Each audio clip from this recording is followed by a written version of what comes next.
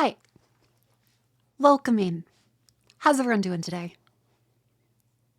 Apologies for the hour late.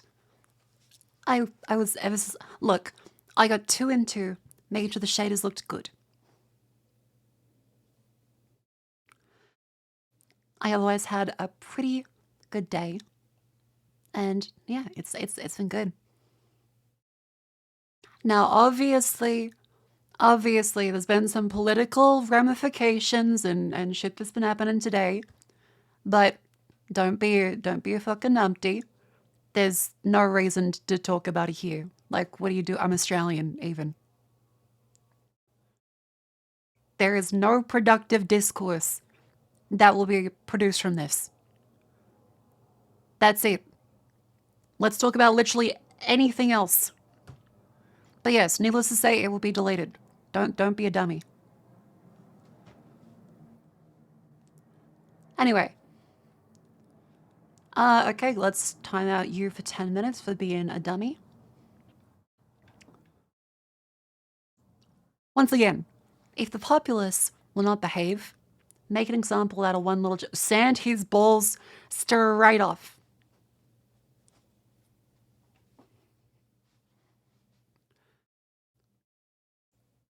Can't believe Will Smith slapped Chris Rock. I know, it's the controvert. Look, but no. Okay, that's enough. Do you see Whiskey's appearance? I did. And if Whiskey is listening, hello. Have a good breakfast. Welcome in. But yeah, today, I had a lovely day. I listened to Claire's fantastic The Dark Ages about Petrarch. He seemed like an interesting cunt, didn't he? So this is what he did for the whole afternoon. All right. I'll steady, jeez. Like a fucking puppy. Wait. The fucking dinner will be ready when it's ready. Jeez. Okay. So for the most of the day, I woke up and, well, I listened to Cleo. I listened to some other friends. Shamada also had her fundraiser thing, as unfortunately she is getting kicked out by her shitty landlord. And it went really well as well. I got to watch like a lot of people today while I just did my work and uni stuff. So I fixed up some bugs. I got the updated revisions from my metal artist, the 3D, because there's some like clipping on like the boobs, of course, because it's hang on. I feel like the track hang on. Oh, one sec.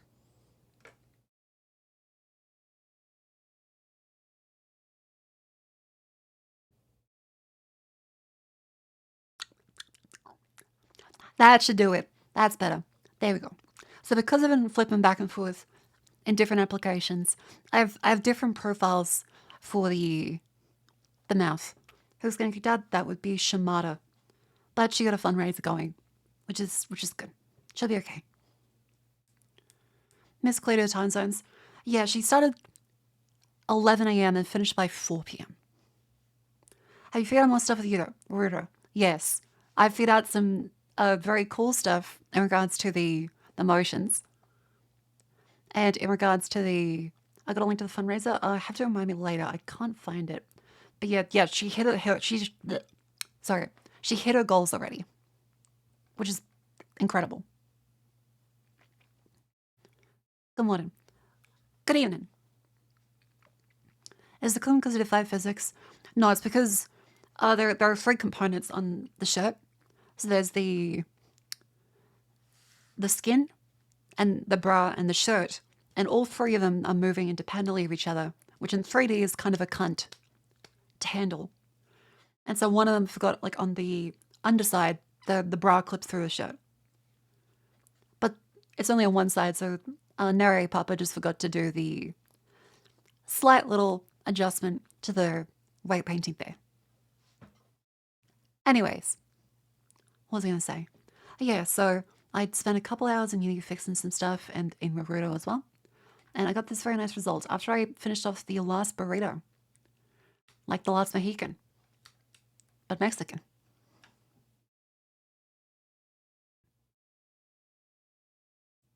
Where is it? Listen. No, not that one. Where is it? Come on, OBS. There we go.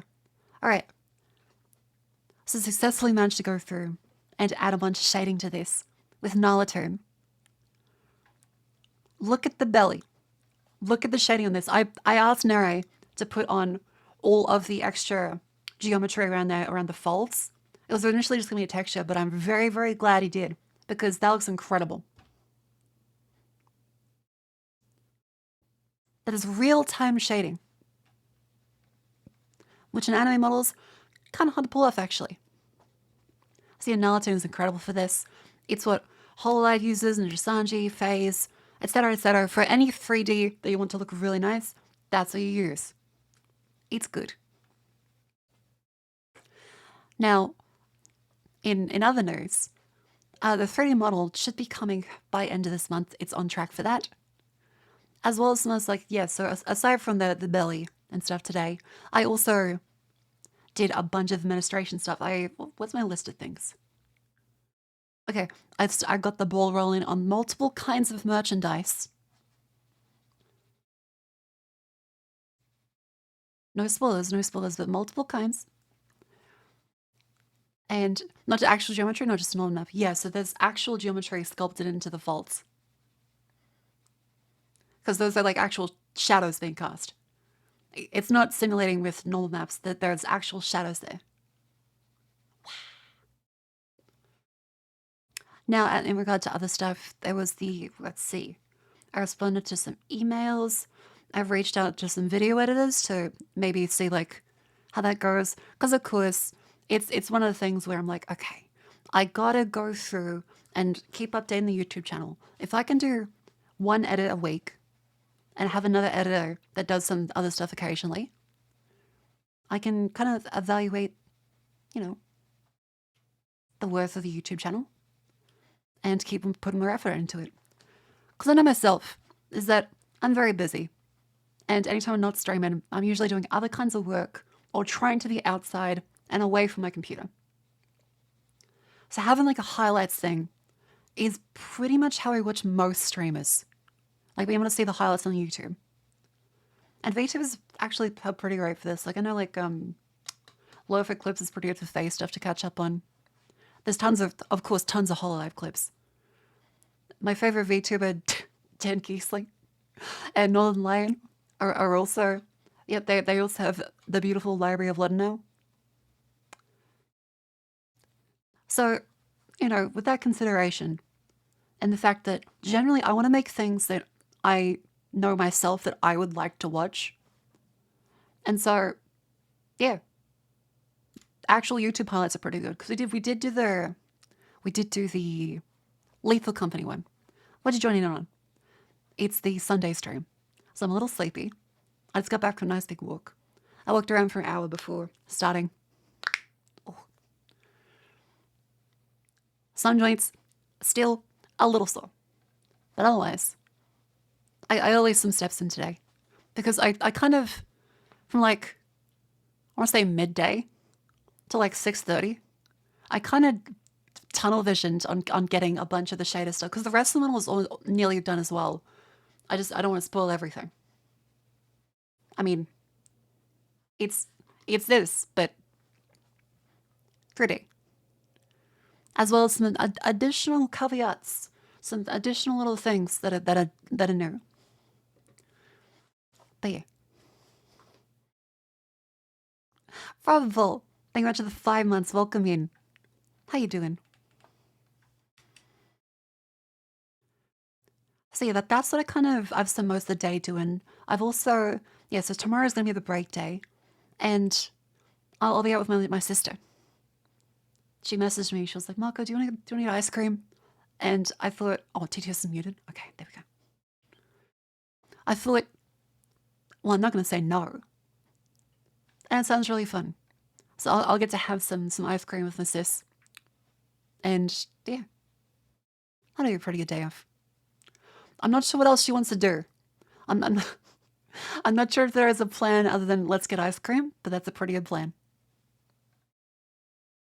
So yeah, Mama touch grass. Call your mum. Call your grandma. Call your dad and your granddad too. All the families if you can. Nice 3D render. See, it's not a render, this is real time. And that's the really cool bit about it. This is fully real time. Does she know you're a VTuber? My sister does know I'm a VTuber. And she lurks. She never chats. I don't think she has a proper Twitch account.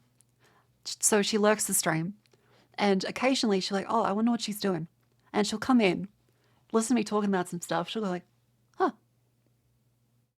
Or she'll see some really weird shit and stay for a bit. But overwhelmingly, she's just like, yeah, I don't want to intrude. She's very polite. She doesn't want to intrude.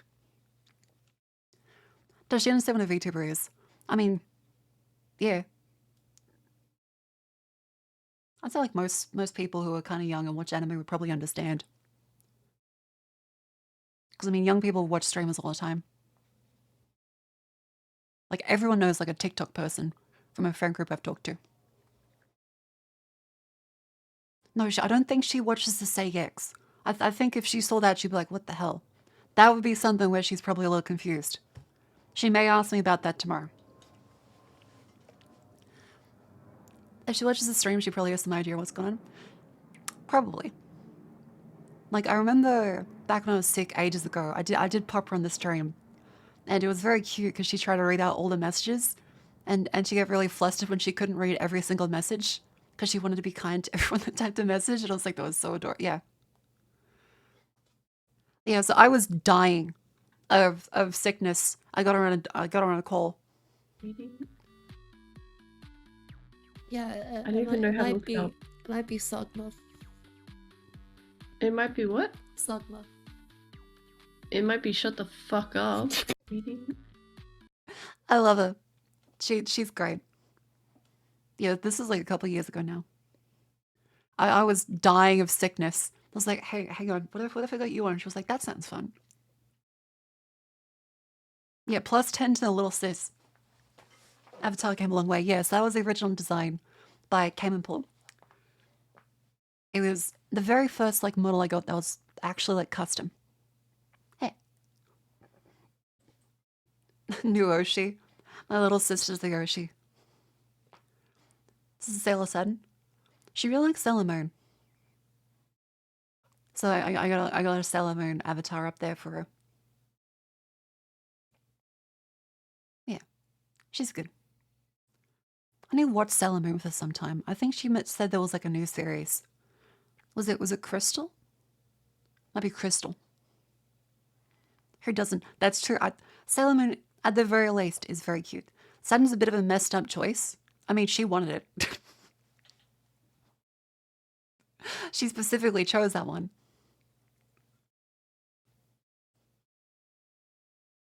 Oh, what else today?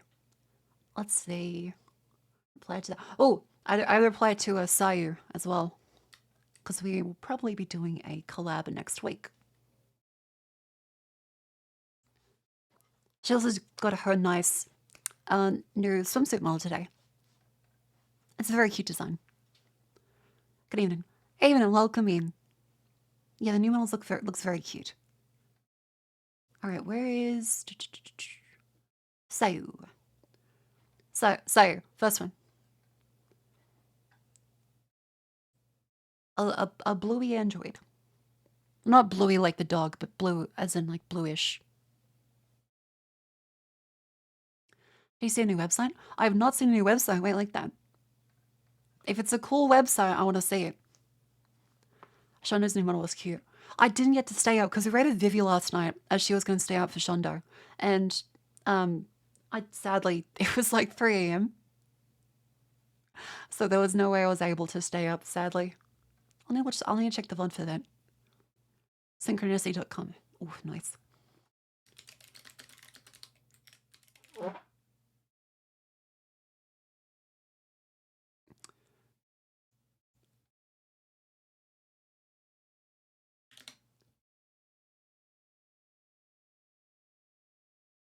That was a soundboard. That was a soundboard. Nice fucking model! That was a soundboard. Oh, let me just reply to say.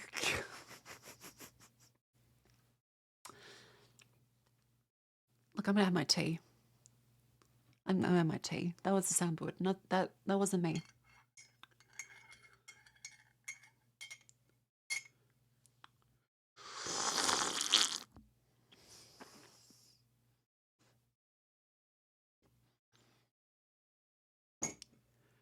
All right. It was soundboard. Play it again. You know, Stream Elements has a bug. I mean, Stream Deck. Stream Deck has a bug. It sometimes won't play. See? Pressing the button. Nothing's happening. This one works though. Nice fucking model!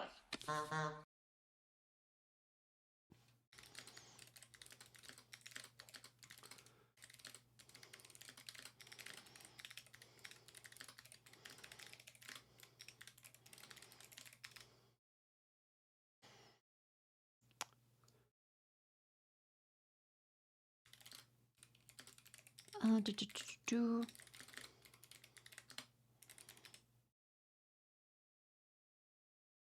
Easy. You're onto me? You're not onto me. Press it again. See, I pressed it. It's just not working. And on an unrelated note to that, I finished the last mirror today. I tried the foil thing because I had to learn like how to wrap it. So you place it like one into the foil, and then you just roll that fucker up.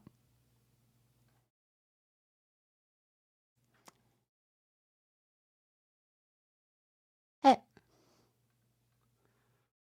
I also browned it in the pan beforehand. It was really good. The extra crunch from browning a pan and the alpha really does help. Because before I was just like eating it, you know, by holding it. Now it's like a receptacle. My hands got to stay clean, which is pretty good. You should really debug the stream deck. I know. Elgato just, they need to fix up their game.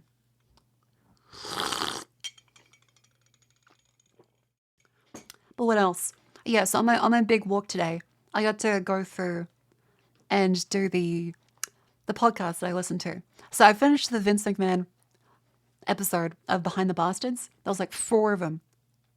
What a dick. Like, actually, what a fucking cunt. He is such a piece of shit. That was incredible. He is a colossal fucking piece of shit. Because all I've seen is like the funny jokes of him. And I was like, okay, he's funny. But he's like legitimately deranged. And an actual piece of shit. Who? Vince McMahon. The It's Me Austin guy. The swagger walk guy from WWE. The guy that sniffs money. It turns out he is like actually a piece of shit. I thought it was like a kayfabe kind of thing. I thought that was like part of the character. Turns out it is part of the character. But no, legitimately, he acts like the character in his real life, or the character is just him in real life. Kayfabe. Yeah. Kayfabe. I'm not sure which the pronunciation actually is. Didn't listen to Clea's warnings. I don't think she warned me. She was like, yeah, he's a dick. He's not playing character? No, like he is. Like his part of his character was being macho man ridiculously. So he lied about a lot of things. Like there was one point where Vince McMahon said that he would just go around beating up Marines as a street fighter. And that turns out that no, that never happened. That was part of the kayfabe bit about being a ridiculously super tough guy. He's genuinely a bad person, just in a way that makes for good TV. Yeah. A Charlie Sheen situation with a person the same as character? Pretty much. Yeah, like he's legitimately ridiculous. If you haven't seen Vince McMahon, this is the fellow. This guy. He did the It's Me Austin bit, which is very fucking funny, even if he is a cunt.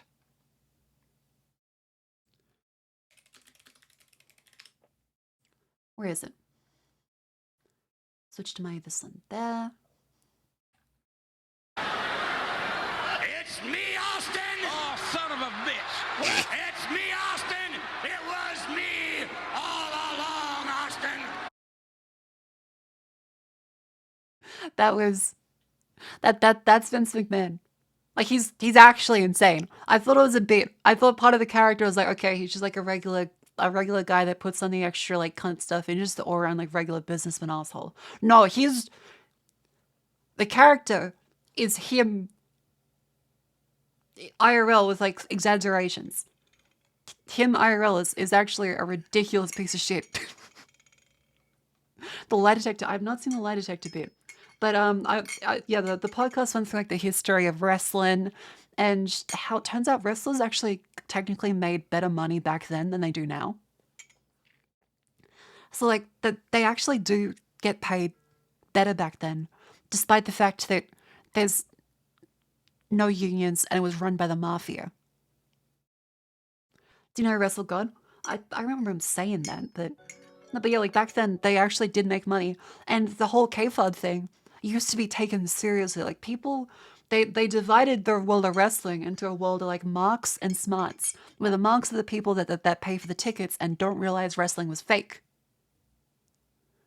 So the whole thing was like the mafia guys running it. Like they told the wrestlers like you can't ever let people know that it's K-Fod. Oh, there's a bit of a delay with the VTuber stuff. Test 1 2 3. Hmm.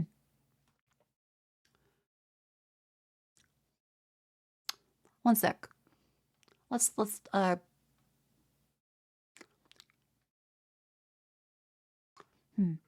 little laggy today. Dropped a bunch of frames for 1 second. Yeah, I think it's the PC.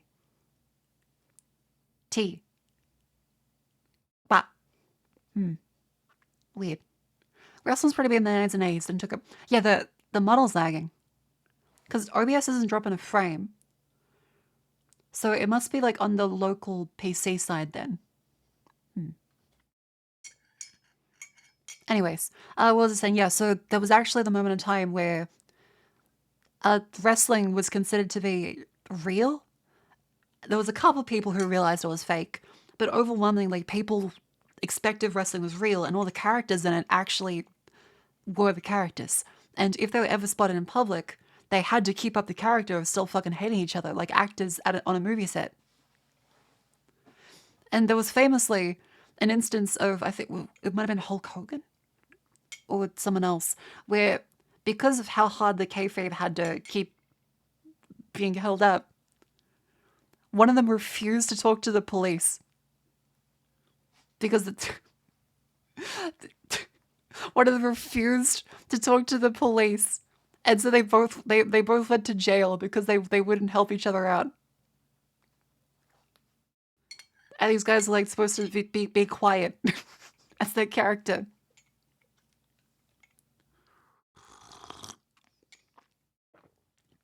It's very silly.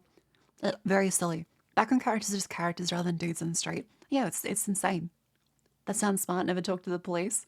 No, but like there was a perfectly plausible explanation apparently. Tried to run into the ring and Blair's quads and kept doing the show. Jesus.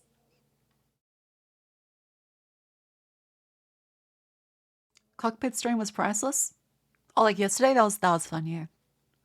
Iron Sheik and Haxel got together smoking weed. That's such a funny thing. Saddam Hussein also thought wrestling was real.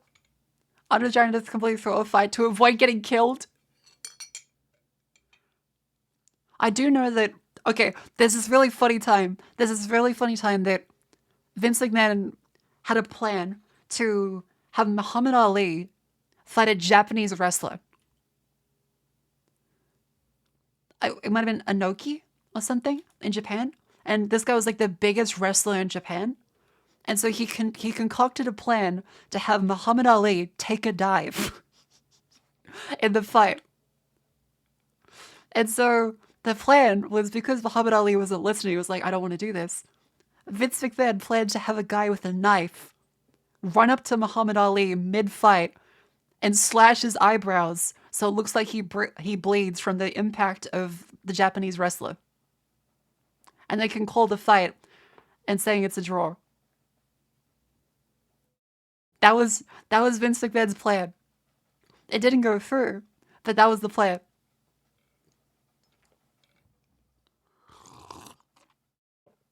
He also famously said that he wrestled Muhammad Ali.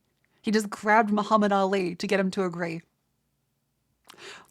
Which, if you're like, if Muhammad Ali is in his prime, Vince McMahon is not fucking getting close to him. There is no way in hell that he would be able to hold Muhammad Ali in submission. That. Welcome. Hiya, Jets. Welcome in. How you doing? Vince like to stage bleeds. Yeah, and that's because I first heard about like the stage bleeding thing from Cleo. I didn't know about it. They actually did fight though. Oh, the Inoki Japanese one. Oh, Muhammad Ali versus Antonio Inoki did happen. Ah, okay, gotcha. What happened?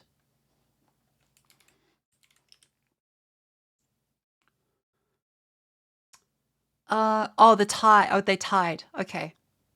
They tied. It was very anticlimactic, and there was 3 fouls. Inoki just sat on the ground. Inoki lighted the floor for 12 rounds.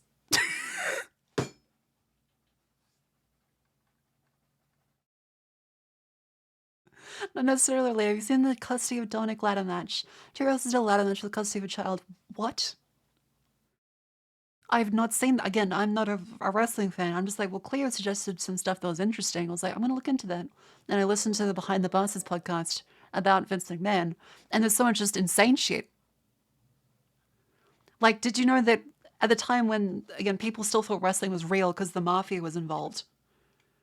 At Madison Square, they caused a fucking riot because they were the two, I think it was like something Graham was meant to stop hitting the guy, but then at one point the other guy he hits the guy really hard, so the guy slams his face into a fucking pole over and over again while he bleeds. Yeah, Billy Graham. And people very quickly in the crowd start to realize that um it's not the fight isn't going as planned, and so they all storm the fucking stage.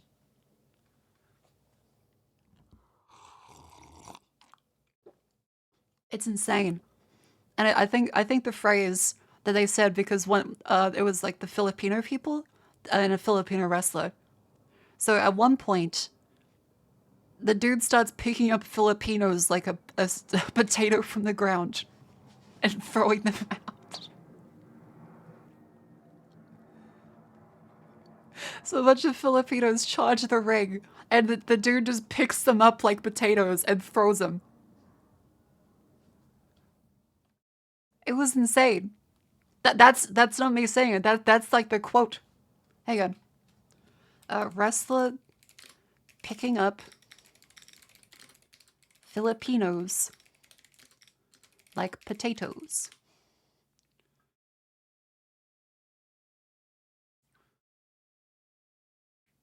Where was it? Where was it? Was it the Madison Square Garden riot? Yeah, the 1957 MSG riot. It almost led to the banning of wrestling in New York. Oh no, it was Puerto Ricans. It was Puerto Ricans, not Filipinos. It was Puerto Ricans. Yeah, this is from Behind the Bastards. Okay. Dick the Bruiser picking up and throwing Puerto Ricans outside of the ring like a farmer picking potatoes. His name was Dick the Bruiser.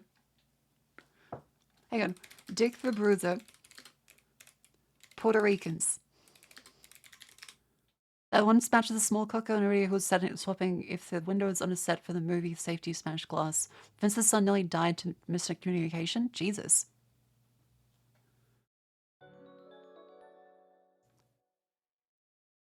Okay, so this is the guy Dick the Bruiser, who he looks like the big goon in a movie.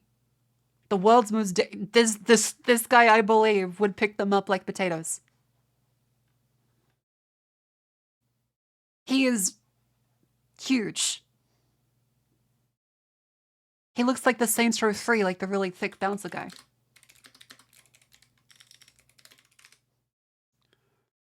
Hang on. Where is it? Yeah, like he actually looks like Oleg from Saints Row.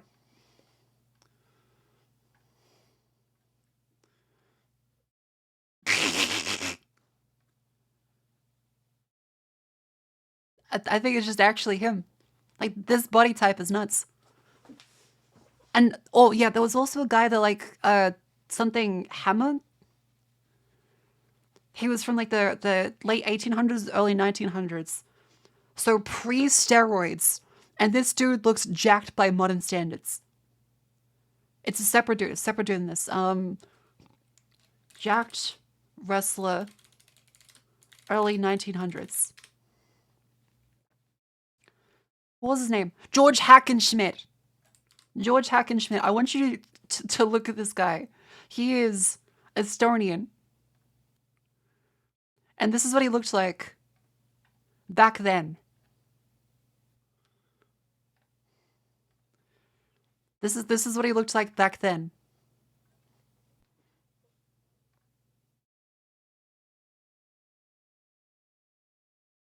Like what the fuck? This is before steroids.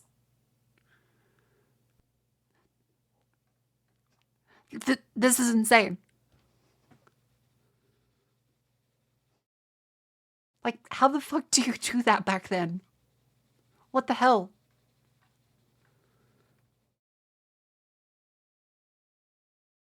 It's nuts. So yeah, I learned a lot from the podcast. Yeah, he's kind of essentially Gaston. Yeah, like we need to get Cleo up here. Yeah, it's like the strongmen for this are insane. Before they banned worded of me. Again, this is, when was this photo taken? George Carl Julius Hackenschmidt. This photo is 1905. This is pre-World War One. This is pre-World War One.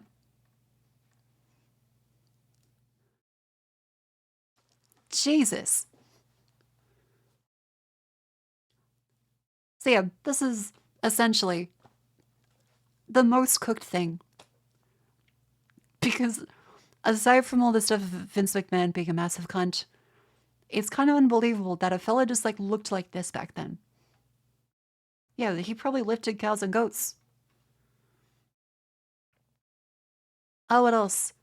Oh yeah, learn about Andre the Giant too, because I do love him, The Princess Bride, and so that the podcast also went over the history of Andre the Giant. Turns out, Andre actually just a good dude. Andre the Giant was legitimately just a really good dude.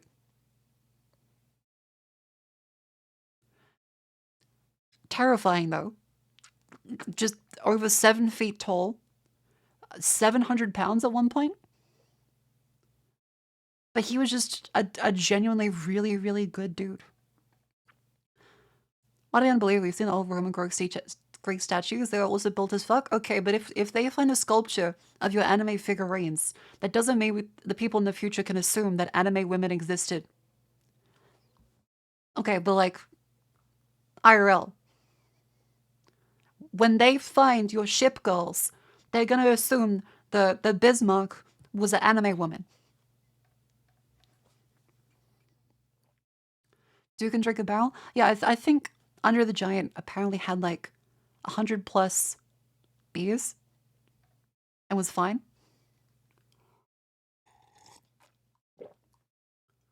Unfortunately, his condition dramatically shortened his lifespan. Yeah, that's the sad bit. Is that Under the Giant, because of his condition, he would just keep growing, and eventually his organs just couldn't keep up with how big he was. It's really sad.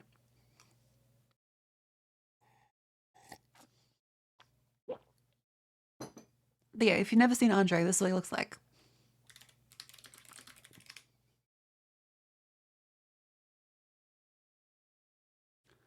He is, in the sense of the word, actually a giant.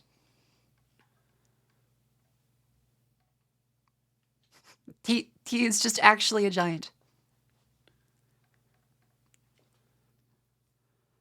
Oh, Erics. 300 years in society eventually rebuilds itself after the event. People believe V2s are deities. I mean, maybe. Maybe I can get some, like, you know, a little bit of long-lived worship in the 30,000 and 50s. Inconceivable. Someone birthed that. No. Until puberty, he was actually just a regular, like, kid that was actually pretty good in, studying.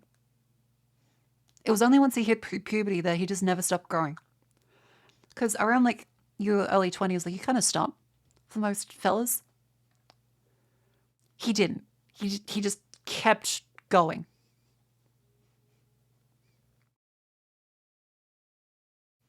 Yeah, at one point he apparently picked up peak performance Arnold Schwarzenegger and put him on a shelf because they were having an argument about who would pay the bill. And so Andre the Giant lifted Arnold Schwarzenegger up, fucking Arnie, at the time when he was huge, and just put him on a shelf so he couldn't get down. So he couldn't use airplane toilets. Oh. Pokemon Evolution and Danny DeVito. That's the thing, is that they're both incredibly great people. Andre the Giant is probably like the nicest guy in wrestling. Because guess what? He hated Vince. This guy absolutely hated Vince.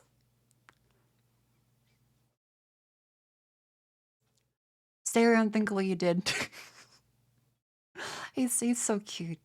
They showed the same thing, but it had surgery remove whatever causes growth. Oh, okay.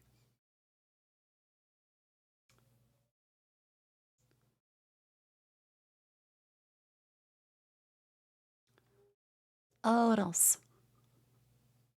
Also, Under the Giant Toes making me want to rewatch The Princess Bride. You should rewatch The Princess Bride. It is a fantastic movie. Did Whiskey put you on a shelf yet? No. Nice for Us is a low-ass bar. No, but he is actually a good person. Never seen The Princess Bride. You should watch The Princess Bride. It's a great, and the sword fight scene is so nice. It's a very funny, silly movie. Inigo Montoya is great. After stream? Good. Alright.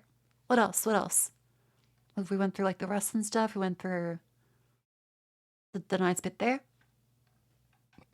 What else?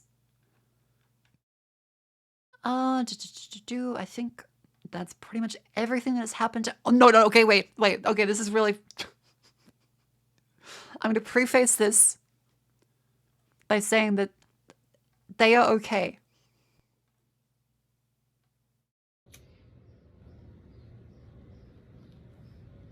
Just watch this.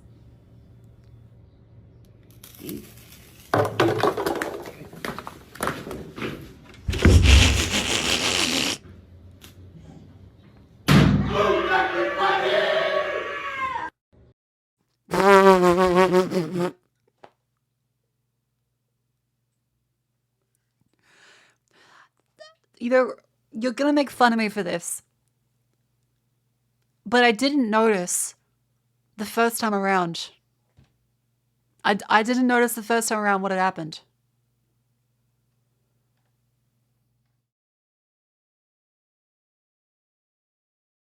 I had to rewatch it because I was like, she did everything right. And no, this is a lighter. That's the firework. Watch what she puts in the thing.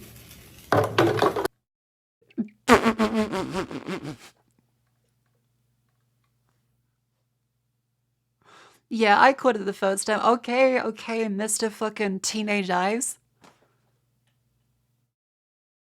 Okay, Mr. fucking Carrots.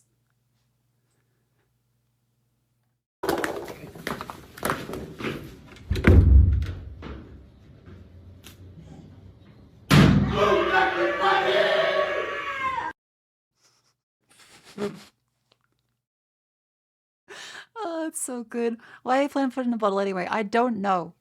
I don't know. Yeah, pull a grenade. Throw the pin. I'm pretty sure she's okay.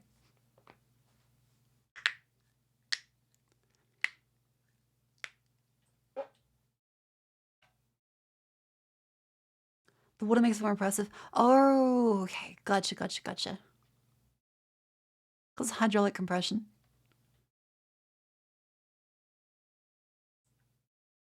Your comment about me isn't wrong, not gonna lie. My comment about you?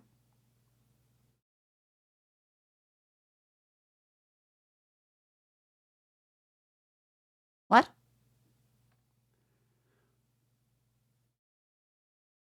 The bottle explodes makes a really loud boom. I see. I'm weak in the ways of the American fireworks. Teenage eyes. Oh, okay.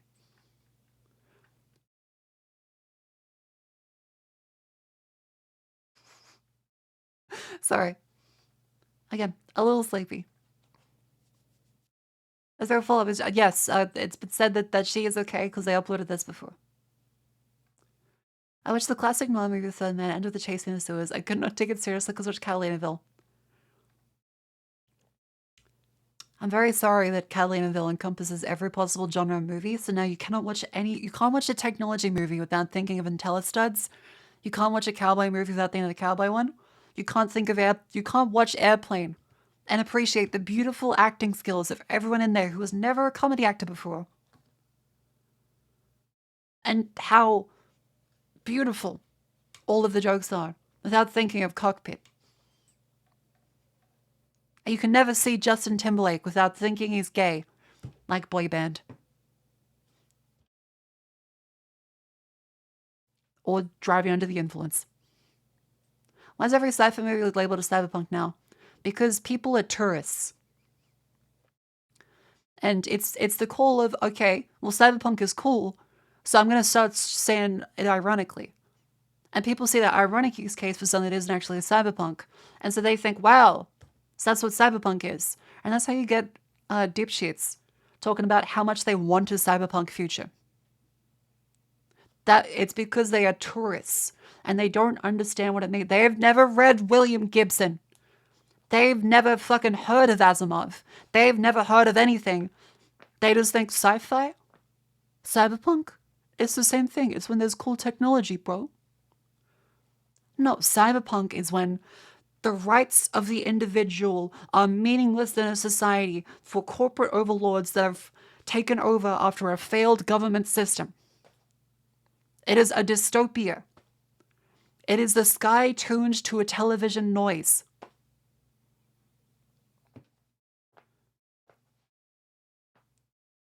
I can't believe these things are telling me. It's macabre. Yeah, okay. Calling regular science fiction things cyberpunk is how everyone keeps saying it's the Dark Souls of. Cyberpunk would mean that it's an incredibly brutal and doomed thing. Like, there are no happy endings in cyberpunk. That's the entire reason for it. It is punk. It is struggle. And ultimately, the house always wins. Like, the corpse will always win. And the individual is trampled on. That's the entire fucking point. Shadowrun covers that well, like, hey, we should treat megacorps like they're sovereign nations. Yeah, and it's great because the dragons in Shadowrun are able to run everything and have essentially thousands and thousands of year old dynasties because, well, the CEO will always be the dragon. Stories in Cyberpunk end in a minor victory against the inevitable at best. Yeah, like, it's not meant to be positive. And so when you say, like, dude, this is like straight out of Cyberpunk, bro. Okay. Like the dying before 30-bit? The living in filth?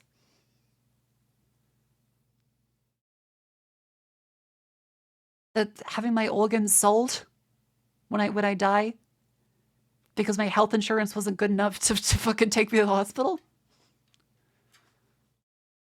Yeah, like, you're not in a cyberpunk future. You are statistically not going to be the straight samurai. You are going to be the shrimp cart guy in Cyberpunk 2077. You will have cars rammed into you for fun. That's it.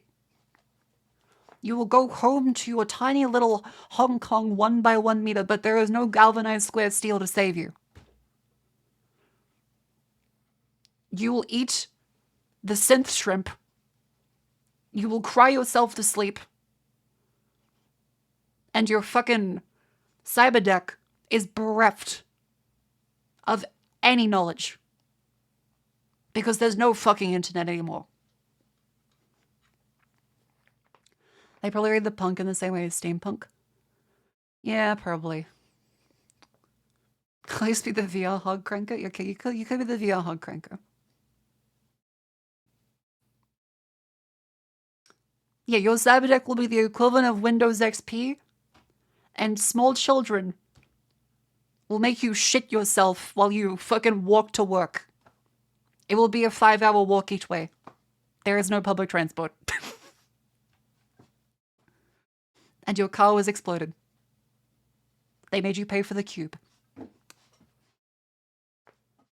The worst part of Cyberpunk could be the lack of VTubers. I mean, you have Delmain in 2077 at least. So basically the 1920s.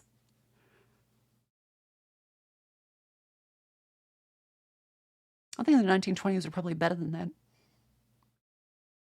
You have 90 days to pick up your cube. Brazil? Okay, Brazil would be a bit apt comparison. I prefer Jeff Noon's Cyberpunk. Let's look at that, because the name is escaping me for a little bit. Vert. The novel that reinvented Cyberpunk. Oh. I've not read Vert. I may have to. I did love Neuromancer. Cyberpunk isn't meant to be fun? No, not really. I mean, there's games that make it fun, of course, because like they're games. They're meant to be fun. The setting can have fun elements in it. There is beauty in life in the horrible things. There has to be ups and there has to be downs for them to mean anything. But also, you wouldn't want to fucking live there. It's a very, very awful time that ends with you dying. Essaying. Yeah, okay, that's a book text. Let's see what that is. The funniest thing about Shadowrun is that when you realize the world goes through sudden relations of high magic, demons appear, things go to shit, magic goes lower, nothing happens. Magic reappears, metahumans reappear, and dragons wave up again. Another magic age comes. Then somebody gets to decide what to do with magical nuclear weapons and induce a demon age. Yeah, it's Shadowrun is a very like interesting world with all the stuff there. I'm a little less unfamiliar because I haven't read any of the source material or played the tabletop. But Shadowrun Returns and Dragonfall were very fun. I didn't play Shadowrun Hong Kong though. I heard that was kind of good. But not as good as Dragonfall. Dragonfall was very good. More of the same. Bugger.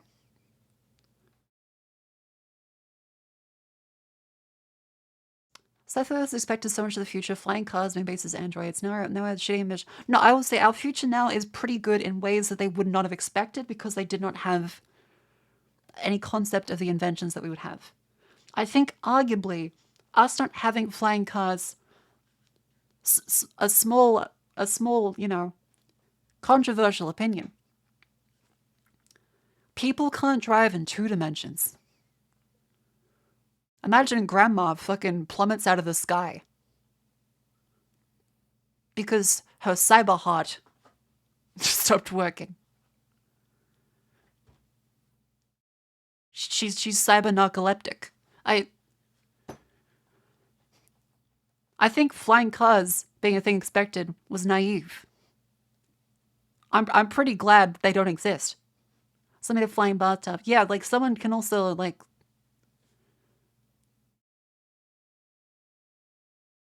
I'm not gonna finish that sentence. Doesn't mean they should. Flying cars already exist. They're called helicopters. Yeah. The assumption of anti-gravity. God, I want the Jetsons. Do you? That shit was depressing. Like, okay, if you look at the Jetsons, there is very little green. They go on a treadmill to work, and they live in the sky, and that's it. Flying cars. Who gives a shit? Hang on, let me mute the mic.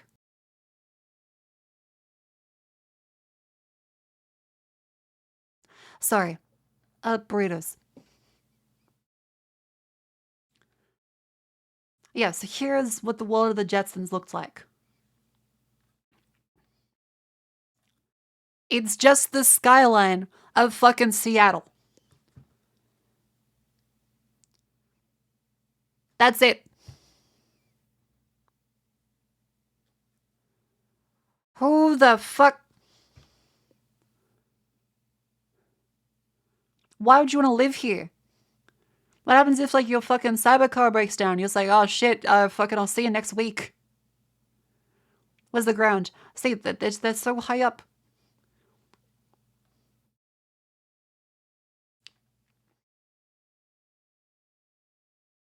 Yeah, there's probably slums in the ground. What if you fall? I mean, then you're poor. You couldn't pay for your flying shoes. The sky is the Jetsons, the ground is the Flintstones. Oh, jeez. They have anti-gravity shoes, let them walk between them. There's no green.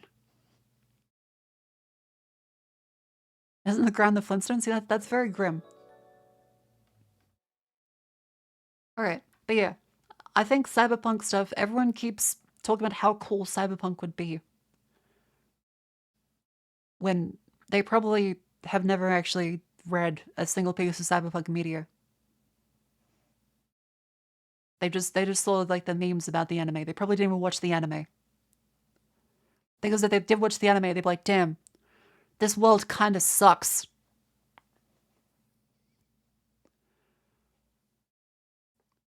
We're gonna have travel in 3 dimensions? Oh, I know. We have the helicopter, the fighter jet, neither of which grandma should have control of.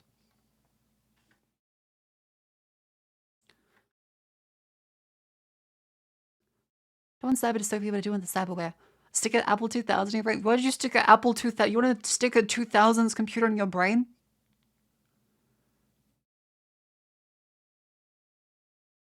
They stopped supporting Windows XP. You want to stick Windows 2000 in your fucking brain? You're gonna get cyber STDs you never even heard of before.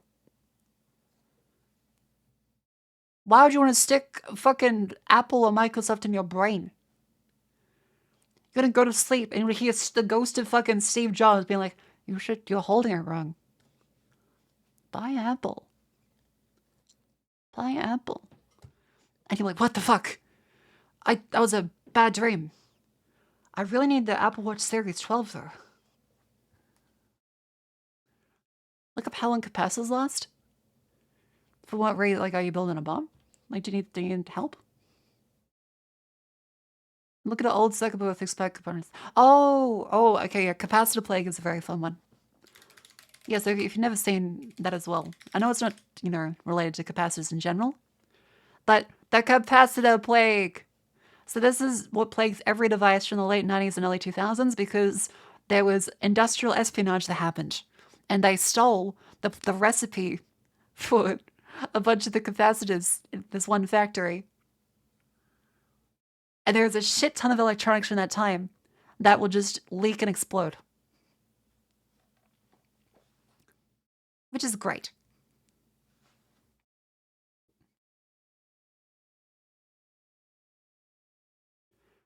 Wasn't there a Keanu Reeves movie where he spent the movie being chased because he had a flash drive in his brain?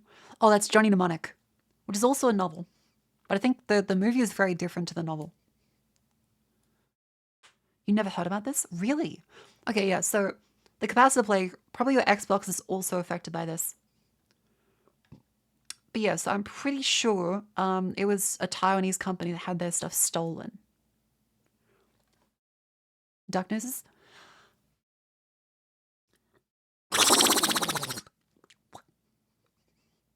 The US also made Japanese components prohibitively expensive to export.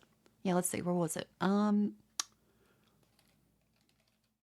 Capacitor plague, industrial espionage. Because it's one of those very, very funny things. Aha! Yep, I was close. Industrial espionage is implicated in the capacitor plague in connection with the theft of the electrolyte formula. That's why they pop and explode. A materials scientist working for Rubicon in Japan left the company, taking the secret water-based electrolyte formula for the ZA and ZL series capacitors to a Chinese company. Go figure. Yeah, so a scientist in Japan steals the Krabby Patty formula, and Plankton fucks it up. Yeah. That's why all of our electronics from that time period will die violently. At some point randomly. Do you say suck noses? No, I think you may have like that on the brain. It's a duck. That's why your shit broke back then? Yes, because they would pop randomly. That's annoying as it was called the capacitor plague. Yeah, because like it was a multi-year long time period where everything is just guaranteed. At some point. Usually around now to 10 years ago.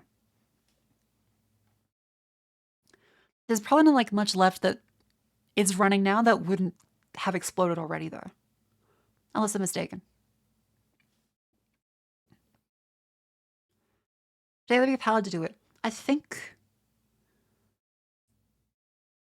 That's a good question. Wait. Do capacitors have to be powered to suffer from the plague?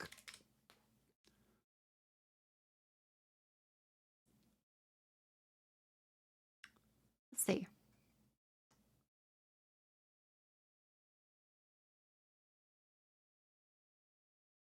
Yes and no. Oh. Okay, no, so it's actually the electrolyte. So it causes corrosion accompanied by gas generation, and this is resulting in rupturing. So it doesn't actually need the... It doesn't need power specifically going through the PC at that point in time. Like, they all have a lifetime, but this is a very short lifetime. Because, yeah, again, they started in 1999, and there was articles written about it in 2003.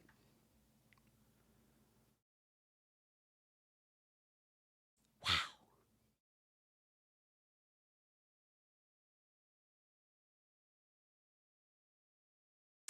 All right, so this is... Okay, so it's actually even funnier. In 2001, the scientists working in the Rubicon Corporation stole a miscopied formula for the electrolytes. So, the formula that he stole, he stole it correctly. It's just that it was written down wrong. So he stole an incorrect formula. That faulty formula then went to Luminous Town Electric Company in China because he was previously employed there. It was industrial espionage. Then they left China and stole it again. They went to Taiwan where they created their own company.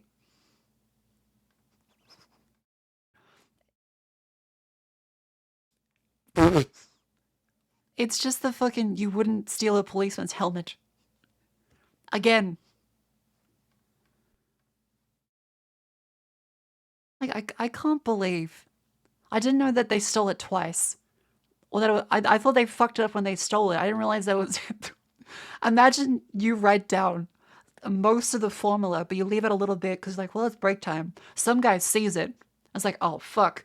And eventually a bunch of cars in your flying car future just start fucking whizzing into the ground because Johnny Dipshit thought you had the Krabby Patty formula written out fully. Yeah, you wouldn't download a faulty capacitor formula. That's great. Imagine it was intentional. I mean, it's a fucking baller move. If you want to trick people that are going to a company for industrial espionage, just keep it like, oh yeah, our intellectual property is just being left in this drawer with the passcode 1234. It'd be a shame if someone went and took our intellectual property. Capacitor plague full of the underfinished a few years later. Yeah, not a good time for electronics in general. That's the Mr. Krabs. I wonder if they got inspired by this. Yeah, you wouldn't steal a corporate trade secret. Like, do you think they would just have like a room And they did it's like that a guy comes in planning to steal it back to his old company, and all the lights turn on. It's just a fucking piece of paper on the floor, like a mouse trap. The door slams shut. The double mirror walls reveal all the CEOs pointing and laughing at him. Then they fucking incinerate him. By the way, Game Mousetrap. Have you never seen a Game Mousetrap? This one. This shit was okay. Apparently it's rated very badly now. But this shit was very, very cool. Everyone's Nan has this. We couldn't afford ours, so we got our copy from a Nan. Had the game loaded as a kid. It's very, very fun. Never got to play it. Most of the time was spent like setting it up and making sure the pieces click together properly. And then getting bored. And you're just like, well, I want to activate the machine. Because that was the whole point of this. If you've never seen Mousetrap, the whole point is to get to activate the machine at the end. Played it correctly to play with the machine. See? That's the easy setup on you. Let's even find the original Mousetrap game.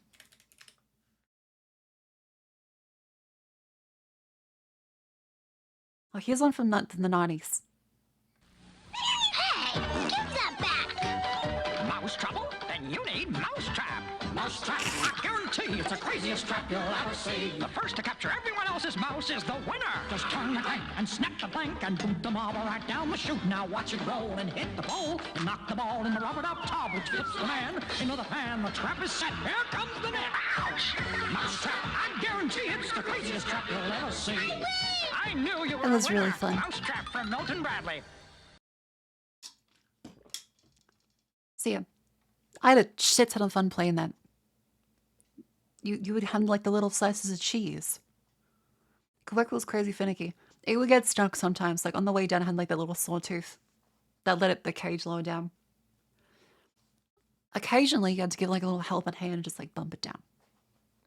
Edible candy mad scientist sets. I feel like I saw those on TV later on. I remember seeing ads for them. I mean, I wasn't like the target audience. But I do remember seeing them because there was tons of like gross out shit on TV. It was like the 90s, 2000s were a period of just, hey kids, here's some disgusting shit for the boys. And then the girls have like Polly Pocket and Barbie. And I think Bratz became a thing later on. Yeah, Bratz dolls were a big thing eventually. What do you mean disgusting? Half the ads were just like, ew, this is icky, slime, poopy, farty. It's just a bug. Eat the bugs. Arguably, they predicted the future like Kojima, but still. Have you ever seen the Incredible Machine game? Hang on. Let's see. What is the Incredible Machine game? Oh, this one. Yes. Yeah, it's a DOS game. Here's one from 17 years ago.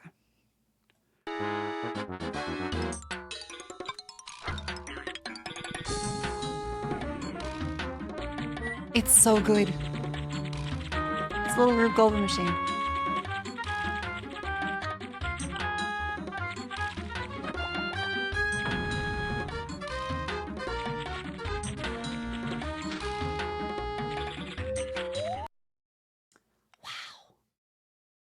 Awesome.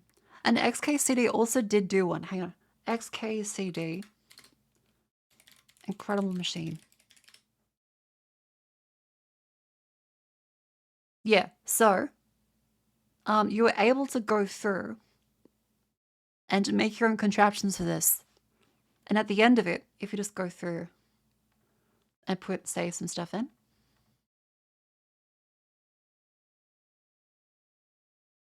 You can scroll through here and see everyone else's machines that connect down into each other.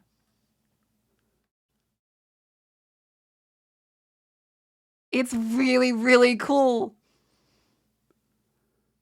The Dragon Slayer. Uncooperative. Pareidolia.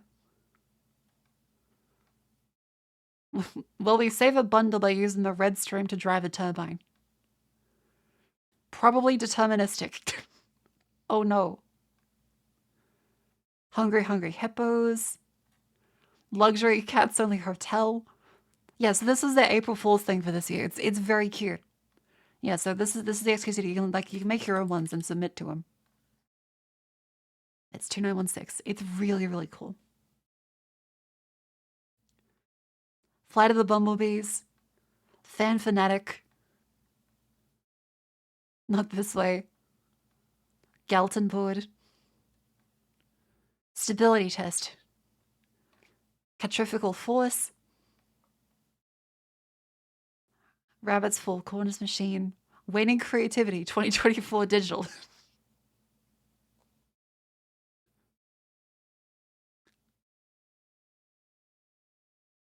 Hercules versus the Height. Like it's so cool.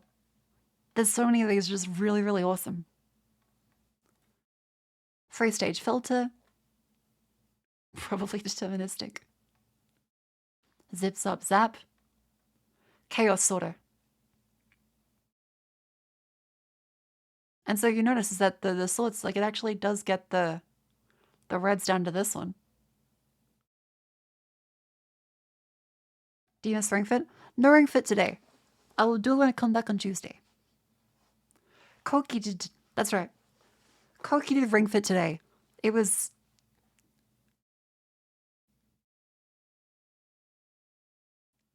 a stream. She did really good.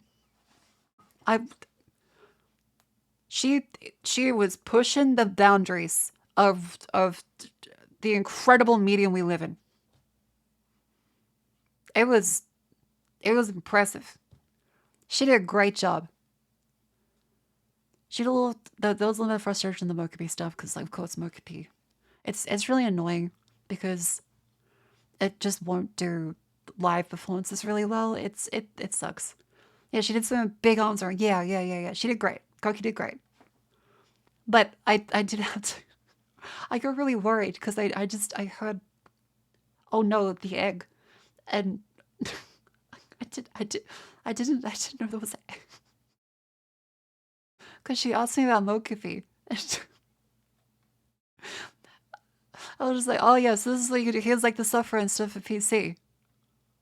And so she got that set up from the links. I didn't know there was I didn't know there was egg involved. Have you worked out a solution for the leg strap? I still haven't figured out what to do for the leg strap to get it actually sit properly. Sort of teleportation behind the scenes.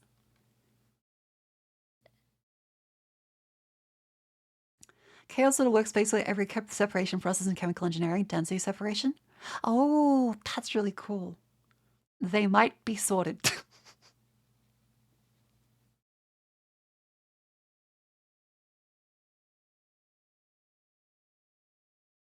Oh. Interesting. What's your favorite movie? I always go back to Scarface. I feel like a favorite movie is something that changes all the time. But Scarface is kind of eternally just like, yeah, it's a good movie. It's when I watch it, I'm just like, yeah, this is good. Not the perfect sword, it's making me twitch. Well, it's not deterministic. Oh, that's cute. That's cute.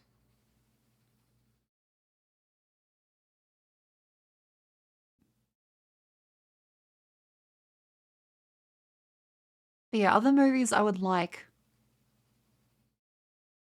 Let's think. When I go back to.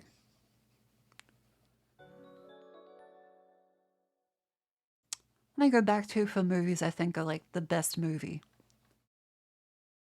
Comedy wise, trying to think. Okay, what comedy? Spitball me some comedies.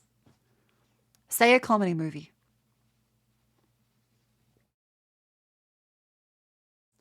Treasure Planet. Oh, Treasure Planet's really good. Life of Brian. Okay, Monty Python's pretty good. Click. Not sure about Click. Dumb and Dumber. That's alright. Hot Fuzz. Hot Fuzz is good. Hot Fuzz is a Minority Report. It's not a no. Ace Ventura, kind of funny. I like that one. The Shinning. Naked Gun. Naked Gun is good. I do like Naked Gun. I'm looking forward to when Liam Neeson. GLaDOS fight. Portal. That's really cute. Okay, Blazing Saddles is also fantastic. Tell me Shark doesn't love Jaws. Jaws is good, but very dated. Rush Hour, I think Rush Hour 2 is better.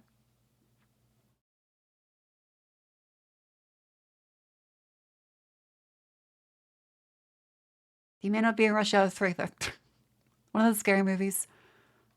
I think scary movies are like a bit of an encapsulation of like the time period.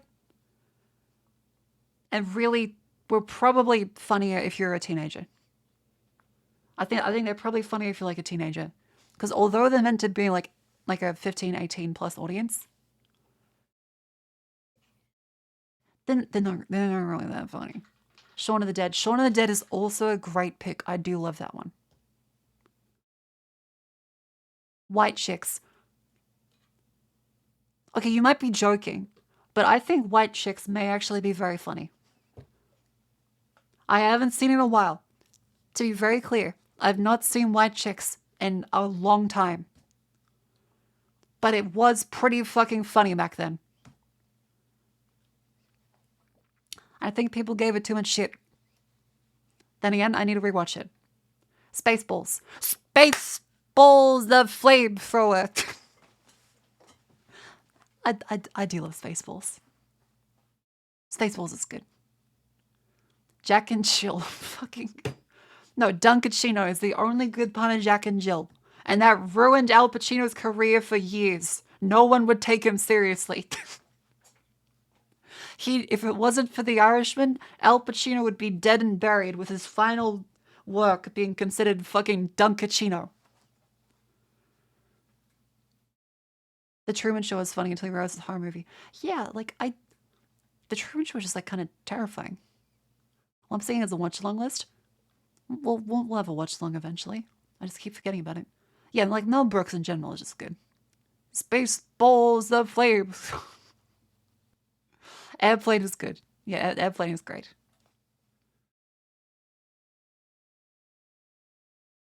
Attempting to pierce the bun field. Ooh. That's cool. The reason Styrofoam cups are canon in Spaceballs is the production crew would stop leaving around sets. That's pretty good. That's pretty good. Oh, dude, National Lampoons. National Lampoons was pretty great when they like strapped grandma to the top of the fucking car. I think it's a nice relic to see like trips in general back then. Because an overseas holiday was not something many people were able to get in like the 80s, the 70s and 80s. As a family, dreaming. So watching it, it's a nice little time capsule of just the experience of traveling overseas during that time period. Because I mean, I didn't. So see those movies on TV over Christmas? They're fun. They are funny. Tucker and Dale vs. Evil. Oh, I remember Tucker and Dale. That's the one where they put the guy in the shredder. I remember that one. They actually just shred a guy into bits. Speed Racer.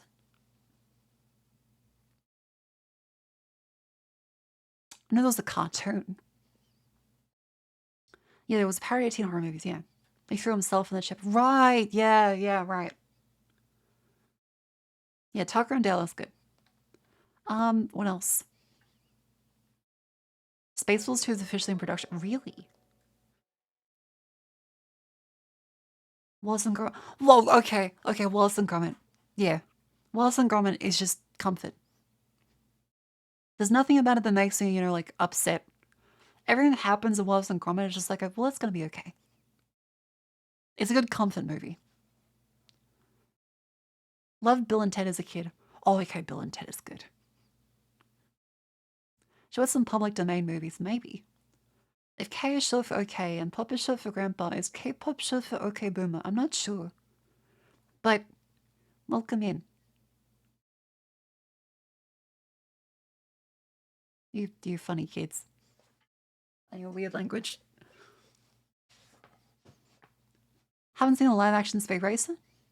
Some of the best artistic depictions of GE feeling of car racing. GE feeling. What is GE feeling? Idiocracy? Yeah, Idiocracy is funny. But it kind of stopped being funny at one point. I feel like there was like a line we crossed where I'm just like, okay. Alright. I want to go back to the time. Can we go back to before the movie was made? Kung Pao Enter the Fist. I don't think I've seen that one.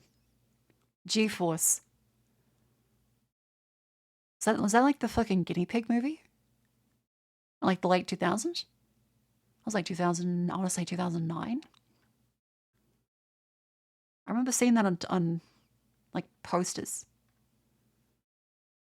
Kung Fu Hustle? Is that the one where like we trained him wrong as a joke?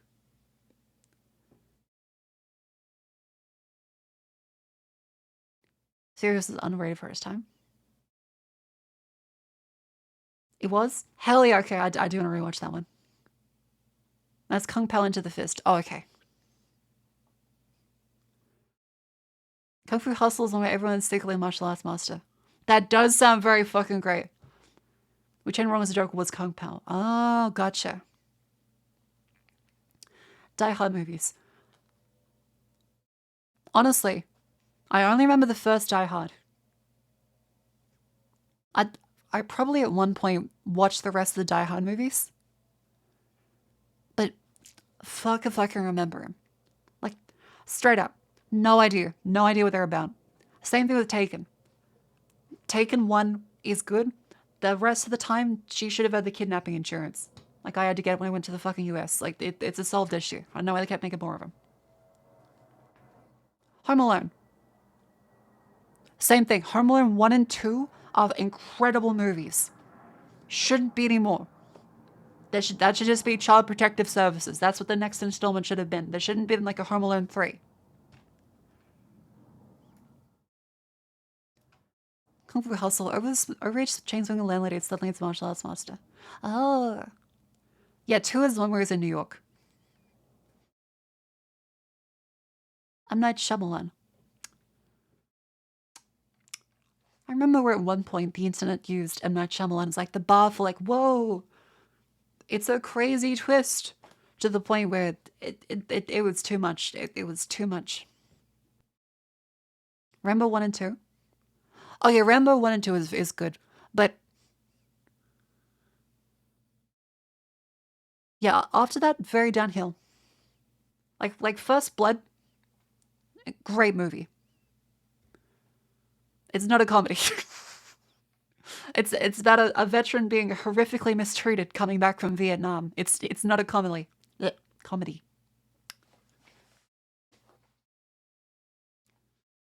That was new Home Alone a few years ago. Really?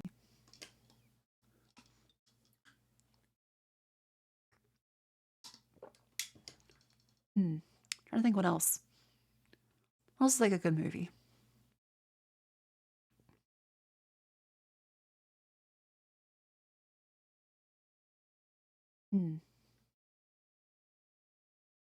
Forrest Gump? Oh, Forrest Gump is good. Incredibles? Yeah, the first Incredibles is good. They jumped the shark with the second one to the point where it was kind of boring. Like the second one, you can't make a sequel to the first one. At least in the way they did it. I was just bored the whole time. Because all of the story beats in the first one were essentially resolved. It means they would have had to set up new story beats and conflicts in that movie without retreading the same ground as the original or doing a mirror kind of thing. And they essentially did a mirror kind of thing where they just took the first movie and reversed it. Where instead of Mr. Incredible going off in the night, it was Mrs. Incredible. And that was it. It was kind of just retreading the same story beats in a more boring way. Groundhog Day? I do like Groundhog Day, but yeah, it's more like a drama and a cute little romance bit. Gave great memes though. Oh, your math is math. That's right. What else? What else?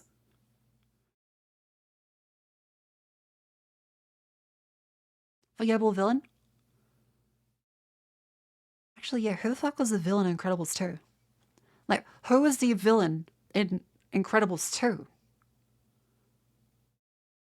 I forgot there was a villain.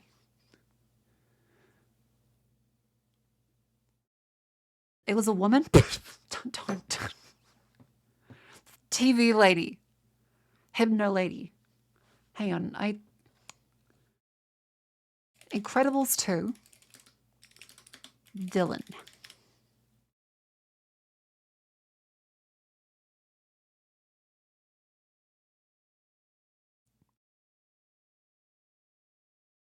Oh yeah. Also, it's very funny. You search for Incredibles 2 villain, and Syndrome still comes up. Like, you can't top this guy. She was so forgettable. The way she gets defeated went so hard though. How did she get defeated? Incredibles 2 villain defeated.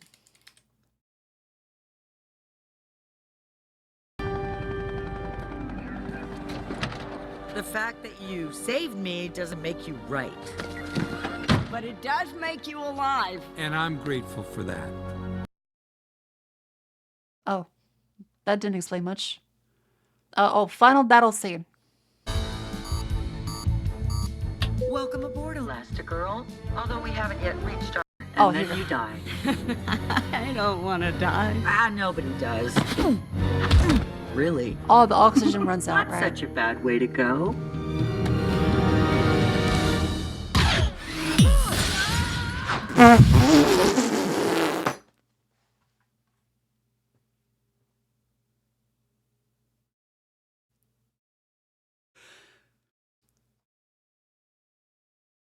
I completely forgot that's how they got the villain in Incredibles 2. Wait, that's like the fucking meme. Hang on. It was like the detective movie.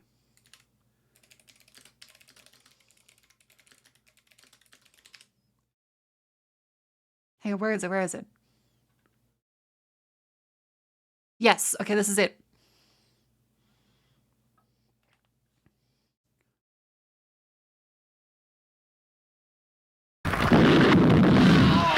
It's Blood Debts. Okay, so Blood Debts ending.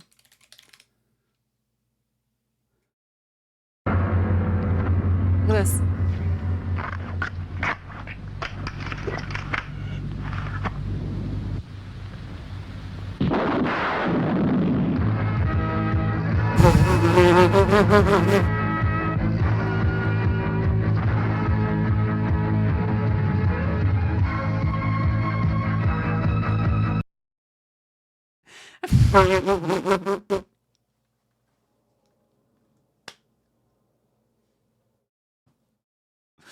The instant freeze frame is the fucking best.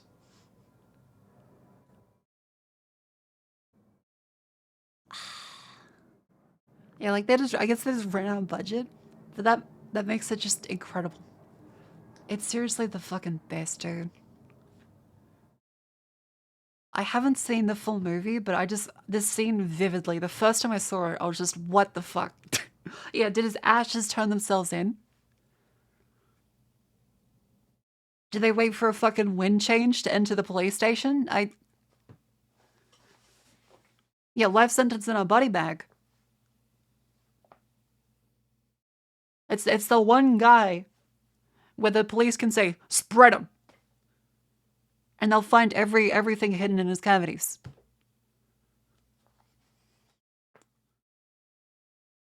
He went peacefully. The rocket guy turned himself in. Oh, okay. Spread what? Well, I mean the ashes. They could be in a boot somewhere.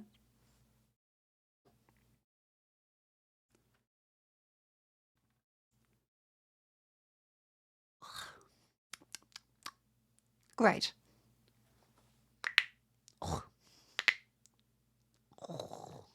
Have you seen Alien 4's ending? Hang on. Alien 1 was great. It was kind of horrorish. Alien 2 is the more action-oriented one. Alien 3 was the end of the trilogy with Ripley. Alien 4, was that Resurrection? Was that like the one where Ripley was like the genetic clone? And okay, I'm remembering. Don't spoil it for me. Don't spoil it for me. Right. Sigourney Weaver does the fantastic basketball shot in a single take, which is the best part of that movie. The rest of it's a complete shithole. The alien looks like a scrotum, and it dies by fucking. Got it. It dies by a small hole in the fucking lock that then scrapes its brains out into space. As it just goes. Wee. That's right. Yep. There's a small hole in the glass and the alien's head just gets smushed against it and then it dies. By being sucked into space. Very slowly. It was a gross xenomorph human hybrid. Written by Joss Whedon. No, Alien 4. You don't sub some movies will spoil World War II for you? Look, okay, I was listening to the podcast for Coco Chanel.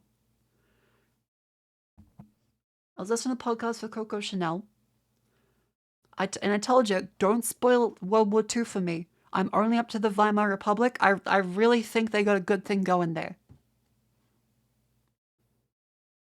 Let me believe that it's going to keep going well. All right? Just let me believe it's going to keep going well. I don't know how to say this. Look, all I can say is I think France is doing a really they're feeling pretty great right about then. What about the Weimar Republic made you think things would end well? The ladies. The flappers. And the golden age and cinema. And Art Deco.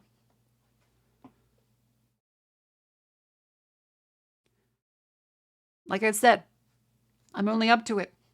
Don't spoil anything that happens afterwards. Yeah, Art Deco was pretty good. So the ISS plugged a hole right to the hand until another crew member got the patch kit. Ooh. Well, when veteran postcard painters get into politics, I wonder what happens to him. No. Flower is Art Deco's version of cyberpunk.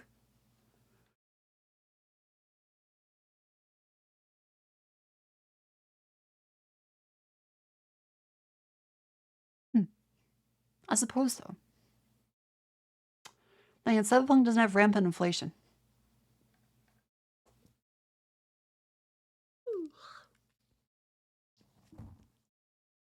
Hang on. Let's stretch the legs. Let's move the legs up. Because I should probably have some salami. I don't know why that made me think of that, but I got some low sodium salami. And so I'm gonna get that from the fridge. Let's have some medicinal salami.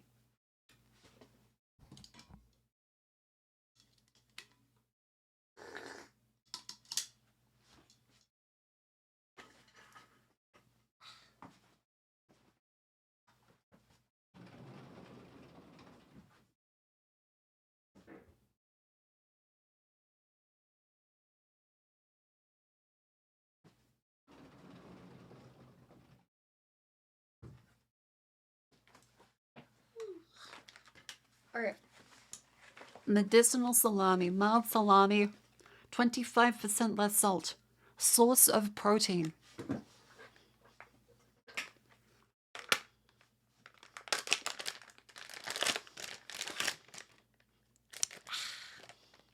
yeah, again, iron deficient.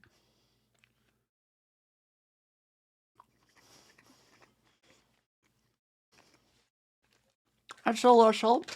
Look, it's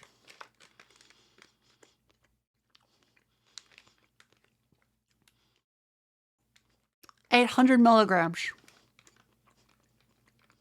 Not bad.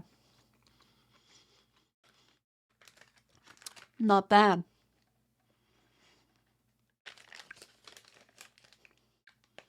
Yeah, it's a meat-based product. The more salt, the longer it's preserved. Well, it's a good thing that it's got my stomach now.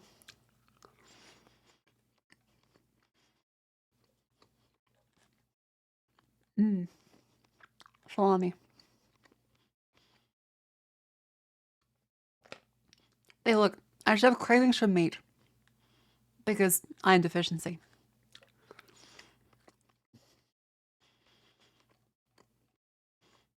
I have 5 other packs of salami ready to go. Not today. Not today. But it keeps me alive.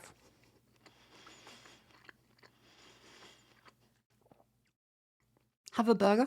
Yeah. Cravings? I also like pickles.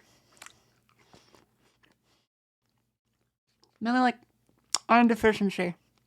Because I'm anemic. As well as electrolytes.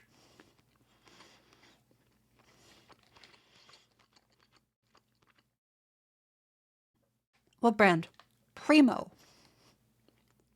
Primer. Primer. Did the infusion help?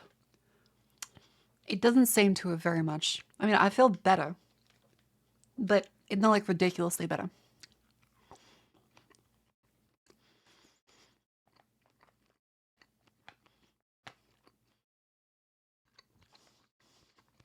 Mm.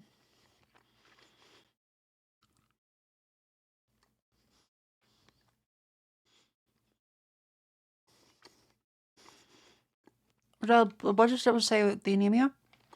Yeah, it was caused by not in medical term, but very low iron levels.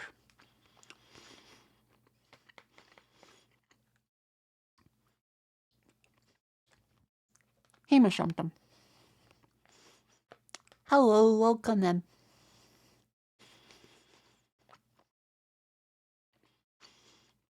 Mm. What do you eat? Salami.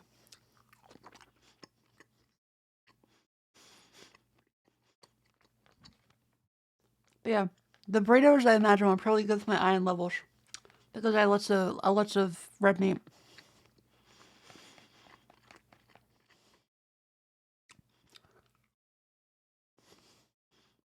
Non-sexy industrial astronauts. Intel's base scandal with Boeing with 50% of the 13-14 Gen CPUs degrading in the data center. Wait, Intel's CPUs degrading? I mean degrading. How the fuck are they degrading?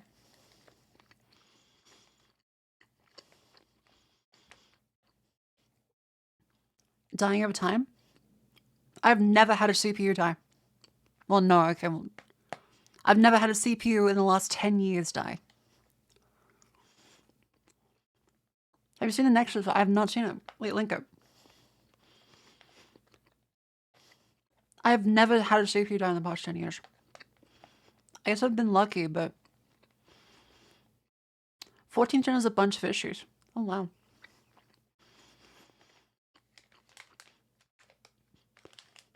Even server environments that are stabilizing over time. Okay, let's see. Due to Brownian motion? I'm not a physicist. But when I hear Brownian motion, I assume you're asking to go to the fucking bathroom. That's the physicist's way of saying, actually, it's not a number 2, it's a Brownian motion. Okay, Poindexter.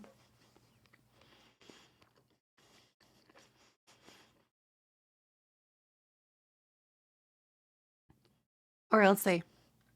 And then Linux is like, I don't know, and then it turns off the P core and you lose 2 threads. It is a crash dumpster fire. So I saw a comment on Reddit that said, GPU VRAM limitation. How could that be? Yeah, it's got to be a game bug, right? No, not so fast there, Chuckles. That's actually a CPU problem. Ooh. Yeah, Chuckles.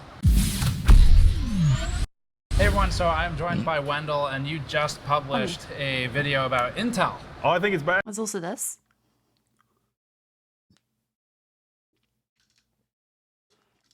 Guidance regarding Intel Core 13 and 14 Gen. Hang on. Let me have some water.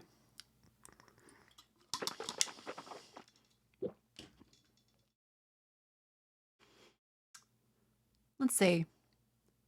reported instability, confirmed factors, and our guidance. A confirmed contributing factor to instability reports is elevated voltage input due to previous BIOS settings which allow the processor to operate at turbo frequencies even when the processor is at high temperature. There is a bug in enhanced thermal velocity boost, machine impact operating conditions for Intel 13th and 14th gen. We developed a patch for the bug and are working for our OEM multiple partners to roll out the patch ahead of July 19th. While this bug is potentially contributing to instability, it's not the root cause. No, it's not the root cause. It's contributing. But that's not it.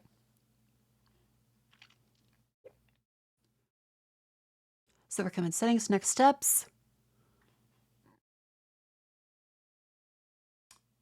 Okay, so they haven't found the issue. All right, well, watch the video. It's real bad. It's bad. Is Intel screwed? Yeah, they might be. Okay. So when I started this, I was like, recent. you know, they'll figure this out with microcode and a geese, like getting the equations just right and making sure everything with turbo. We're talking about, of course, the crashing that gamers are experiencing with the 13900K, 14900K.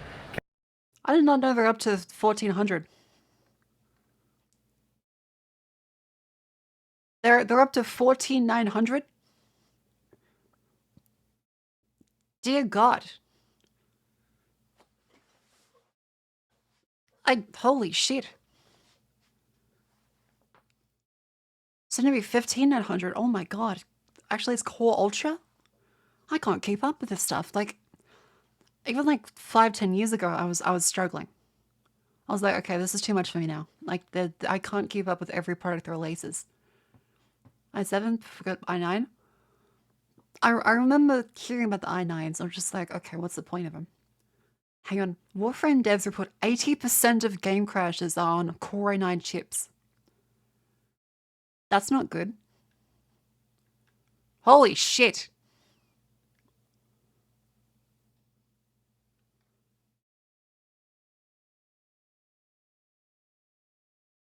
i9, i9, i9, i9. i9, i9.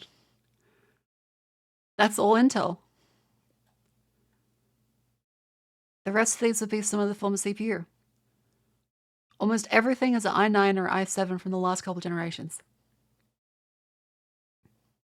Which for Warframe, people are probably not running the latest hardware on it. So that means that whoever has these is probably representative of the sample that is actually crashing properly. And the rest of the people on lower-end hardware, geez, okay. KS, and the other variants with that. And it's been kind of a wild ride. Okay, Before that, this video is brought to you by NZXT's C1500 Platinum Power Supply, which has passed the Cybernetics Titanium standard for efficiency. NZXT has been certified for efficient operation upwards of 94% and uses a 140mm fan to help run quieter under load. This 180mm form factor power supply is... This is a slutty power supply. Like, there's no reason for this. Is fully modular, using capacitors rated for 105 degrees Celsius. Learn more at the link in the description below. Yeah, so this story, for anyone who's not fully caught up, but this story's had a lot of different, I'll call them red herrings. Maybe they're related in different ways, but the biggest one has been power profiles, right? There was this whole thing of the rumors about motherboard vendors are implementing Intel base power profile, extreme, and all these other ones. Which are causing problems with CPUs. Yeah. And so that's kind of where everyone was looking for a while and really spending resources of, okay, so is it the boosting behavior and the power limit, the PL1, PL2, that Intel institutes that causes this instability? We got a tip recently, I'm not going to go into in this video. It's different than what you're doing, though. And maybe related. We'll see. We'll find out. We'll see. We know. We've got some interesting leads. I can't say more because I don't want Intel to know what I know. But let's talk about your stuff first, since that'll give us a good primer. It's the game development side of it. So you look at games, and games crash, and you get game crash telemetry. And so I reached out to some contacts. Telemetry is when it gets sent back to the original developer. That I have 2 different games, both based on Unreal. And I got access to their full crash database. So these are crash dumps. Oh, wow. It is a crash dumpster fire.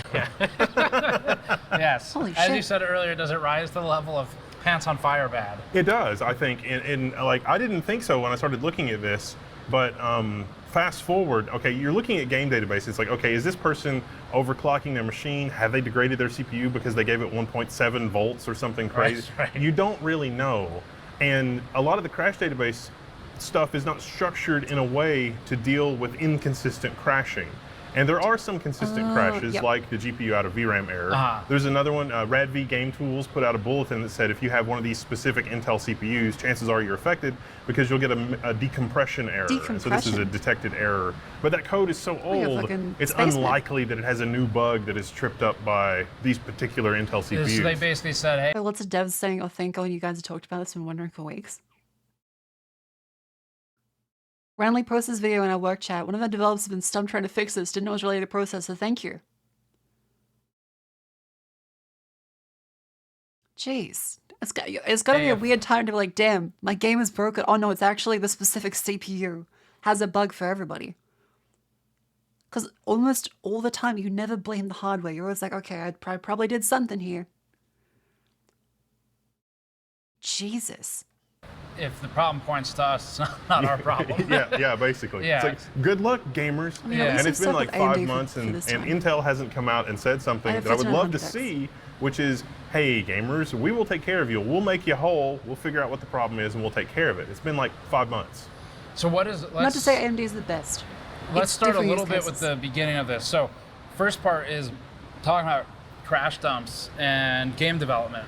Right? Yeah. So we were talking about, like you said sort of briefly here, but one of the challenges with random Reddit posts online, especially, is you don't have all the information. It's really hard to know, was it this guy's particular configuration that he created? Yeah. Right? Or is it actually an Intel Silicon problem or whatever, maybe BIOS configuration?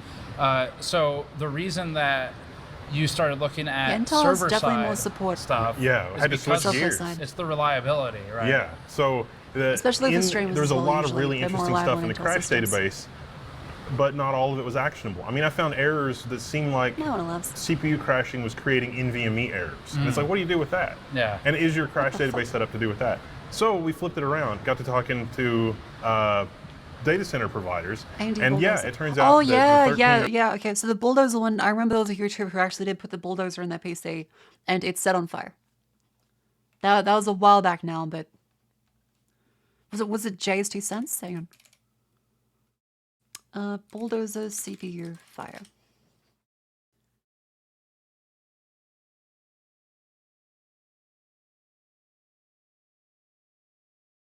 Yeah, the FX 8150. Yeah, this was cooked. Was his name Jay's 2 cents or am I? Yeah, that's the guy, I think. Jay's 2 cents. No. Did I not find it? Am I thinking the wrong fellow then? Because I would have expected this to show up then. FX80, let's say FX8150. I could swear that was the one. Oh well. But yeah, these things fucking caught on fire. 900, 13900K, 14900K, KF, KS. Those are popular for game servers versus, big giant Xeon systems because of the high core clock speed and because of something called the blast radius, which is when one of the servers goes out, how many players does it take down? Oh, okay. That's a good name for that. Yeah, it's like the blast radius of this server dying is only going to take out a couple of dedicated game servers running on this machine. Right. And then so looking at it from that angle, actually sort of released the floodgates. In reaching out to those contacts, those companies have been super frustrated because they're just on this continuous cycle. It seems to me, based on the anecdotal evidence of talking to them, that they've been replacing hardware and replacing CPUs, look at a system stable, and it'll be stable for a few months, and then something happens, and it becomes progressively more unstable. So let me interrupt for a second. So server providers who use like a K-SKU CPU, are they less likely to use, let's say, so to me, it seems Ryzen has been unreasonable or fantastic weird so for a server provider to say use a Z series motherboard. Yeah, motherboard issues and like have been a lot overclock more the with AMD, I've product. noticed. Yeah, they'll actually use a W680. Okay. So in the whole universe, I'm talking about Okay. a total of around 210 systems across, well, actually probably closer to I'm out of date on 250 across Linux 3 stuff, providers. I just added a 3rd provider. But the original data set was about 210 systems across 2 providers. And it was a mix of Supermicro and Asus W680 motherboards. And the failure rate between Asus brand motherboards and Supermicro brand motherboards was almost the same, and that was 50%. 50% of the CPUs that I 7,000 encountered in the 13th and 14th gen cohort experienced some type that of like failure ages ago? in a 7 working day period. That's where they're running. It was like the ATI 7970. Wasn't that like ages ago? Yeah, it was this one. The 7950? That's a GPU from like 2011.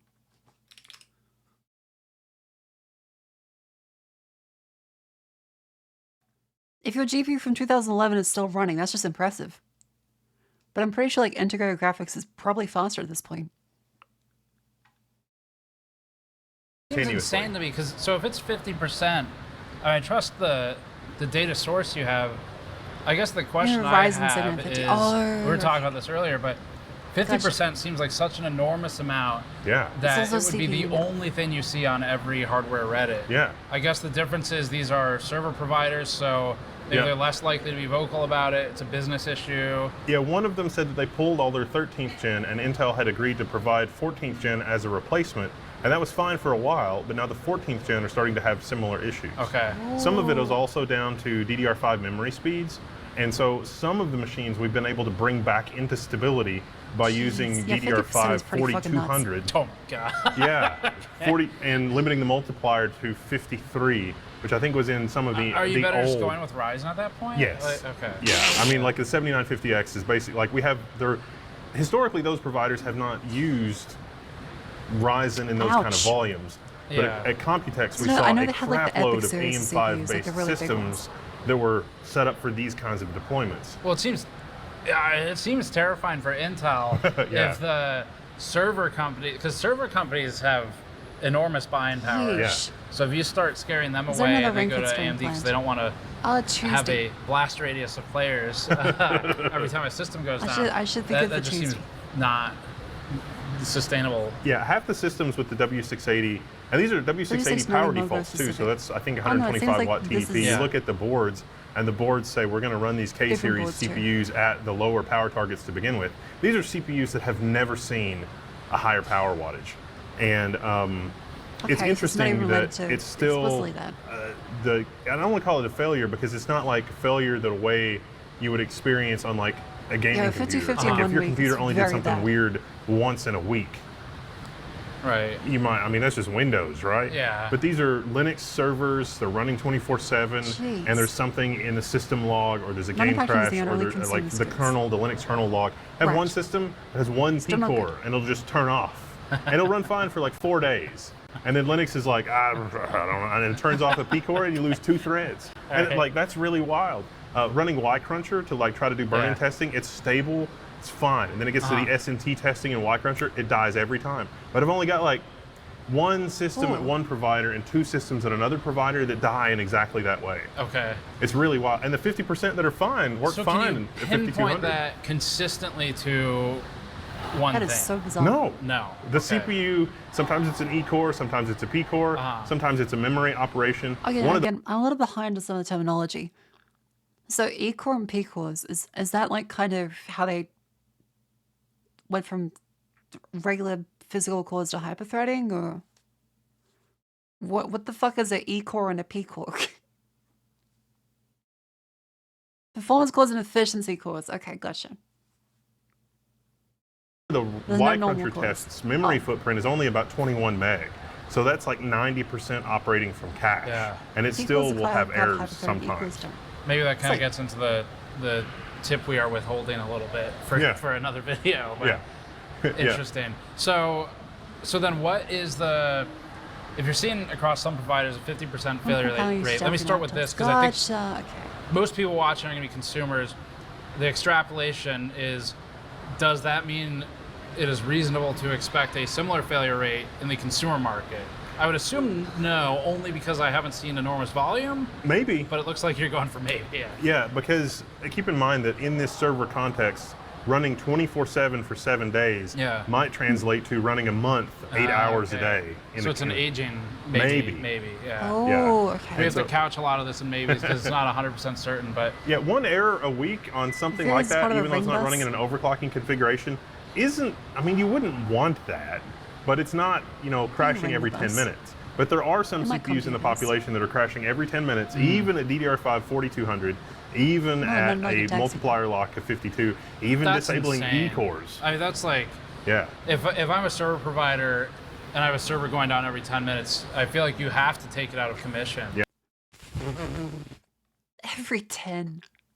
Yeah. Because it's going to hurt your customer base. Jeez. Yeah. Because the customer, whether it's a game company or whatever, is going to be pissed at the server provider. So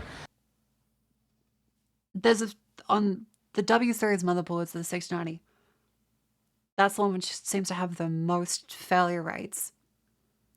It's on the 13th and 14th gen ones, but it's particularly the i9s, some i7s.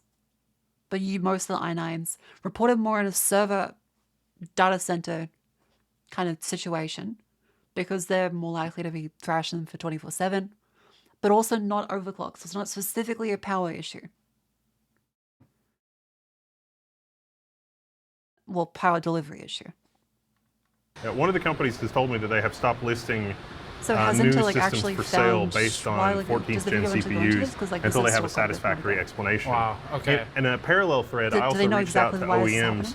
like Dell, Lenovo, and HP, seeing if they were willing to go on or off record for what they were going to leak. Oh, okay. And the memos that they have from those Intel are like claims 10 to to not 25% of CPUs may need to be replaced. Yeah. Again, hearsay, it's a rumor. Yeah, here is the maybe, video like, me, if I'm show seeing a friend. 50% failure rate, maybe they can fix half of those failures in an Agiza update, or Agiza, in a microcode update, or in a BIOS update, or you know, something like that.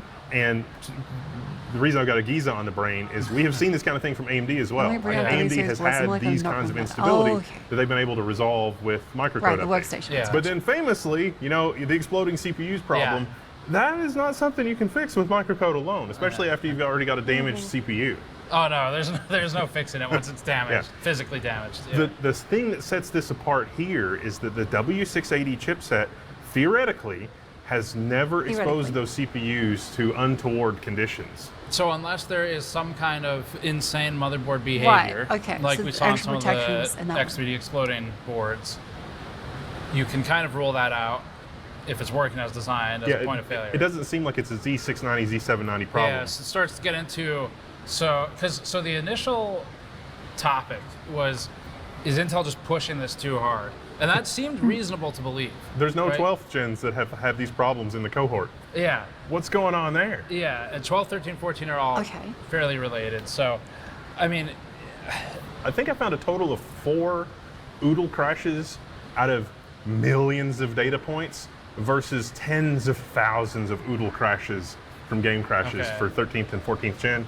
And like maybe 4 AMD crashes. What is something...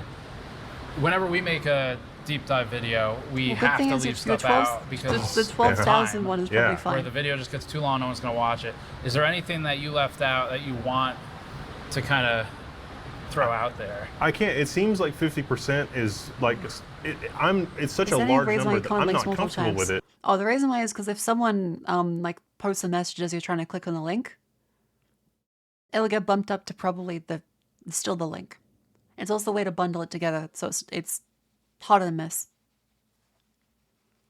Yeah. It seems like there's a missing piece to this puzzle because more people will be climbing the walls, but at the same time, when I'm talking about a 50% failure, I'm talking about one failure in 24 hours a day, 7 days a week, running for a week. Right. And so it's just like this system has a problem. But some of those systems have problems like they turn off.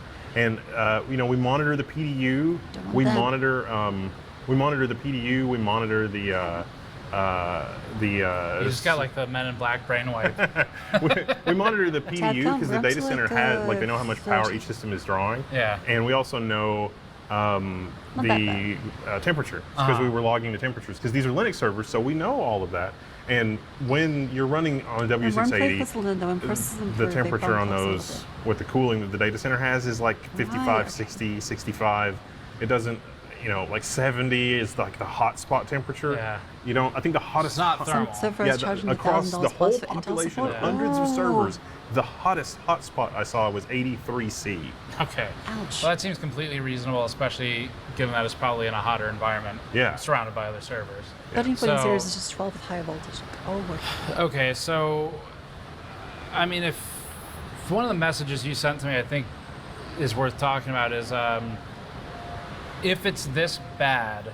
I don't remember exactly how you phrased it. My interpretation was it's almost like whatever gains Intel has had with this generation seem now to be almost unfairly represented. Yeah. Because it's my kind of interpretation here, but if a company's selling a product that can win certain benchmarks or comparisons, but it does so in a way which is not actually stable for daily use, then to me it's not really valid in our type of benchmark. Well, there was Well, lots of cases where a bunch of benchmarks would be specifically hard-coded to run there, especially on mobile ones. I remember there was a lot of controversy around. Yeah, I know the controversy, but it was around mobile games, specifically, not mobile games, mobile hardware, specifically activating certain features to bump up the benchmarks used for them back then. How do we have data center logs And there's from where also these like systems website first went benchmarks where online? they fucking And with physically these systems reach first into the going online, fucking. you know, 6 months ago, they would pass these Oh, specific God, my brain's tests. not working. HTML on the Rerunning these website specific and edit it tests to be now on the 100%. exact same hardware, it will not pass. That's wild. Yeah. Usually on motherboards So, and I these mean, things are the so- same. Have, Yeah, I didn't have my coffee.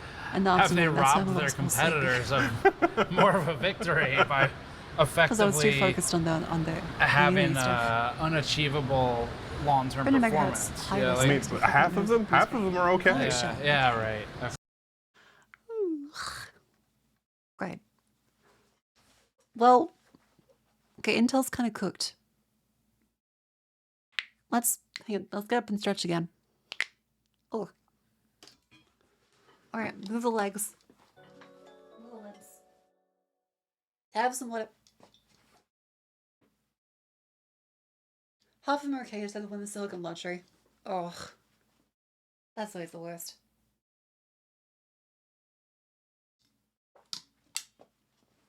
But yeah, server CPUs are also dying. 50%. Pretty fucking nuts.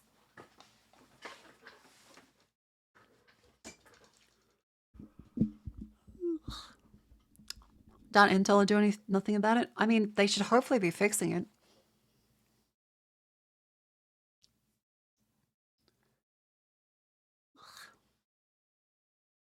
What's this one?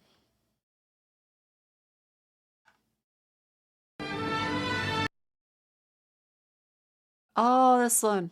Yeah, I remember this.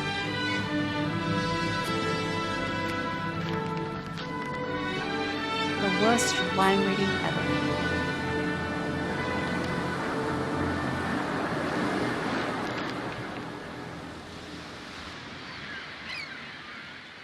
They're eating her. And then they're going to eat me. That's from Troll 2. Oh God, oh man. Oh god, oh god, oh god. man. Oh God, oh Oh god, oh man. Oh, that's funny. What a cute old movie. I do wonder if there's, oh boy. YouTube's gonna be filled with it, isn't it? A dissection of ethical culpability in Lords of the Locker Room. Who was in the wrong?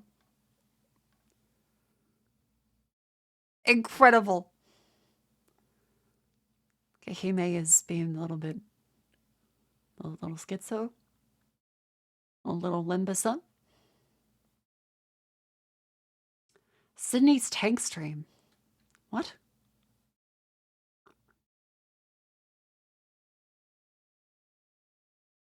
Oh, of the water tanks. I thought like they were doing a live stream. I thought they were doing a live stream. Okay. Fried chicken was the fall of KFC in America. Vintage Computer Festival Southwest. That looks really lovely. You know about vegan booty? I don't know about vegan. I don't want to know about any vegan booties. There's not going to be much meat on them bones. There's not much booty to have. I'll replace my cooler with Pepsi. How you doing? I'm doing pretty good. A little sleepy. Because today's my last day before break on tomorrow. But not bad, not bad. Airline food during the golden age of air travel. Bass Pro Shop? Is that like the fucking the pyramid one? Hang on, where's like the Bass Pro Shop? Pyramid! Pyramid! Pyramid! I want to see the pyramid! I want to see the pyramid! Hang on.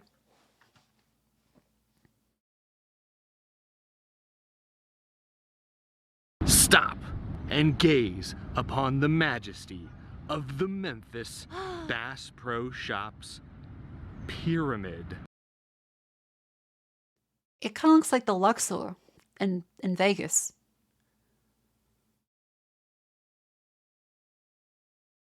It's even got like the little, the one up there. This is Ducks Unlimited. I'm not the only one out here getting photos this Hang on, morning. that's great. This thing is majestic.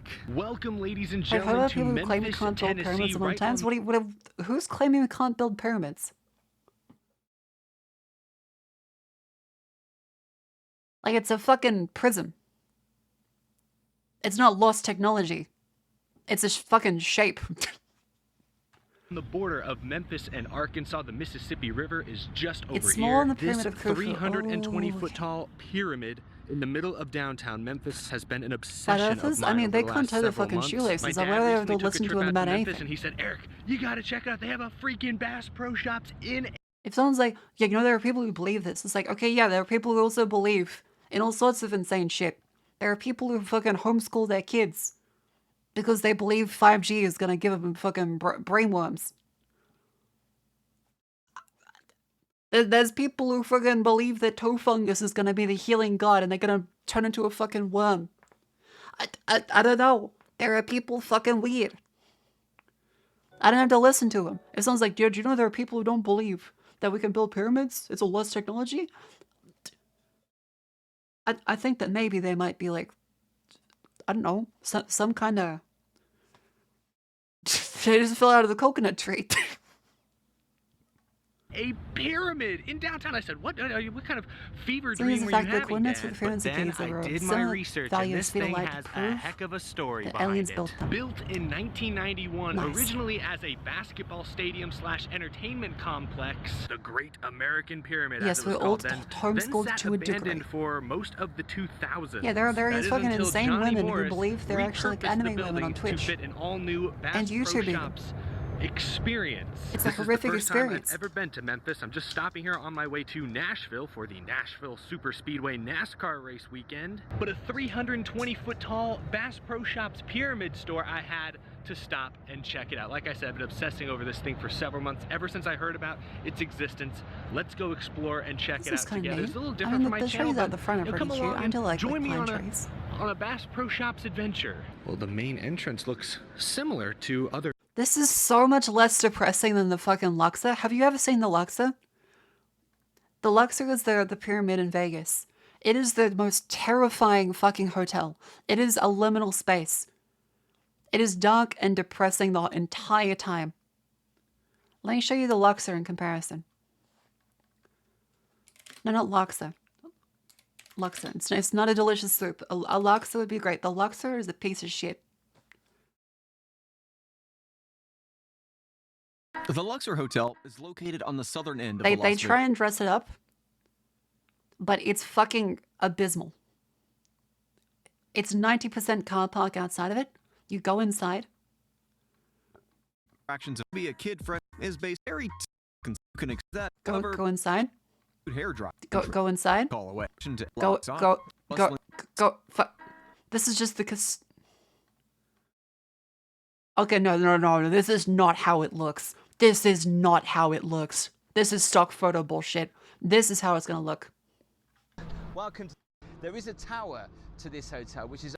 Okay, here it is. Alright, you go inside.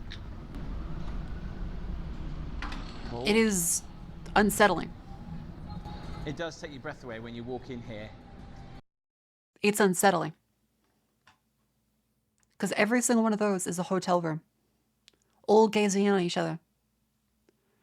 It's also different kinds of Egyptian dynasties, as well as pyramids from America as well.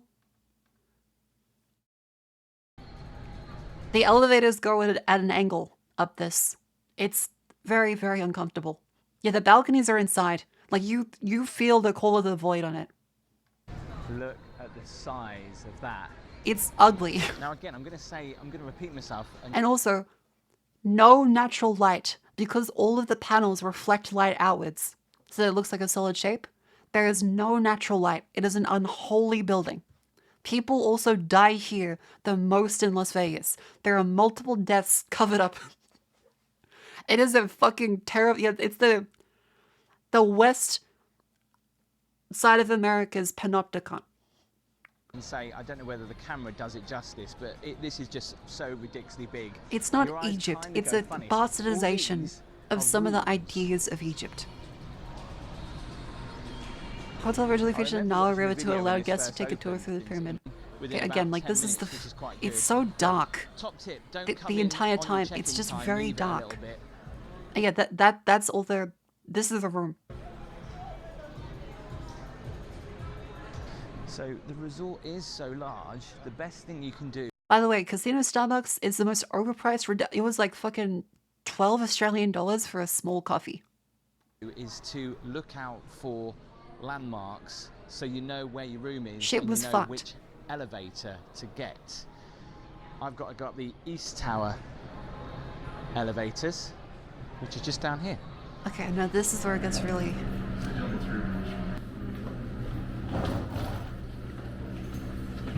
They go this way, and they're at a 39-degree angle. Who knew going to your room could be so thrilling? It's actually an inclinator. Lifts, they're called inculators. I think I've said that right. And they... But, okay, look at the lighting in this. This is not, like, post-processing to make it look like the back rooms. That fucking new wacky SCP kind of meme. This is how it looks. It is terrifying. It's terrifying. I've been in here late at night where there's very few people around, and I'm worried I'm going to drop something and it's gone forever. They go up... It looks cheap as fuck. It's not cheap. They also charge me for parking. I don't have a car. They charge me for parking. I bought one room online at the fucking Luxor Hotel. They charged me for parking. And room service. I didn't have either. I didn't have fucking either. And because I was already overseas, I can't fucking call them up. Because then it's a fucking collect call. I had to pay.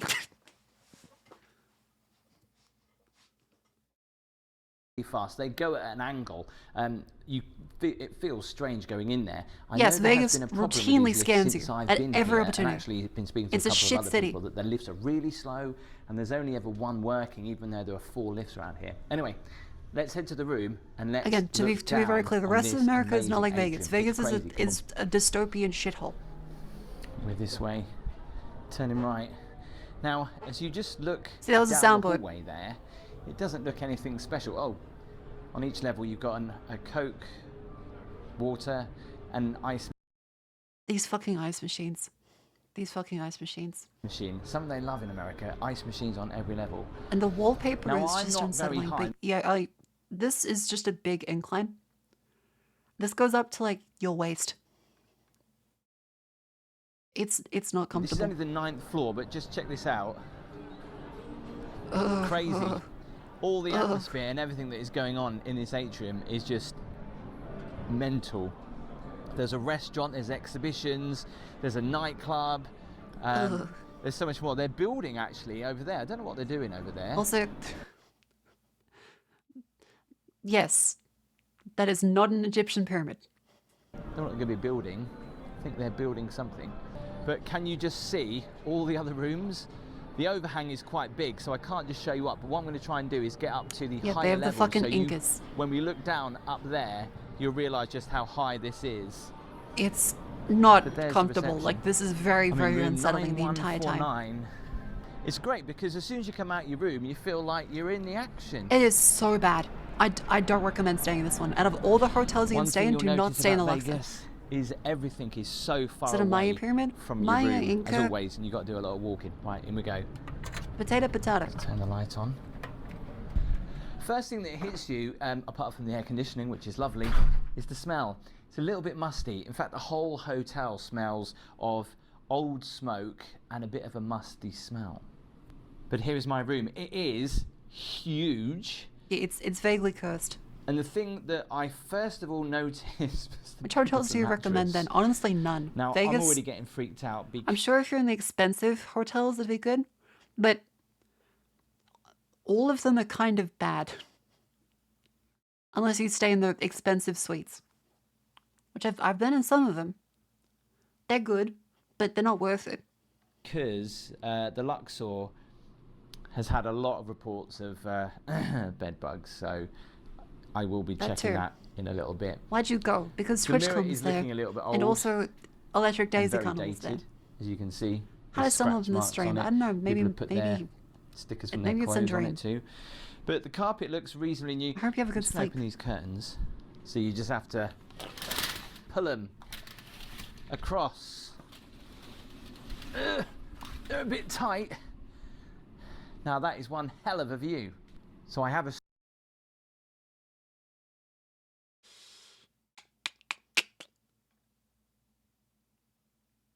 It's much darker. It's much darker than this. The natural light there it's no. strip view at the front of the hotel. Why does it look There's the post-apocalyptic? Sphinx. By the It way, kind of I just is. realised that Sphinx is actually bigger than the actual Sphinx in Egypt. And the pyramid that we're in is one of the largest in the world too. Connecting doors, which is nice. That's let a little bit more light in the room. Like a See, view of the you can tell airport. what they've Lovely. done. Did you open the They've, curtains at night? No, I opened literally it in daylight. This plonked is that in here, changed the bed, and obviously updated some of the furniture. But some things obviously this must are be a still much here. nicer side of Air the fucking conditioning. hotel. And it- by The the looks fucking of hole in things, the. the curtains, because they are looking very old. And there's me thinking they clean this every day. That must be extremely difficult to do. Got the marks on the windowlet. But it does look nice, doesn't it? That TV is just insane. That is just absolutely massive. I like He's real. Okay, to this guy's credit, he's trying his best. He's being very polite.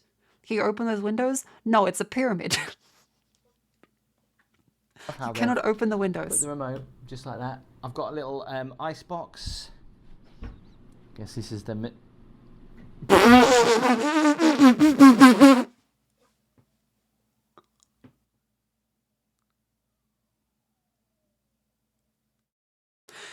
The way he just cuts off. ice box. Guess this is the Okay, so that's weird. Normally, you get a fridge in the room. You had to rent a fridge. You had to specifically rent a fridge.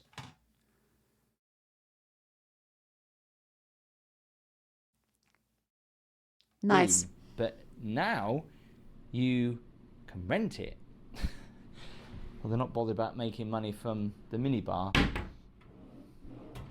Loads of Yeah, drawer space. to other Vegas hotels' credit, And they this big usually do wardrobe. have the mini fridge included.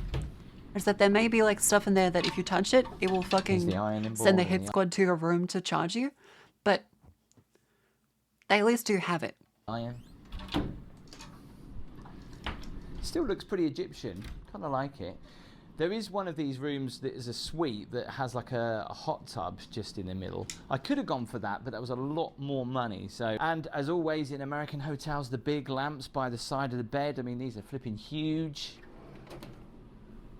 See, I've noticed that more of these safes are in the drawers now, which could be a little bit annoying if you wanted to put something in the drawers by your bedside.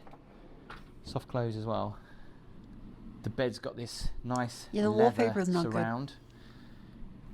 And is this a king or a queen? I always get confused. Let me know in the comments. That's true. But The ancient Egyptians also did not have many fridges. straight away, softer than it really. The lights just so like gonna be there. Whether it's rated hotels in Vegas, you can see it's looking a little bit dated. Random door.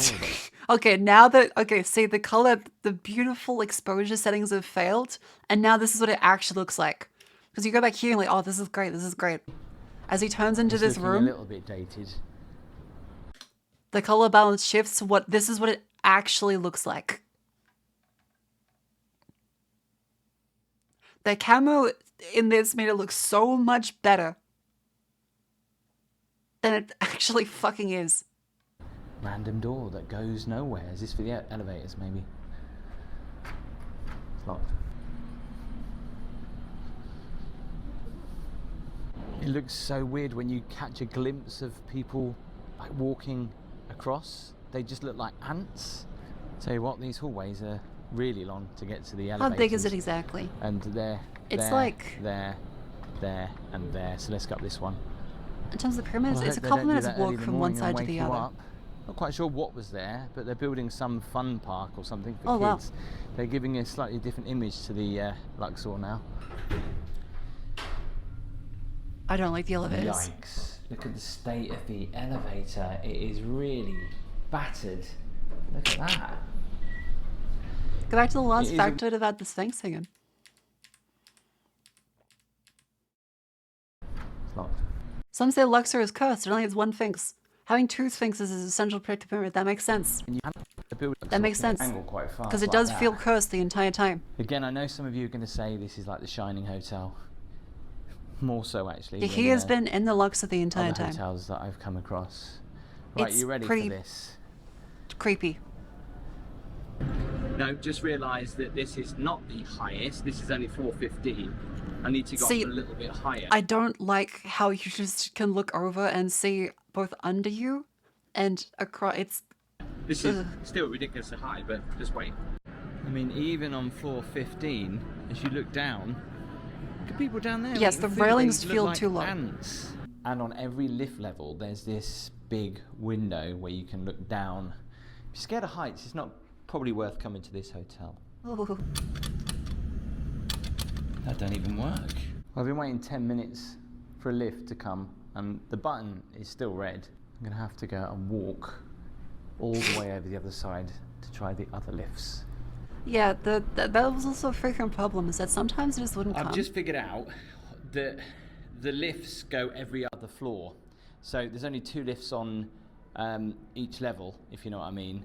So it skips. So yeah, those lifts are not working. So I have to walk all the way around here and then all the way down here back to the other corner. It's very confusing. Yep. Literally every elevator that I've been in seems to be completely and utterly bust. Anyway, we are now here at the top floor, floor 30. Whoa, head rush. Now obviously it's not going to be very long because it's right at the top. Oh, it looks different up here. Wow, it feels...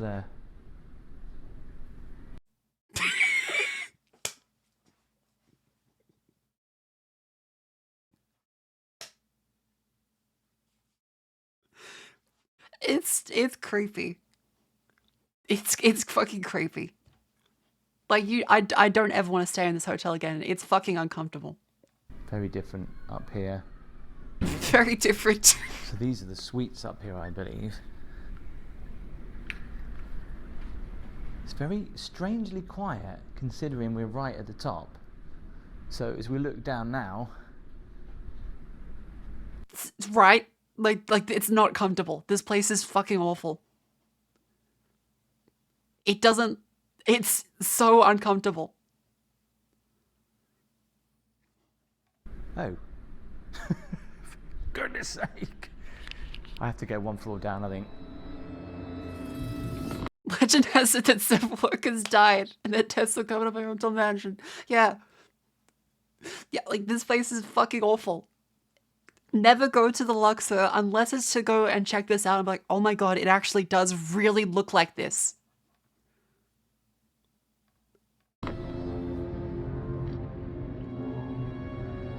Because to haunt the hotel. Yeah, well, there are tons of people who every year say they This think there's ghosts in the elevator hotel. door, you can see the side. It's probably not true, but So when it goes there's so much shit that's just very unsettling. down. Nice, that's good. Lovely hole Here in you the go, if you've got elevator. a head for heights. Yes, it is entirely indoors. Blimey, the people, they look like ants. People that are Ugh. walking down there. Looking over to the restaurant. It's a building within God, a building. I fucking hate this hotel. I don't know if I'd want to be right at the top though. Kind of freaks me out a little bit. Honestly, what human beings can build when they put their minds to it. Well, we've seen what it's like from the top, and let's have a look from down here. No, there is no safety net. Like, if you fall, it's over. Are they passing safety regulations? It's Vegas. As you look up though, you get really dizzy. Yeah, there is no preventative measures, and it feels So the casino like is everything ground level. you can run into is too There's low. a few restaurants down there, but this is where a lot of the cooler And they're stuff not is. particularly tall. How often do people unsurf from life in there? Apparently This frequently. has been here forever. When I first came here, the bodies exhibition was here. Oh yeah, that's right. Yeah, so it is actual human body parts. There's actual dead bodies in that.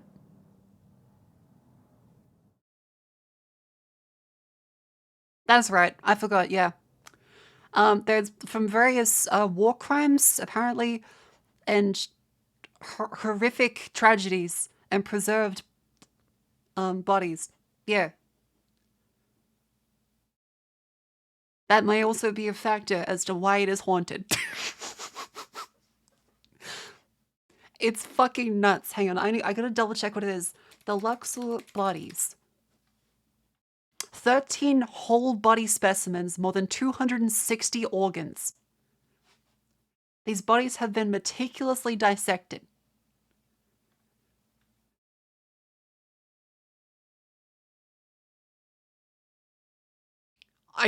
I'm not sure if I could show this.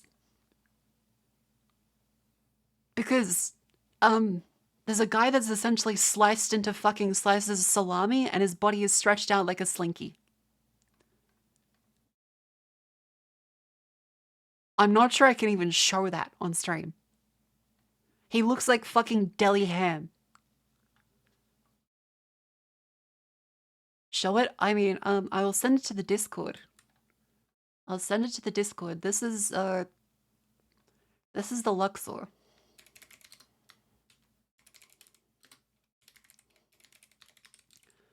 I'll post it in general chat. Spoil it. If you'd like to join the Discord and see, it's in there. I've also spoiler tagged it. It is a man essentially cut into slices of deli ham and stretched out like a slinky. That's fucked. Jesus Christ. Okay, the comments are rolling in from the Discord.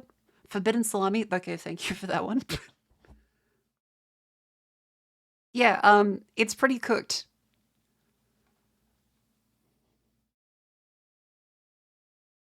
It's pretty cooked.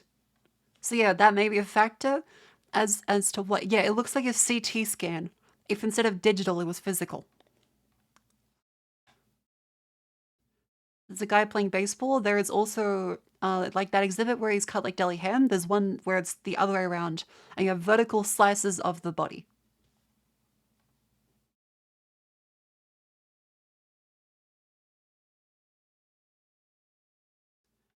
It's unsettling. It's just very unsettling. The Titanic exhibition. How's the place not cursed? I mean, it is. I 100% think this place is genuinely cursed. I've cursed. actually never seen it. But like just down here, I mean, just the size of this atrium is just So yeah, it feels kind of fucked up. mind-blowing. And there's a sphinx in the middle. Yeah, it is an Egyptian cliche to have the haunted tomb. You can see my room from here. And yes, there's pieces of the Titanic. And if you've been coming to Vegas for a long time, you'll know that Carrot Top has been here for years. Oh, fucking Carrot Top. I have been in there once. That was good. King Tut's experience. Went to the exhibition when it was in one of my country. It was really interesting. God, I Yeah, like remember it's these were a interesting, thing but it's years ago. They're still here. it's genuinely cursed. Oh, the oxygen bar things. These are everywhere. Are they like actually just oxygen, or do they have extra things available? Because that's something I've always wondered. Rule it. Thank you very much for the subscription. Welcome in. Jeez. Where's that body? Is it in a museum? No, like they're on display. It's like full cabinets of bodies cut into salami. Yeah, so in Vegas, there's oxygen bars everywhere. They hook you up and give you a mask. You just get to breathe in pure oxygen. Can you breathe into them? The O2 bar.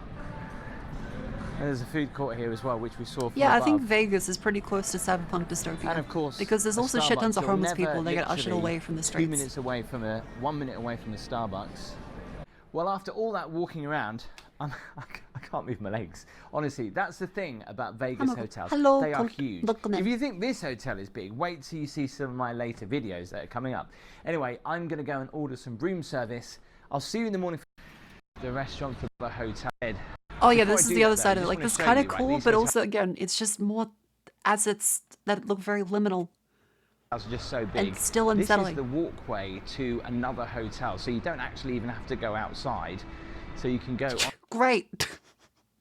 Who wants to go outside in a beautiful sunny desert? onto the Excalibur from here. Like, and then Nevada is onto actually really New York, genuinely New York. beautiful. It's If you've ever done the crazy. drive this from is LA to such on a Nevada, walkway. it's so good. If you do come to Vegas, as I said, It's so be good. prepared for a lot of walking. But luckily, these for some escalators reason, are everything working, else but is you go based around across just there, never go. Go further up. There's another long Never escalator. go outside. I mean, Just it's look at everything ridiculous, but the through theming, kind of though, dark continues rooms. throughout. I'm looking for the Pyramid Cafe. It says restaurant, so I think that's the food court though. It can get so disorientating as well. Hang on. No, this is it, isn't it? And we found the Pyramid Cafe. The Pyramid Cafe.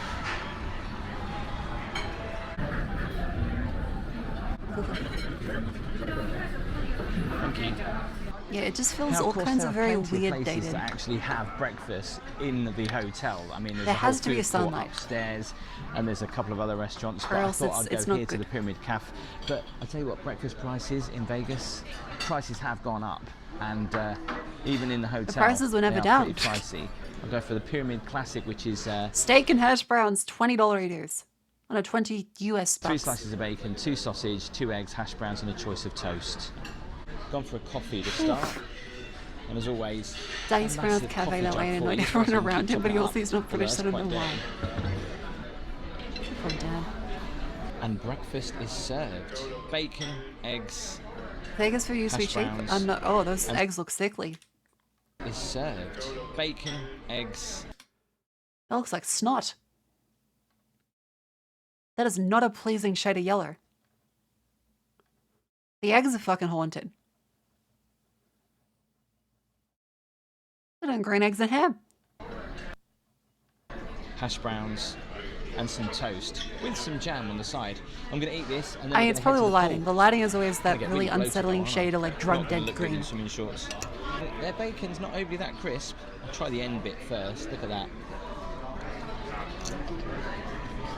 The end bits are crisp, but some of the middle bits are quite soft. Wow, breakfast can get expensive. That came to 26. Yeah, I don't know why they choose like that gross shade of cracked den green. Because that's the only thing I think of. It's what you see in movies. I'm just like, yeah, this place is a crack den. And you pay for this experience. $. So if you're here for a week and you eat in there, it can get pretty pricey. 26. Jesus.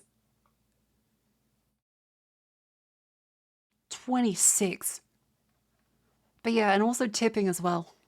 So I'm going to go and check out the pool. I was going to go swimming, but this is going to sound strange, and I know I said That'd be earlier about on in the $40 video dues. that the hotel is haunted. But I've packed my case, but I purposely left my swimming shorts in the bathroom. I've come back and they've disappeared. Apparently no cleaner's been in here, nothing else of my stuff has been touched. I've checked for my case again and they're not there. They have just disappeared. I don't understand where they've gone. So I can't go in the pool, or I've got to buy some, which will probably be really expensive. I might have to do that, but yeah, that's just weird. My shorts. I believe that because I also in the Luxor had something go missing completely. And again, the cleaners had not come in I think that there are people that genuinely just like finger bang the doors until they open and steal whatever's not nailed down in your fucking room. Or it's haunted genuinely. I was like, why would they steal your fucking swim trunks? That's just mean. Just poofed, disappeared from the bathroom. Yeah, the haunted room is made to be by the fucking thieves.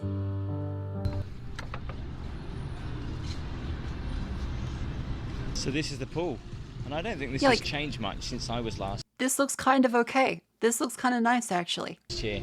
It's pretty much stayed the same. And then you see the fucking gigantic Bet MGM on the side, and it's like, okay, great. Okay, yeah, right, casino. It's an okay pool. There's nothing overly special about this pool. Cools you down on a hot day. That's the main thing. Yeah. Don't know why the main pool seems to be closed though, which is a little bit of a shame. Oh, the pool's closed. It's a crazy backdrop though when you look at the hotel from here. Wow. Freaking Blue Man Group. Yeah, I don't know why this is shut. I still haven't gotten to see them. Is the other side open? Because every time I go to Vegas, it's always like, all right, I'm gonna go to a show in Vegas. I'm gonna go this time. And I go to look at the tickets, and I'm like, it's fucking $500 for a ticket at this shitty fucking hotel.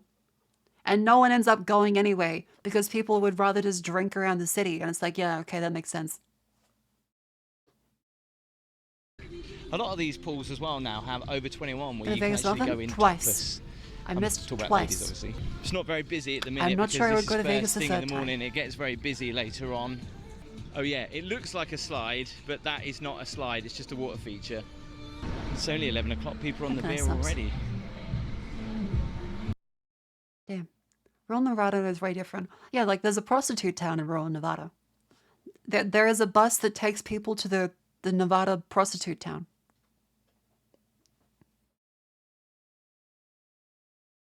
Because prostitution isn't legal on the strip. So if you want to see women strip, you get off the strip and into the bus that takes you away from the strip. The what town? Yeah, there is literally the bus that takes you to the prostitute town. Yeah, we love whores. Hang on. Where is it? Nevada prostitute town.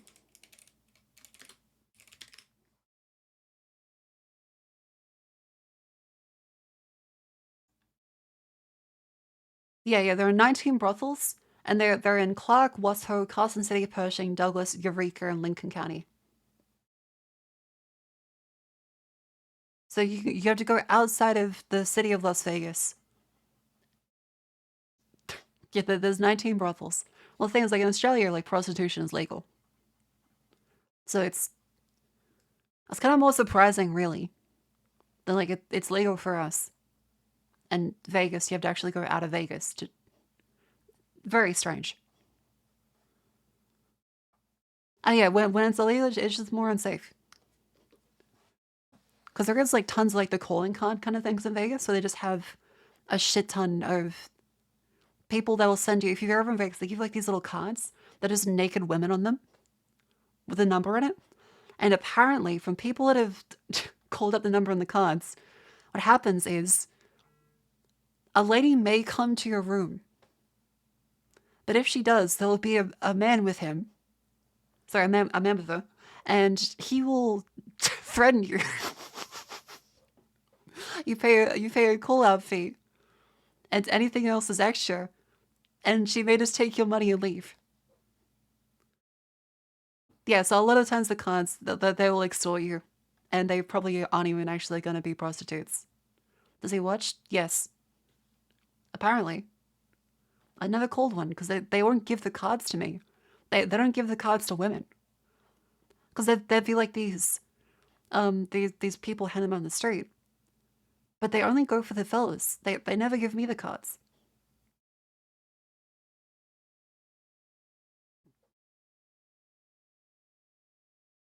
I radiate glowy energy. I mean, probably. But yeah, a lot of the women actually have the cards are kind of being exploited in many instances where they maybe like forced into doing it as a job. It's pretty shitty.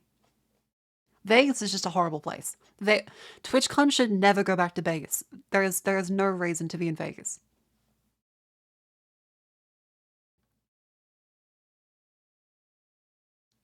Let's go back to the base Pro Shop pyramid, because this is one I originally thought. And now let's look at how much nicer this is. Look at how much better this is. Their Bass Pro Shops. This is so much better. Oh, that's right. They have a hotel in here as well. This is ridiculously better. But it was over $250 a night. But the Big Cypress Lodge, I'm sure that would have been fancy. This is just endearing. Wow, it's a gargantuan fireplace. They had like a guide when you walked in, like it's a theme park or something. Welcome to paradise. Because you look at this, you're like, oh, it looks like a swamp. And you're like, hell yeah. It's for fishing. Whereas the other one, like, yeah, this is an unholy testament to gambling. Like, this is just fun. Whoa. My eyes haven't quite adjusted from the bright outdoor sun, like, but when you this look is up cool. into the sky, I'm sure the camera is going to show the framework really clearly to y'all. It's good in low light, but it looks dark. Think Here, for I'll try 6 months. I'll Look try at to me. adjust the brightness. This is kind of like what it looks like to me. It looks like the night sky just keeps on going and going. But check out these cypress really trees. Cool. Also, massive elevator shaft there in the center of the pyramid. We'll have to check that out later. This is kind of... Yeah, it's literally the HR meme, like, looking good, Susan. Overwhelming in here. Wow. I've only walked like 10 feet into paradise, as they call it. And they have ponds here with actual fish inside. Wow. Just floating around. That's cool. Like, check this out. This is built right into the floor. Look, it just recedes down into the water like an actual That's so much cooler than Vegas. occurring lake or pond would. I could just walk right in and take a quick dip if I wanted to, but I won't. That's probably the quickest way for my Bass Pro Shops adventure to come to a premature end. Ooh, I hear something over here. They got an old school shooting arcade in here. Oh, I gotta give this a try. Only 50 cents for 25 shots. This Let's is rock so and roll. cool. Ooh, got one. Look at the gator. He's coming out of his hole. Oh, he's angry. The gator. Oh, yeah, he's going back in. He doesn't want the smoke. There's many more shots where that came from, gator. I like the BB Pello ones of these. They're a lot more fun. Score, but we had fun. 140. What's that mean? Take lessons?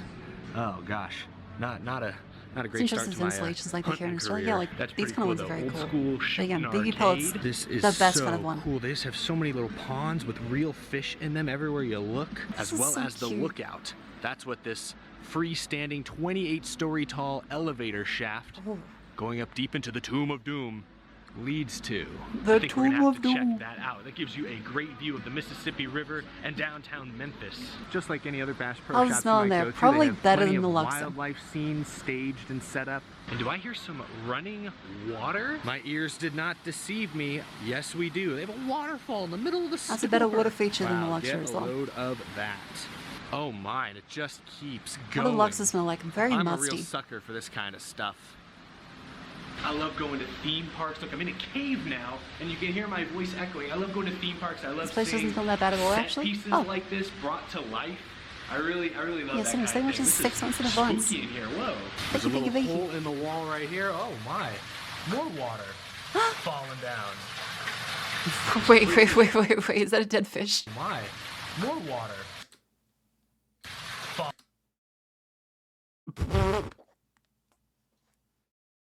Falling down. And that might be efficient lore. That might be efficient lore, actually. This place is full of surprises. A turkey! A wild turkey stalking me as I exit the cave. Those beady little eyes. November can't come soon enough, my friend. I'm focused on all the scenery and the extra stuff, but this does have all your typical Bass Pro Shops bears are insane. paraphernalia. Fishing stuff, more fishing stuff, clothes, Hey, bamboo Cola. wind chimes, cornhole, armadillos, and much more. The swamp This is aesthetic lovely. is super duper cool. I love that there are real fish in there, and I love that you can just get right out over it. It makes it Like, feel this does have supernatural. actual Ooh, soul. there's some big fish in there. Look at that. Whoa. Whoa. Was that a catfish? I really do appreciate the theming effort. The whole swamp look. And the lighting, especially from this blue elevator tower, really adds to the mood. That's a Of catfish? course, no Bass Ooh. Pro would be complete without at least one massive aquarium. Whoa. This is awesome. There's so much more to this place. Let's check out the second story. What do I feel some Vegas is supposed to be told they didn't pay state taxes? Yeah. Stadium. It was also run by the mafia. Like museum up higher up in the pyramid. They do have an observation deck and restaurant and bar at the top now, but for many years, a lot of that never came to fruition. They did operate this place as a basketball stadium for many years. In fact, even the Memphis Grizzlies briefly played here, the NBA team in town. But for many years, this place sat effectively abandoned. Bright Sun Films on YouTube did a great video on this a few months ago, so go check it out if you want the full history of the pyramid. Or as some basketball players called it, the Tomb of Doom, given the daunting, dark, and high vaulted ceiling. Yeah, I mean, just walking around here, anytime I look up, it's like you get kind of vertigo, or like the opposite of vertigo, maybe. All right, we've made it to the second floor, mostly just more shopping stuff, but take a look Scooby-Doo vibes. It does kind of look like a Scooby-Doo Louisiana set. Wow, you can get a really good view of all the fish in these little ponds in the marsh. That's so crazy. It's even crazier when you look up. Again, this camera is going to help you guys see the framework of the pyramid, which actually is really interesting to see. But I'm telling you, when you're here in person, it's even darker than this, which definitely gives you kind of an unsettling feeling whenever you look up. Hang anything. You know, except for that big glowing like disco ball light there in the center, lighting all the scenes. That kind of just looks like, that's like the moon. That is like the sun in this set we've created here. Also, you know how I mentioned this was originally built to be a basketball stadium. That big Cypress Lodge, all around the building, those are all the rooms, and they are built on the existing concrete framework that was used to hold up the upper levels of the grandstand. So they repurposed a lot of the same, you can see the concrete columns and whatnot for the hotel. That Imagine the fact that some of the Grizzlies do go on to play in the Bayshore Pro Shops pyramid. I mean, there was a Grizzly there before. Door. That's a unique hotel experience. Ah, yes, I want a room with a view. Ah, what do you want your view to be? A massive retail store. You got it. Sign me up. But hey, in fairness, this view is unlike that of really any other department store that I have been to. You know, because it's dark in here and because it's even a little cooler in here than it was outside in the hot Tennessee heat, sometimes I think it's real. Like, it takes my brain a second to remember that, okay, this is all staged. This is all designed by artists. It's not every day you're working with a massive metal pyramid, so credit to them. This is pretty awesome. The Bass Pro Shops opened in 2015, but they originally began talking about moving into the pyramid all the way back in 2005. So it took roughly 10 years for them to come to an agreement, finance the project, physical safety in and the then States finish building this actual a lot of the lower states are the correct word, but it's pretty dang cool now. Whoa, would you get a load of this? They have kind of dangerous. A baby alligator. Little baby. Just kind of floating there. There's two of them, but this dude was floating around, just taking it easy. Wow, that's little pretty baby. Cool. Right here in the center of the store. Wow. Oh yes, they've got a restaurant and a bowling alley. Oh, fish bowl, I'll get it. Ooh, I like neon though. Uncle Buck's. Let's check it out. I don't even know if it's open yet. It's still pretty early in the day. The theming continues into the bowling alley. But the fucking shock up there and everything. Nice shot. All over the AC vents, they've got algae and other plant life growing. That's called Carl. So cool. I feel like I've been press ganged into Davy Jones's crew. This is so awesome. Wait, do Americans not know what Carl is? Do you guys not have like Carl? Like coral reefs? At least on like the West Coast? Yes, and no Carl is? Okay, good. Whoa! Okay, this is the kind of theming and stuff, the attention to detail. This is what I the substance and this is like Disney level detail right here. In one of the side seating rooms, they have another aquarium in the center. My husband don't have coral reefs now that does Australia. I didn't see this spooky dude looking down sad at me and while I was true. admiring Okay, that's fish. just actually a Scooby-Doo bit. That's just actually fucking Scooby-Doo. Oh, I don't like that. Oh, that's sketchy. Ugh. Looking like That's some creepy. sort of Scooby-Doo villain. This is just so impressive, and it goes through the entire bowling alley portion of the restaurant at the very least. I just love that. That's so neat. Oh, and I didn't even look at the bowling ball dispensers. Oh, you're kidding me. That's cool. No, this can't be happening. Are you joking?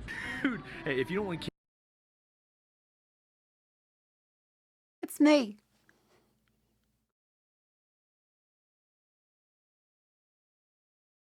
And the balls will come out.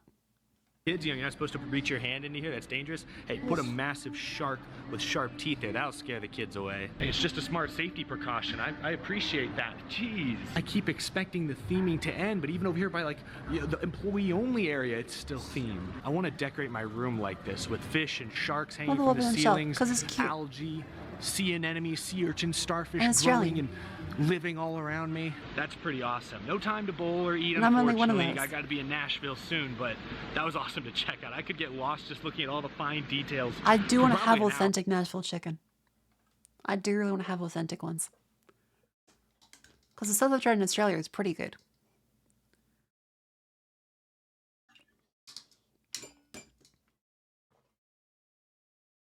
Man, shark mouth and bowl polish was the dispenser. That's the dispenser. I'll not comment anything else about bowl polishing. What the fuck is this? Guy's being weird. What the hell? He's being a little silly. Southern Crawfish Bowl vehicles. Ooh, that does sound fun. House in my house, 8,000 volts of electricity.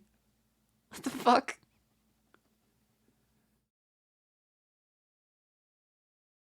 We've gone through quite a bit on this. Anyways, I initially started with like my Behind the Bastards. Talking about how I read the podcast. Oh, and then of course the little bits there. Which yeah, the 3D is coming. Was that Vince McMahon? Yeah, so back on that tangent from 3 hours ago. Vince McMahon was a massive cunt. Like, holy shit, he was a dickhead. Like, an unbelievable dickhead. To a ridiculous degree, he was a dickhead.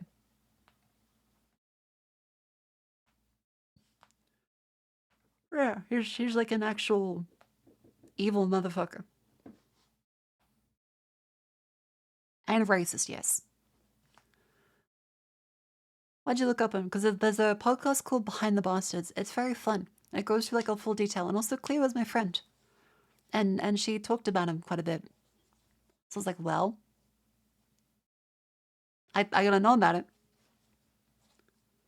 He wasn't playing a character? No, if anything, the character's restrained.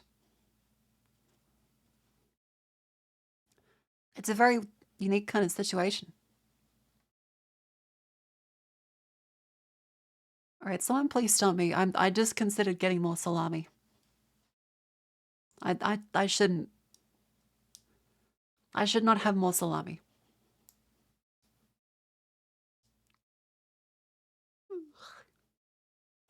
That's enough for one night. Okay. That's enough. I will not have chocolate either. I don't have any chocolate, but I will not get any.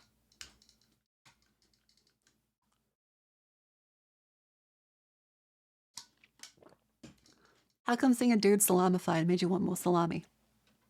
Unlike the song, I'm a man-eater. That's what sharks do. And I'm iron deficient. Imagine dipping salami into Nutella.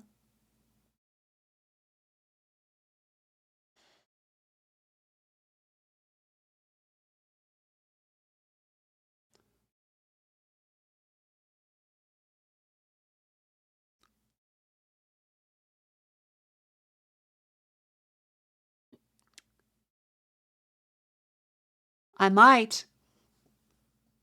I might do it. I'll fucking do it. Hang on. We're gonna get salami and tell her at 11 p.m. I don't have Nutella. Another time. Another time. Have I had chocolate covered bacon? No, I'm not American. I'm Australian. I've seen pregnant women eat pickles and Nutella. See, that's just good. That's sweet and salty. It is your day off tomorrow. That's true. Yeah, my sister is getting me to have some ice cream with it tomorrow, and she was like, "Yeah, let's have like the ice magic stuff," because she really liked that. You guys remember this shit? It's where you put it on your ice cream, and it hardens up. It has like a very tough coating on it. This is the more recent one, and there's yeah, this kind of shit. Let's see if we can find like a video on it, because like there's different kinds of ice cream I really like. I'm more of a snub now where it's like, okay, if I'm having ice cream, if I'm wasting the calories on a bunch of sugar, I may as well get the good stuff. So if I have ice cream, it's probably gonna be Ben and Jerry's or like some Riverino gelato or something. It's good, but my sister wants it. So, hang on, where's the whatchamacallit? Ice magic ice cream. What's smoked it since it wouldn't come out and melted the bottle? Oof. Here you go, Australian one. Is that a chocolate bee or some giant alien flea on top of my ice cream? And look, a chocolate plane, or perhaps my sister's brain. And is that some magic mountain stream? It's Cotty's ice magic to be quite precise, and in just a few seconds it turns into crackly chalk ice. That there is my mum's face, or something from outer space. And there's a chocolate sun. Oops, I think you just ate mum. It's fun. Yeah, it's like the thing you buy at a... Okay, wait. So for American cinema food, do you guys have chalk tops? Do you guys have chalk tops?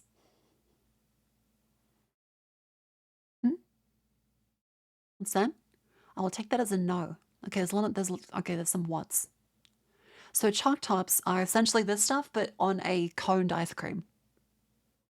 So you have the little waffle cone, and then you'll put the ice cream on there, and it's like dipped into it. Pretty sure it's an Australian thing.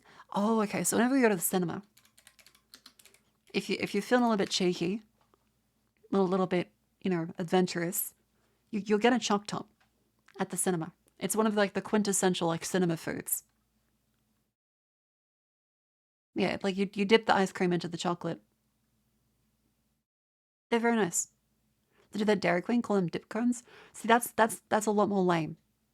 That's just the process. They are chalk tops. Again, just like in Australia, we call Pluto pups.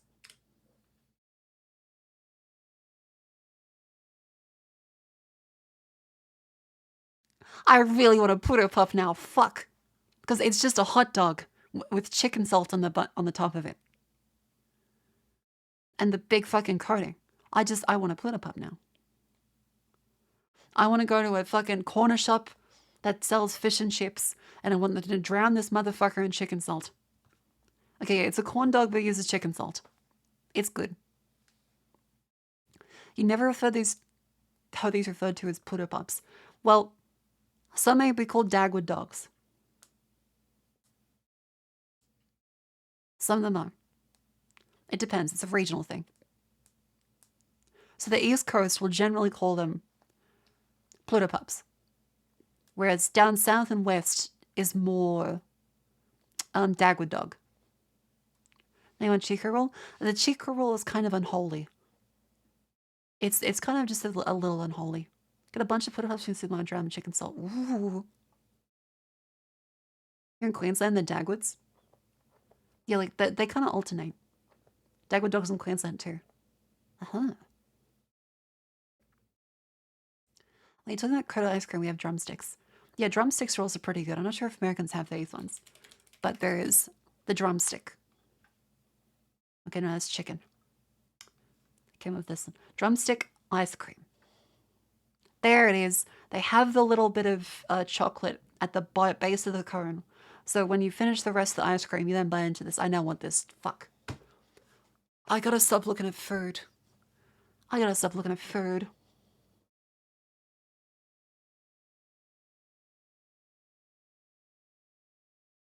Hang on.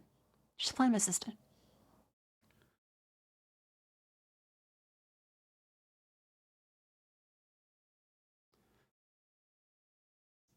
For Maxibons. See, Maxibons are good. So if you go into Maxibon, I'll put some music in the background. That's these. So they have a softer biscuity one. And then they have the regular ice cream with like the crunch top on it. I don't like this. There we go, that's better. Of course, yeah, the Golden Gay Time is a classic. Yeah, the Golden Gay Time Crunchy Nuts. This is new, actually. I have not seen this. Got a honeycomb version selling that from Costco. Ooh. Oh yeah, Bubble Bill with the nose. There's the ad for this as well. It's hard to have a gay time on your own.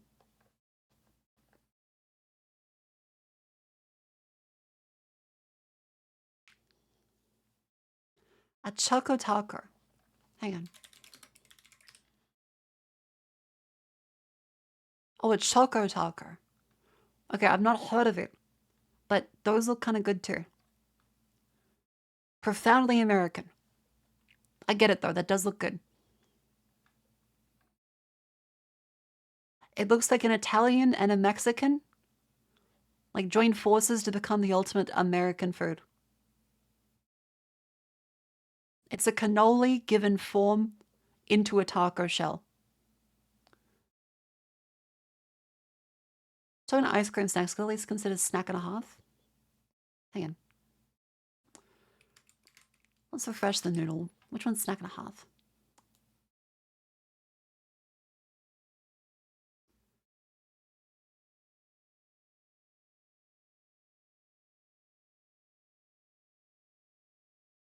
I don't think I've had these.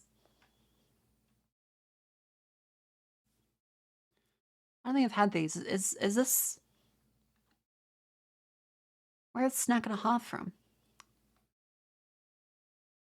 I'm not familiar with these ones. Have an ice cream journey that feels suspiciously racist. I'm not going to read that out. Oh, this is Canadian. Oh, it does look good. It looks kind of like a lasagna trifle-y bit. Yeah, that looks good. Ice cream bonbons. Hang on. Ice cream bonbon.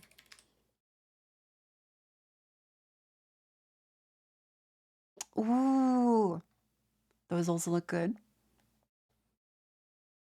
New Zealand had them for a short time.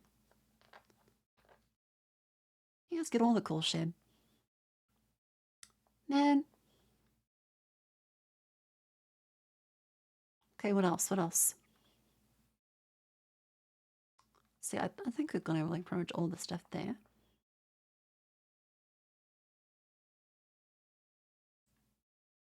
TUP. The ones from Trader Joe's. See, I haven't seen a Trader Joe's before. I didn't get to go into one when I was in the US. Trader Joe's. What do they actually look like? We're gonna see. How is it so cheap and popular? Why is it successful? I want like a tour of Trader Joe's. I haven't seen this before. Is Trader Joe's really expensive? Walk through Bellevue. Where's WA? West America? West Australia? Washington. Oh, okay. Gotcha. Hang on, there's a beautiful one in New York. This one looks kind of better, actually. Are you ready to discover a gorgeous store? I fucking hate the AI voice. God damn it.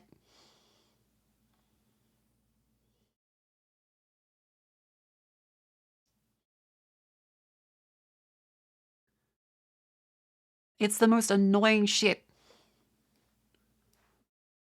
Just Bridge Market and is for...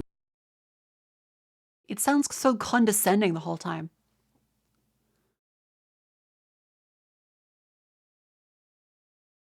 Jeez.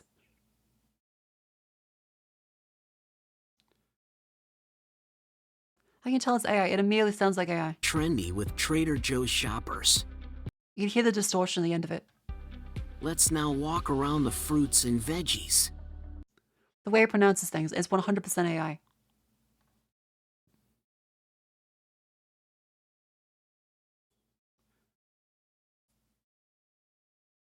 I had a pretty good knack for it at this point. Like, this looks kind of... Hang on, I know what this reminds me of.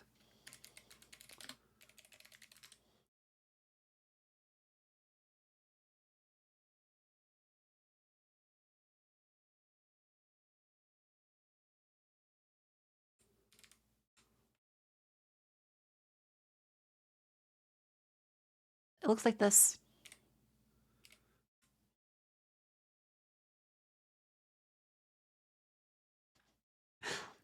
This Trader Joe's looks like the fucking the Berserk pillar room.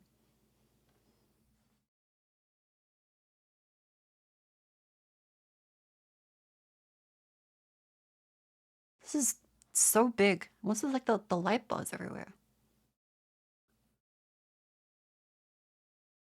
The kids go into the accidents a few years. Thankfully, Bluey will have the cultural victory.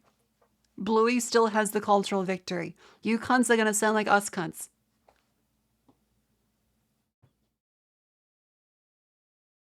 Don't worry.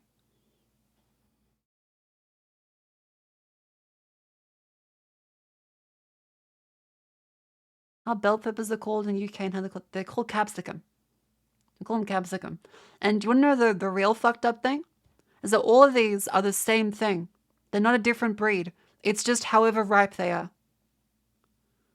There is no difference to any of these ones. Green, red, orange, yellow are just different states of the ripeness.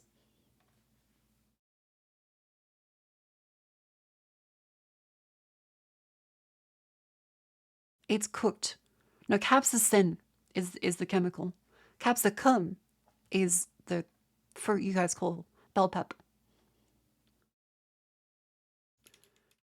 Okay, so I skip over this. This is just lots like the same item. Most of Someone's own brand products. Oh, okay. Yeah, currently Plants vs. Zombies is playing now, which is good. Yeah, they're like Harris Farms. So in contrast, here's like a Coles. Looks like in Australia. So Coles, it feels weird when the shoe is on the other foot. This is like, wait, what is this 16 years ago Coles store? Ooh.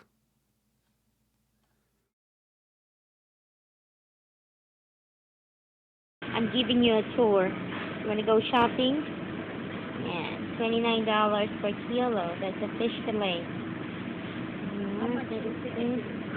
$29, like, that's nice. It's just the fish. It's just the fish aisle. This is where we do shopping. Groceries every week. Cold. I think this is where I work, yes. Can I get two pieces, please? Yeah, it's $29 per kilo, not per fillet. Okay, let's go shop with me. There's so much like these family ones. Oh, hang on, let's see one in Perth.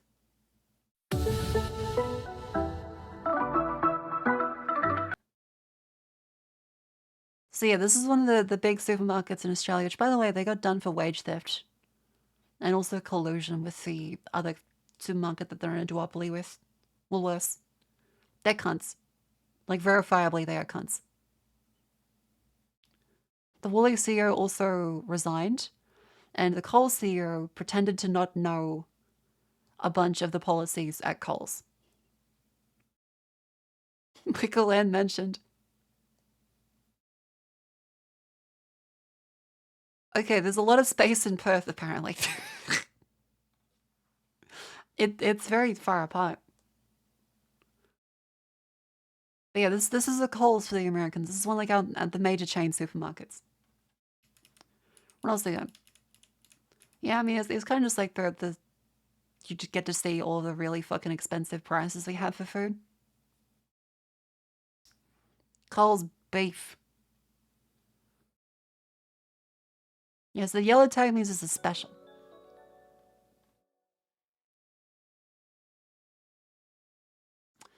No added hormones. Okay, there was this stupid fucking jingle they did a few years ago where they got the rock and roll artist to say the no added hormone song. Remember this shit? Here we go.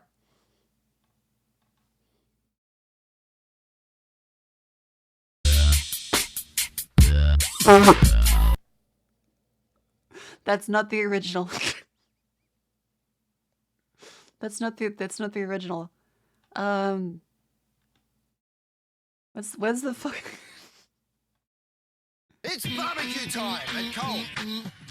There's none of the. I think they've scrubbed the original. Beefy, beefy. Hang on, this is good actually. Beefy.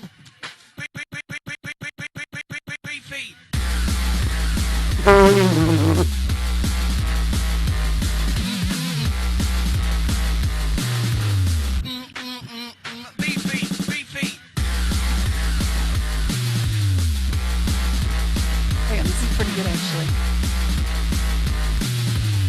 Send shivers down your taste floor.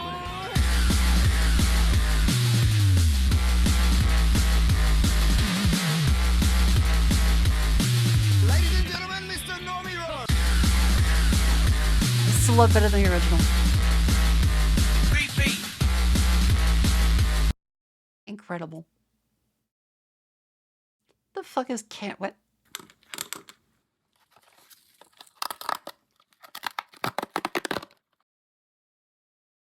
Yeah, this is satisfying. Hang on, we're gonna play this one. Hang on, this is very satisfying.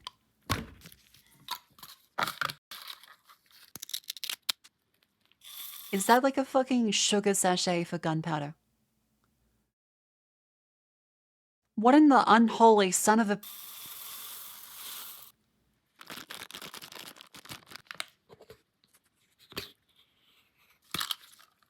A spicy Nescafe.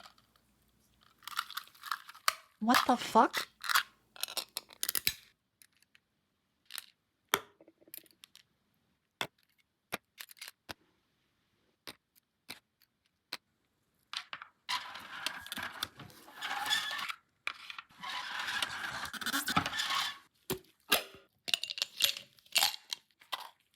Okay, that's cool.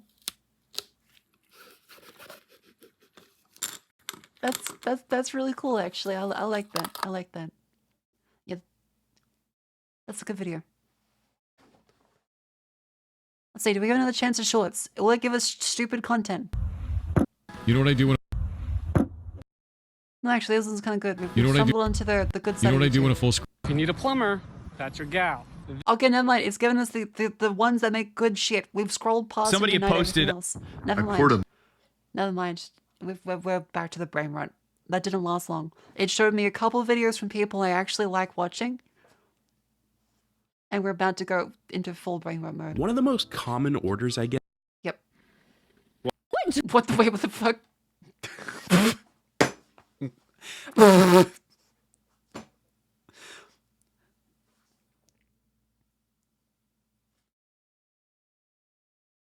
This poor guy. This poor guy. I'm not sure how this is gonna progress. Do I want YouTube to think, oh, hang on, feed her more schizo shit. Quick, she wants more schizophrenia. I'm not sure I want to play this. What? Shh. Luna, great.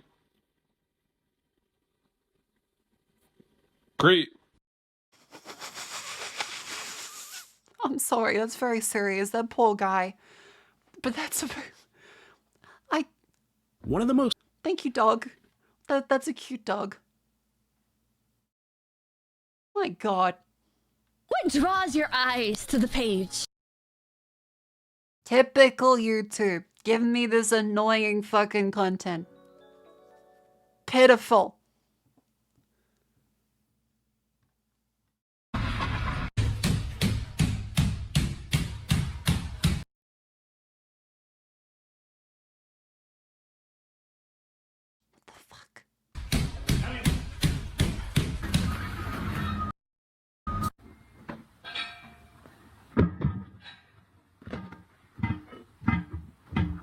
Oh, oh, his back is doomed. Like his back is gone.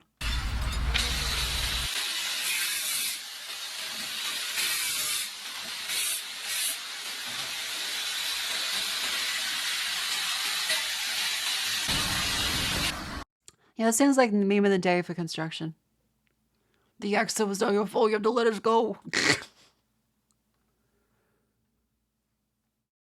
Okay, Can you not fucking... I want to say anything else. I don't want news. I'm watching anything but news right now.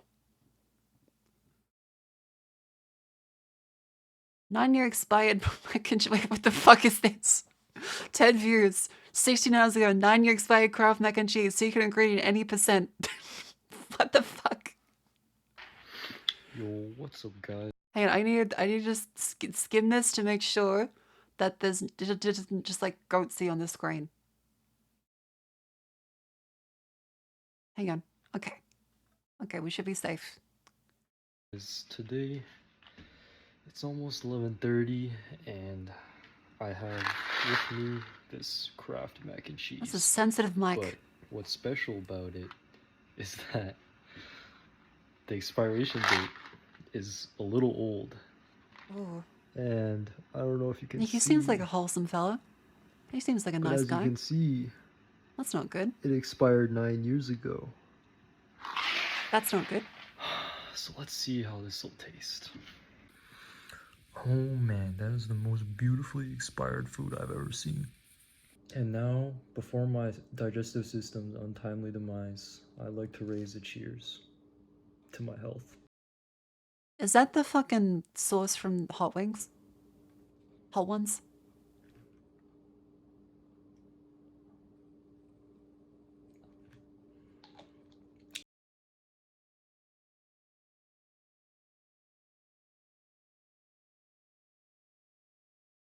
Did he...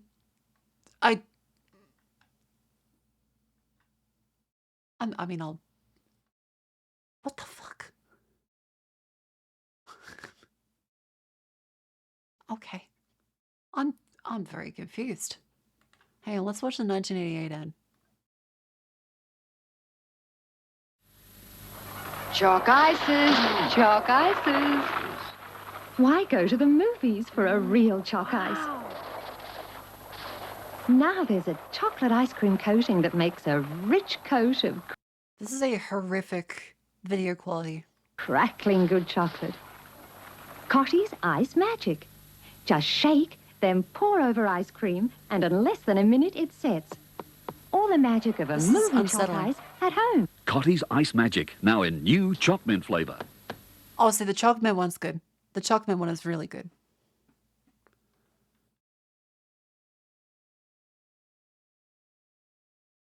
The chalk mint one is great. What the fuck am I getting recommended? What am I getting recommended? Why is it here? Okay, that's enough for me. 5 foods better in an air fryer. Finally. Do you see the crazy? Yes, I've said we're not talking about it. There is nothing that can be added by my commentary on that. It's a very sensitive situation. And we're going to talk about literally anything else.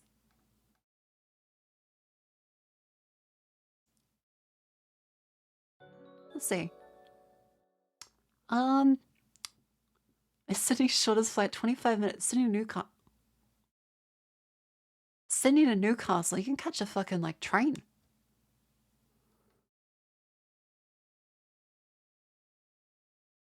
Also, he's not Josh Go Slow. You're on a fucking plane for 25 minutes.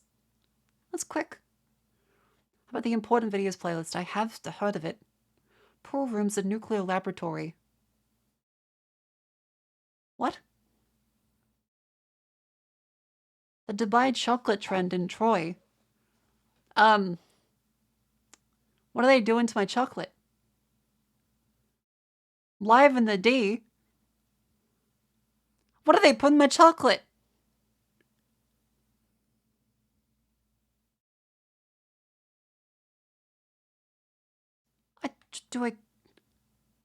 One of the biggest foodie crazes on TikTok is I'm not gonna get up for that. I do that too. the Dubai chocolate bar. I trust her more now. I'm ready. You ready? All right. Well, like the name suggests, it originated in Dubai, but you can get a taste right in our own backyard. And I found one of the first places Like, to what offer the it fuck in is our it? area. Let's head to Troy to Farhat Sweets. What the fuck? Anybody board the white jacket bottoms of your east? Come see me, please. It started probably during the month of Ramadan, where my wife told me, look at this new trend that's on TikTok. And I kind of ignored it. You guys, wow, this is so good. But what the fuck is inside of it? What? No, no, no, no, no, no, no, no, no, no, no, no, no, no. What the fuck was that? That's grass. You're eating straw. That's not chocolate. So. That's not chocolate. She's fucking on the hashish. Good. But with TikTok videos like these getting millions of likes, I knew it was gonna be good, but I didn't know it was gonna be this good. It was hard to ignore. Whoa. Oh my god. We've had phone call after phone call after phone call like, hey, do you guys make the Dubai chocolate? And the fucked up thing is, I can't have any of this because they're in fucking Dubai. And I was like, okay, now it's time to listen to my wife for once and do what she told me. And that's what we did. So what exactly is the Dubai chocolate?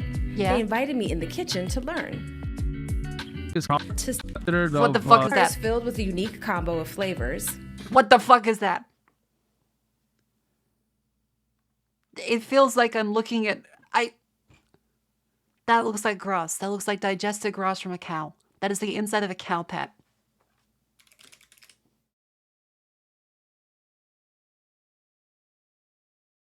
That is literally just the inside of a cow pat.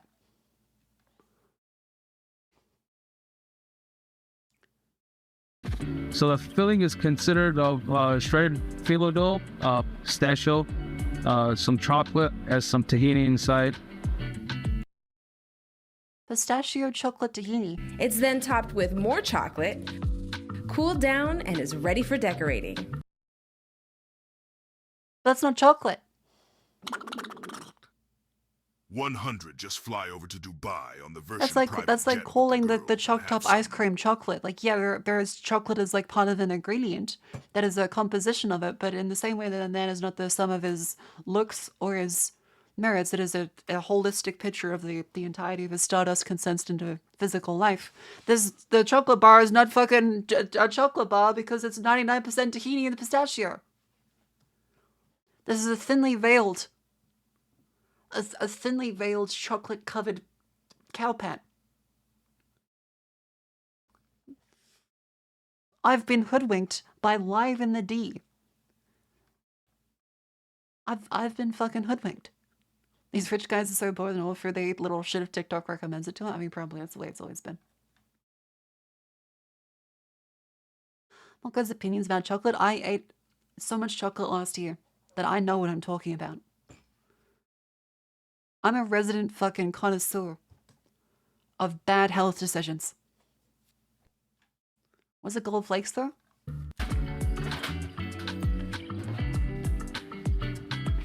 How am I doing? Perfect. I feel like artistic skill cooled down and is ready for decorating. And even I use my artistic skills to add some zhuzh. Zhuzh? How am I doing?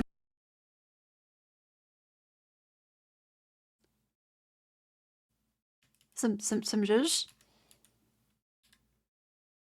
I like the geometric patterns, but that's not chocolate. That's wet. that's wet. That is at best a treat. That is at best a kind of treat. That looks like cow shit. I mean, it's good, presumably, but it's not chocolate. Like, you wouldn't point to a cake and say, that's egg. You would say there is egg in it.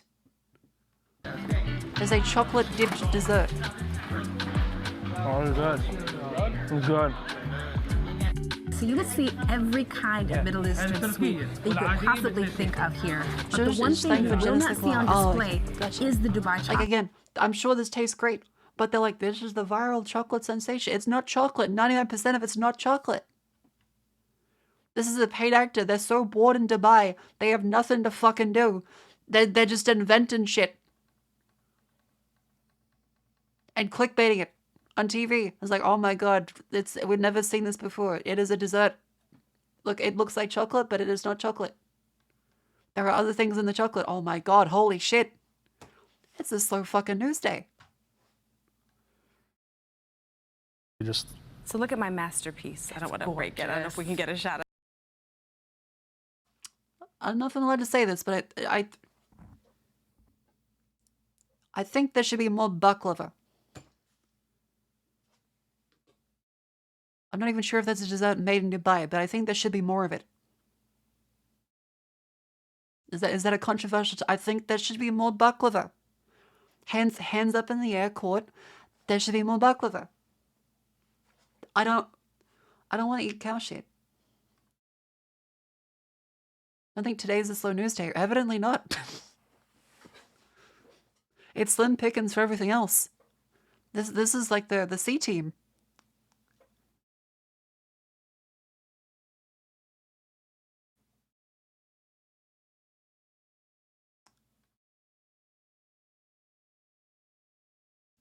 Anyway, let's go into something else.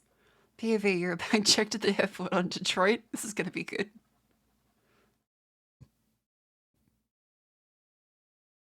Oh, okay. Speaking of like the health and safety things, remember that cow poo from the tab? No, we'll go back to it at some point.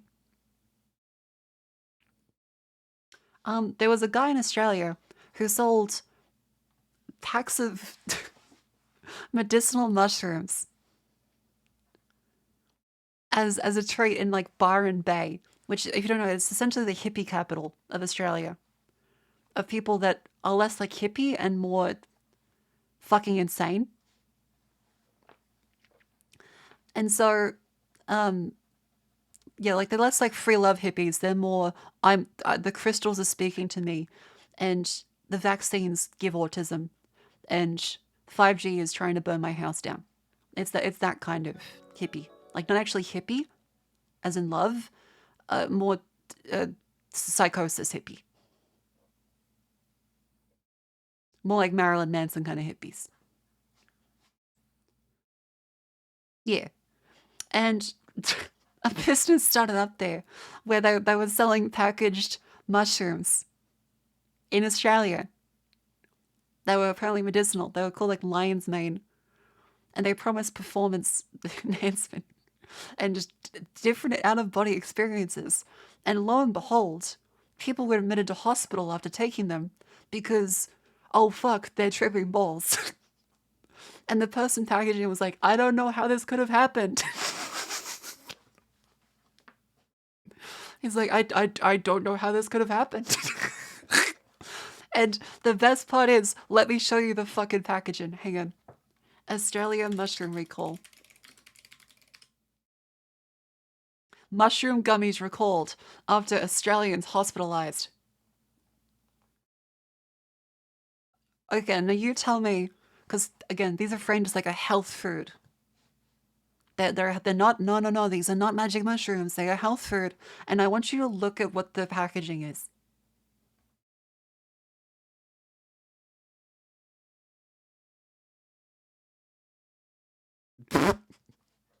Like, oh, it's actually a cordyceps and lion's mane.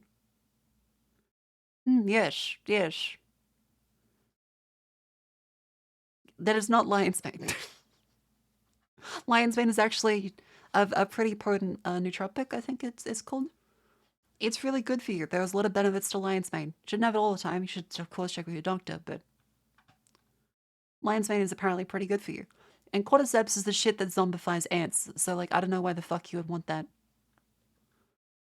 Yeah, experiencing unexpected toxicity. Other food symptoms include seizure-like activity, anxiety, drowsiness, a loss of consciousness, and a racing heart. They're trying to figure out what exactly might be making people sick. A male in his teens has been found in an unresponsive state after ingesting several gummies. He's now recovered.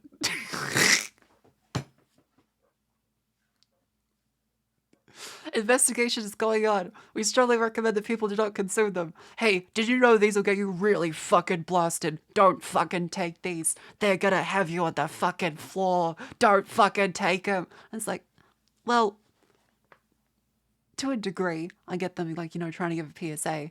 But the people that are buying mushrooms from fucking Byron Bay are not gonna be like, oh fuck, I better burn these illegal drugs. Like, okay, I got poisoned by fucking Datura spinach when there was a contamination of nightshades, Datura, in the spinach supply in Australia. And I had horrible dreams for days. It was not a good time. I don't recommend seeking that packet out either. It was a couple of years ago, I think. Thankfully, it wasn't much, but it was not a fun time. I felt very sick.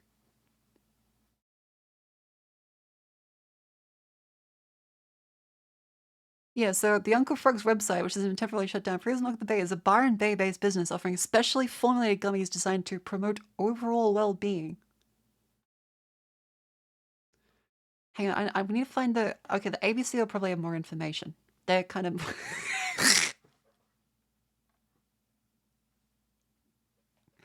Did they market it with fucking GTA in the background? Did they really market it with fucking GTA? I think it's AI-generated GTA OCs. Perth woman Laura Jones heard about a new type of mushroom going that might help her anxiety. She jumped at what she thought was a natural solution. I've got young kids. I suffer with anxiety. I thought it would help. Her husband saw an advertisement on Uncle Frog mushroom gummies on Facebook and purchased some for the health-conscious couple. I'm not one of the Byron Bay hippies that would ever take a hallucinogenic gummy. Motherfucker, this is the packaging.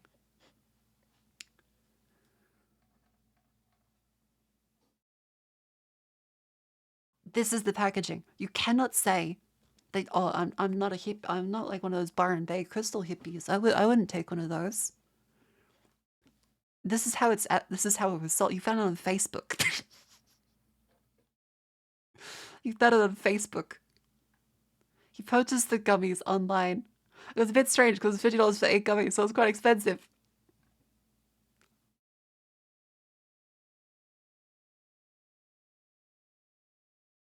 Did that not fucking click?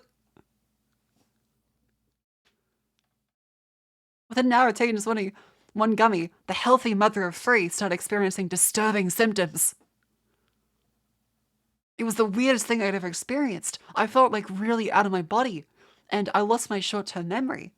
It was a feeling of impending doom.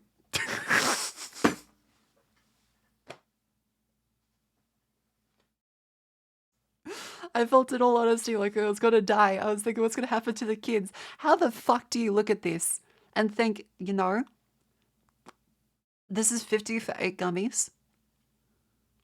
This has got to be some legal drugs. This has got to be legal. There's nothing happening. Yeah, she had a bad trip because if she is genuinely that stupid to say that and think, yeah, that's got to be an all-natural remedy, then she probably did have a bad trip from not realizing she was going to be high.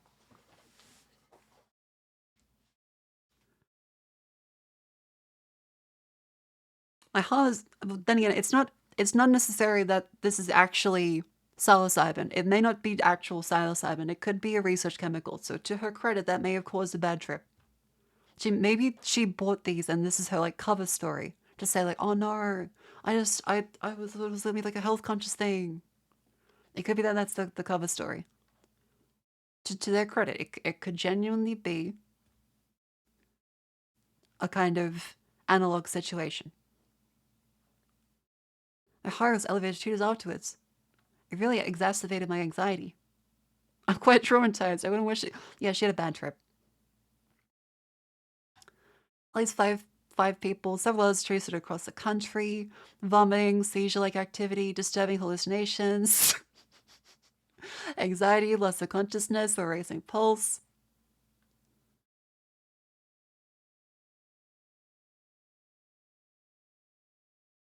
Mate, that's how they were sent.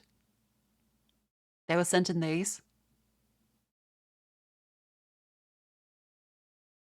that they were sent in these packaging. Okay, first of all, they look like this, and they're sent in these mailers. If you see these mailers, 100% of the time, they are probably drugs. I don't think I've seen people use these legitimately at this big of a scale without them being probably drugs.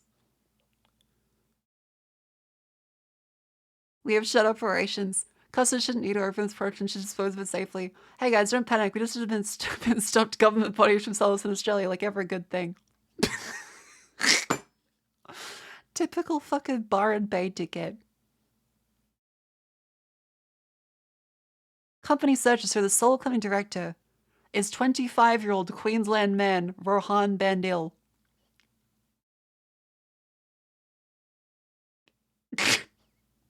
He was only responsible for sales and distribution. Right. Okay, wait. So he didn't make them. He imported them.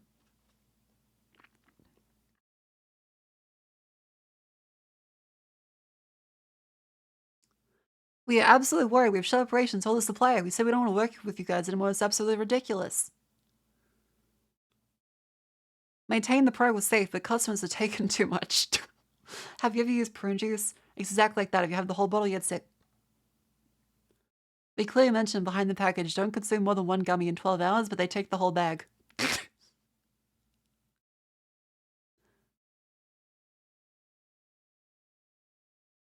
Oh, wait.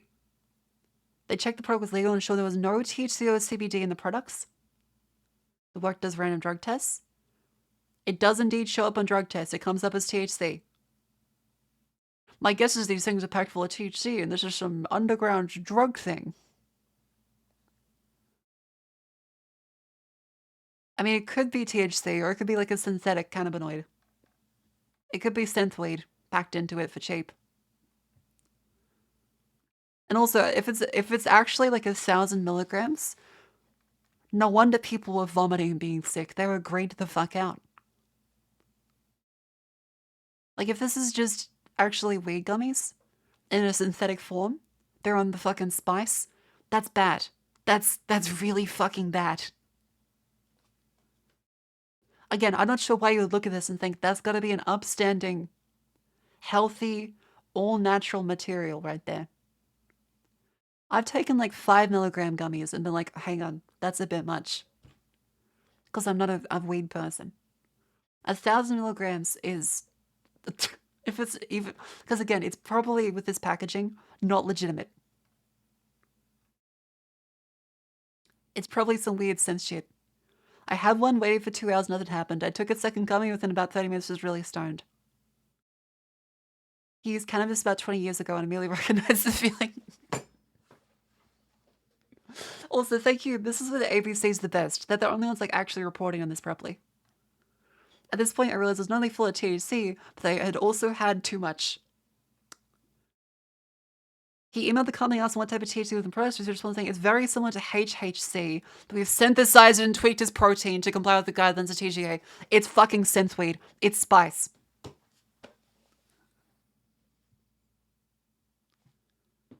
It's HHC.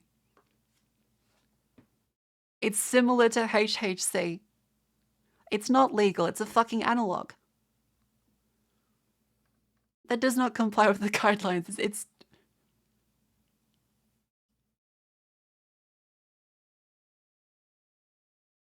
the guy called him up and said, hello, it's Uncle Frog calling. Okay, imagine being high and you get a phone call and it's like, hello, it's Uncle Frog calling. Okay, so let's look at, okay, if we see the HHC effects.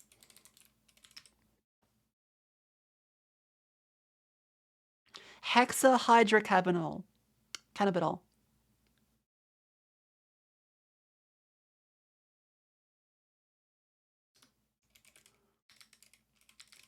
Let's see.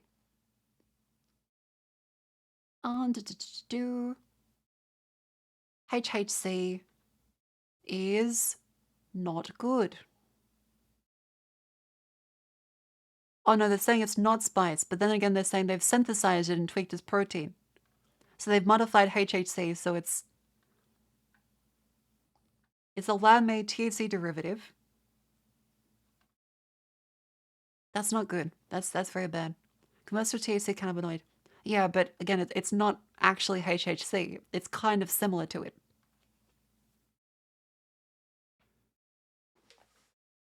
They still comply with each new license has new laws. No, we have analog laws in Australia. Like, it doesn't matter if it's not particularly written down. We have all analogs. A lot of weed influencers are recommending it. I don't think you should listen to someone who says they're a weed influencer. Like, do you... That's just a fucking drug dealer. Well, people are so uppity now that I'm like, oh, I'm a drug dealer. Like, no, I'm your local meth influencer. Fucking say you're a crackhead. Like, actually, I'm an opiate influencer. No, you're on fucking Fent. What do you mean weed influencers are talking about this? What are they saying? Dude. This is like, really? Whoa. And then they go back to not having a job and sitting on the couch and assuring us that they are not addicted. A Fent priest. An open source dispenser. So that's honorable. Okay, here's someone saying they tried HHC.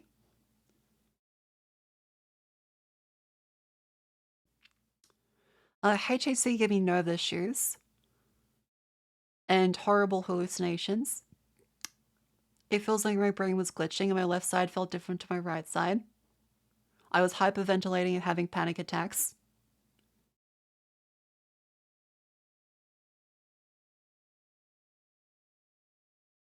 Ouch. Yeah, it seems like it's just way more potent than THC. Tried spice once, literally hallucinate the grudge girl behind you. Yeah, don't do synthetic weed. Reading chat, I'm reading a Reddit fucking thread from a guy who's like, yeah, I did HHC. It's not good. I kept freaking out, thinking it was a haunted show, I was about to die. One side feels warmer, even when sober. That's not good. Yeah, I wouldn't be having synthetic weeds from random gummies. That's a bad idea. Don't do that. Company claims independent testing. When asked if he sent the email and made phone calls, Mr. Bandel said, "My job was just to sell and distribute the product. I'm hearing this for the first time." Oh my god, if this guy really started up a company because someone overseas contacted him and said, "Hey, can you sell these mushrooms?" He's either a really bad liar or a complete idiot. This is like a step above, like, being a Mexican drug mule. This is a step above shoving cocaine and balloons up your asshole. This is starting a business under your name to sell the drugs for a random boom. Like, you know what? This is the first I'm hearing about these problems. That is insane. They commissioned independent testing to show there's no THC. Yeah, that's because that's not fucking THC.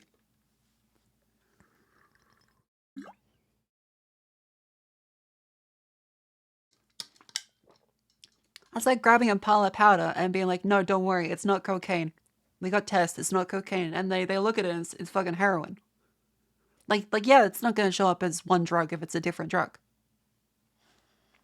Jeez. We bring it legally to Australia. We supply everything. Those are no concern, so we do the extra testing ourselves.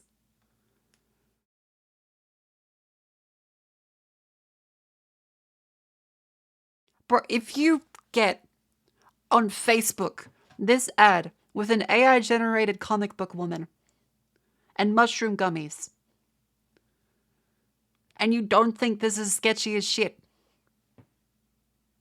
you deserve the machine elves getting angry at you. I don't know what to tell you. The gnomes are gonna disassemble you psychically. I don't know what else to fucking tell you. You're gonna wake up like the ship of Theseus. You will be forever changed by that moment in time. Except they're not even mushrooms? Yeah, it's not even mushrooms, it's fucking HHC. And not even HHC, it's a synthetic altered protein of the fucking HHC. Jesus Christ. It was struggling to keep up with demand. Bro. He actually says bro in official company communications. This is the consequence of hustle bro culture. Like, you have a dude who probably read too many influencer courses telling him, bro, start a business and sell product. You can get it from someone else. And he's just gotten drugs.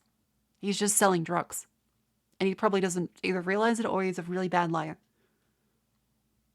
Bro, this time, 10 times people ordered and we were prepared 3 times max. Had to hire an agency to pack and send the orders. Another customer spoke to the ABC, said she felt like she had a bad ketamine trip. After consuming the gummies, I got bad headaches, extreme paranoia like someone was out to kill me. There was a crippling weight on my chest so I couldn't escape, nausea and impaired motor functions. Yet that sounds like being horrifically stoned in like a bad way.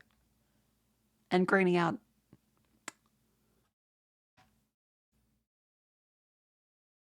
Yep.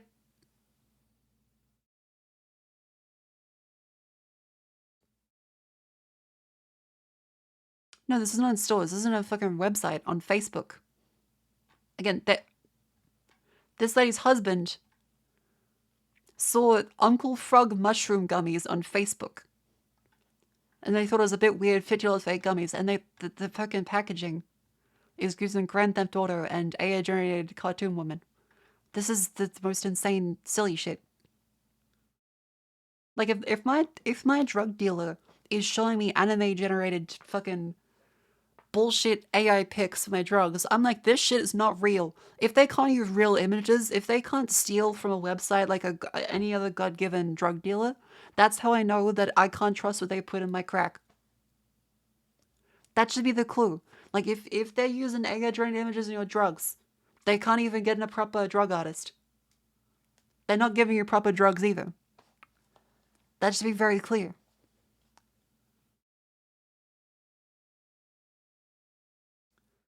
Yeah, that's the warning sign. Like, would you buy crack from someone who uses AI-generated pictures? Probably not. That's a bad idea. Do not buy crack from that person. Yeah, it's an indicator of the effort they put in. Very minimal.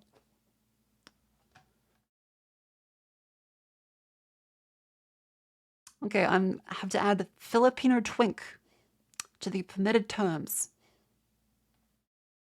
Close parentheses.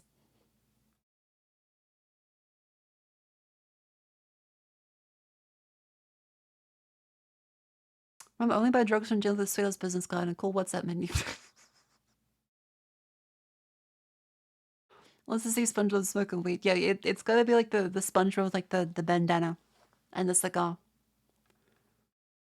We'll get the first drug selling VTuber. I don't know, but it'll be in time.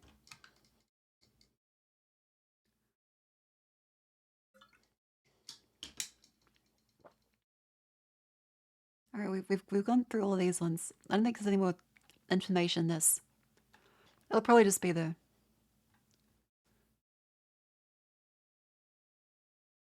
Yeah, it'll probably be. Wait. Uncle Frog said his source cordyceps from the US and has many health benefits, but consuming the whole bag could sometimes make people feel weird. Right. Major pharmaceutical companies having VTubers. I don't. Who wants to be the No, Mari would just be the Purdue family VTuber. Oh, Fent. Is there a VTuber that's a bong? I did not know that. Having just ate the whole bag at once. If you're buying that, you would just eat the whole bag. No one would not. Simply put, there is not a single person who is going to be buying those and thinking, yeah, let's not eat the whole bag. It's very obviously a drug thing. Who wouldn't trust someone named Uncle Frog? I think we've gone over a nice bit of yaps.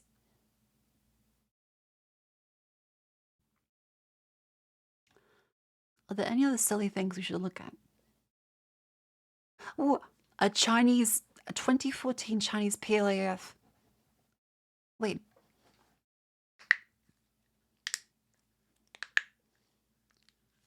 Hang on. Oh, Steve. That's the People's Liberation Army Air Force, I think. Yeah, chat, remember, you know what will not contain THC and HHC, but does contain high levels of caffeine and other nootropics? Gamersupps. Use code YAP for 10% off of your order.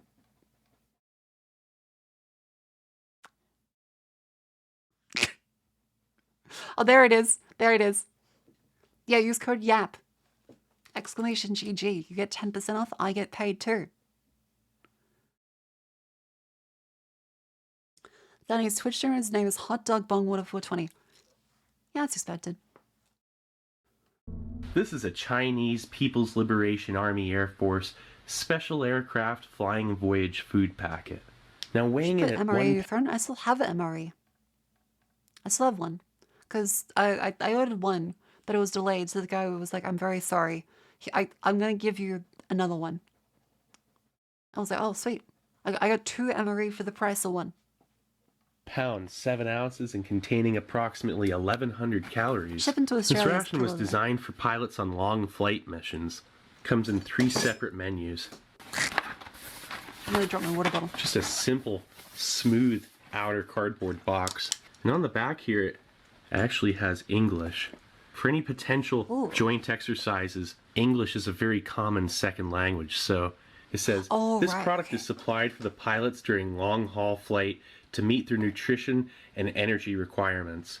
Each meal contains energy of 1,000 to 1,100 calories with rich variety of foods in addition to newly developed anti-fatigue protein bar and chocolate wafer have been equipped in the meal. The ration is mainly supplied for early warning aircraft, electronic reconnaissance, electronic jamming aircraft, transport, and so on.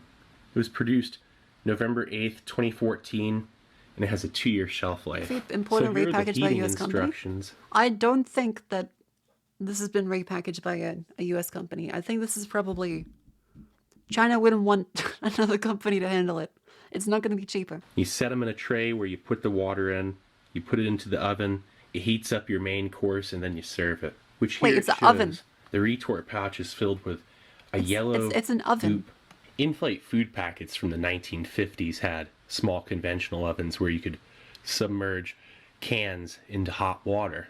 This is very similar. Pretty much the same exact thing, except instead of cans, it's retort pouches. This ration fits into the PLA's long voyage food classification, which means it's for flying missions over 3 hours long, and it's convenient to prepare and eat. So let's check it out. J-Lo Powertrain Canada. Oh. So here's your main course. It's a 250 gram... What is the anti-fatigue chocolate? Retort pouch of what could be white there? rice and red bean. Feels a little dry at the bottom. It could Definitely be going to let that cook for about It 10 to could be 15 minutes in boiling the water HHC. set in that retort. And a little 40 gram pack of chocolate wafers.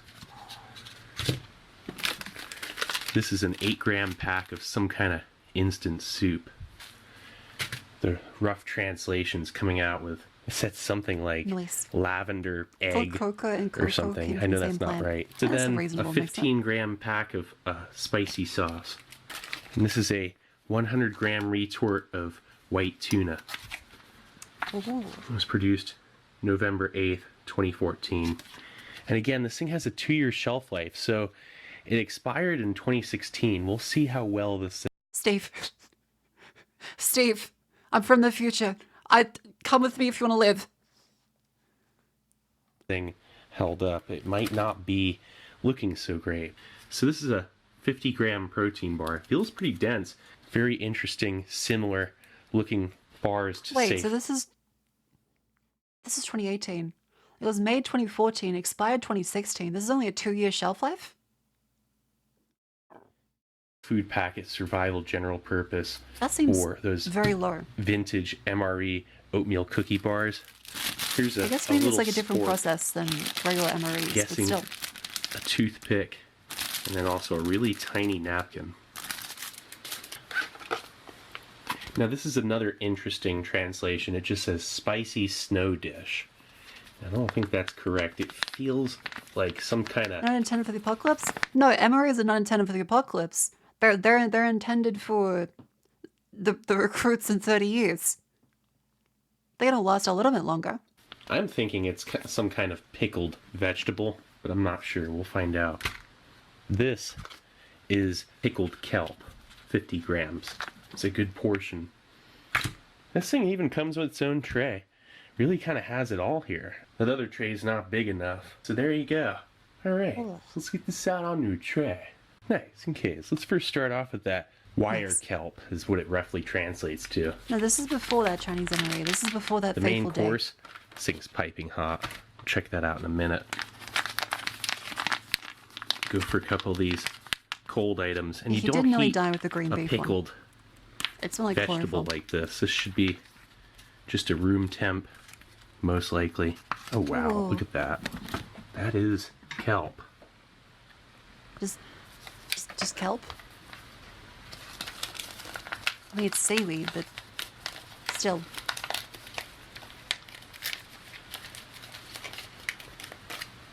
Wow, that's a little bit exotic. Go ahead and check out the white tuna. Nice 100-gram pack of pure protein. Give that tuna a good slap. There we go. Steve. Steve. Steve.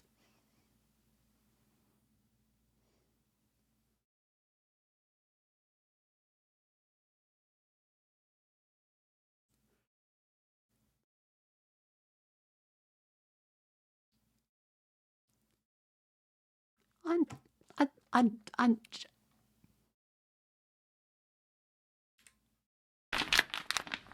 Give that tuna a good slap. There we go.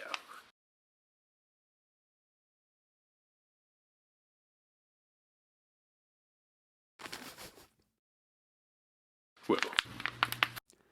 Look, I just there's no look. Look. Ooh. Look. That's some kind of dry. You know, the tuna. Ooh. It has a nice sour smell. It says it's white tuna. Doesn't look very white.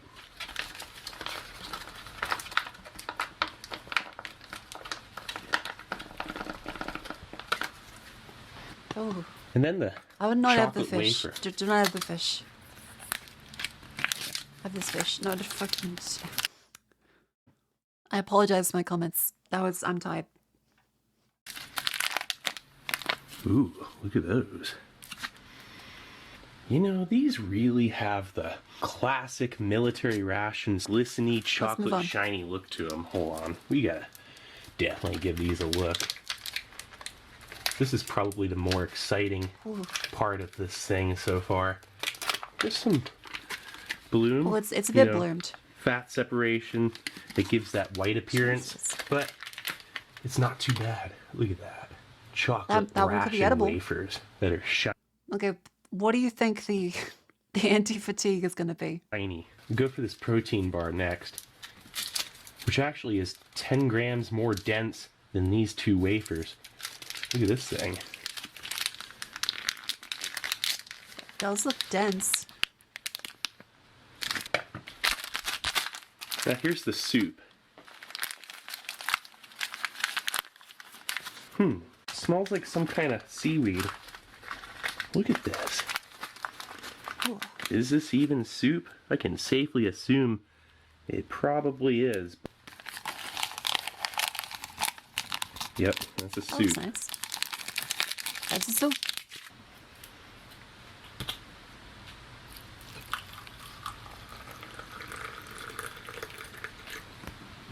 Yeah, it's emery. Kind of. Look at this little spork. It doesn't be in a plane. See how strong it A is. spork. Hey, not bad. You could really launch some peas with that thing. And then here's a toothpick, which probably gonna need it after eating these greens. Oh yeah, fuck, they'll get stuck all over your teeth. Look at that soup. Nice. That's some sort of chicken seaweed soup, is what it looks That's like. what one was. Chicken. Did it? Like, did it? did that spork one was? Green It's fucking onion, 2014 China. seaweed. So let's see what this is. Had a little bit of a rough time with the translation, so it's a little bit of a surprise. Spork is an old But I design. think it's a Oh, okay. pickled vegetable. Oh yeah, look at that. That looks like... Oh wow, that's a spicy green. Look at that. Hi. Hello, welcome A in. lot of stalk. Maybe like 50-50 ratio of actual leaf to stem or stalk. Whatever that is. And I believe that's maybe collard greens. But that is fascinating. Look at that. You get your greens, you get your protein and some chocolate and protein bars and soup. Let's check out this red bean. That feels still very hot to touch. It's the China-India border clash. It's still fucking nuts. Same like the catapult video was Looking also pretty really good. funny. Smells alright too. It smells fresh. Tide Shark, how much longer will we stream? I'm not sure. I think I finished the video. But I'm feeling the fatigue. Look at that. I'm gonna hold off on putting that spicy sauce on right away, but there it is. I'm gonna check out this main course first. This rice looks a little dry. Now the Australian pack gives you And Vegemite it is. and some M&Ms. Extremely. It's about a year and a half And past Meagering. the expiration date, and based off the texture and how it's dry, it tastes it too. Okay, the red bean adds that sweetness, slight granular. Like, I'm just going to eat the red bean center and put the sauce on the white rice part. The red bean isn't too dry, and that part's almost I like wouldn't eat the dessert. It expired really rice, is. though. That's delicious. That will kill you. Before I go much further here, And then go it ahead is and Steve. let me check it out with this sauce here. Which, oh yeah, put the entire thing on this side. It's a spicy oil sauce. Maybe a little soy. That's fantastic. Just that little bit I tasted that's very spicy. That'll do the trick. A perfect Won't that be like gochujang? Gochujang. I'm sorry. I'm not sure if I pronounced it correctly. savory and salty, but extremely intense, spicy flavor. Actually, this is the spiciest sauce I've ever had in a ration. Now it's very good. The rice Chinese on one. its own. Oh, the Lao Gan Ma. Is it the Lao Gan Ma?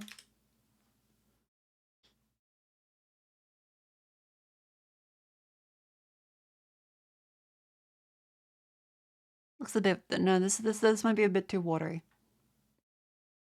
Dry and bland. Throw some of the spicy sauce on it. I mean, geez, actually, you know what? If I saved Like, some am I more of that dangerous? red They were bean, found to have traces there of we lead. go. Oh fuck. Okay.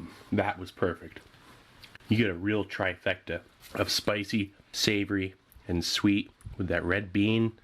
Put that sauce on there. This just totally transformed that dry rice into way more. That was most unexpected. Let's check out this, some sort of collard or mustard green.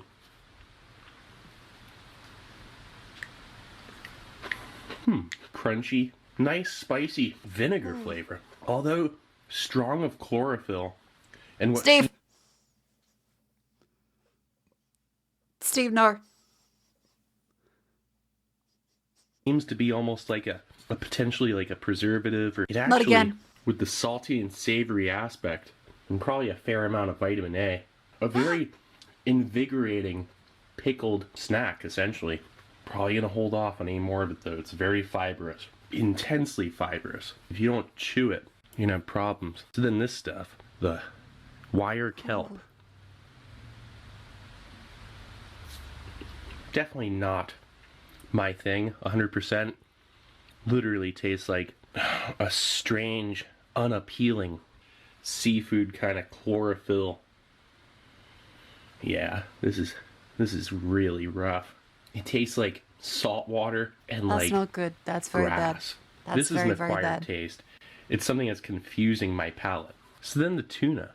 Chlorophyll, none of them to cry about? No, as in, if it smells that much like chlorophyll, when he did eat another Chinese ration, I was like, man, that smells like chlorophyll, and then nearly killed him for 6 months.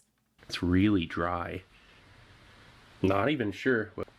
Take Yeah, a thanks, Madam Reese. small I mean, bite. probably. Sorry, It'd be some cheaper fell and on also my more hand. available. Oh, it seems fine, but it's not very appetizing. It's just like a very low grade. Yeah, the infamous kinda, green pork. Oh, that's stinky tasting. This is just a funky aftertaste. No, that's not very good, actually. It's expired tuna, wash Steve. it down with some goop soup. Couldn't really put my finger on what kind of title of soup here. You know, that's not the most appealing appearance right there. Yeah, I suppose. Oh wow, Soups look kinda this scary stuff like right that. here, oh, it just fell right back in the cup. Oh, there's just a seaweed in that doesn't even want to go down. It just keeps getting caught in my throat. My apologies. That is not, also, my palate is not adjusted. So let's check out the protein bar. My palate is not adjusted. Nice and dense. Oh, jeez. He's too polite.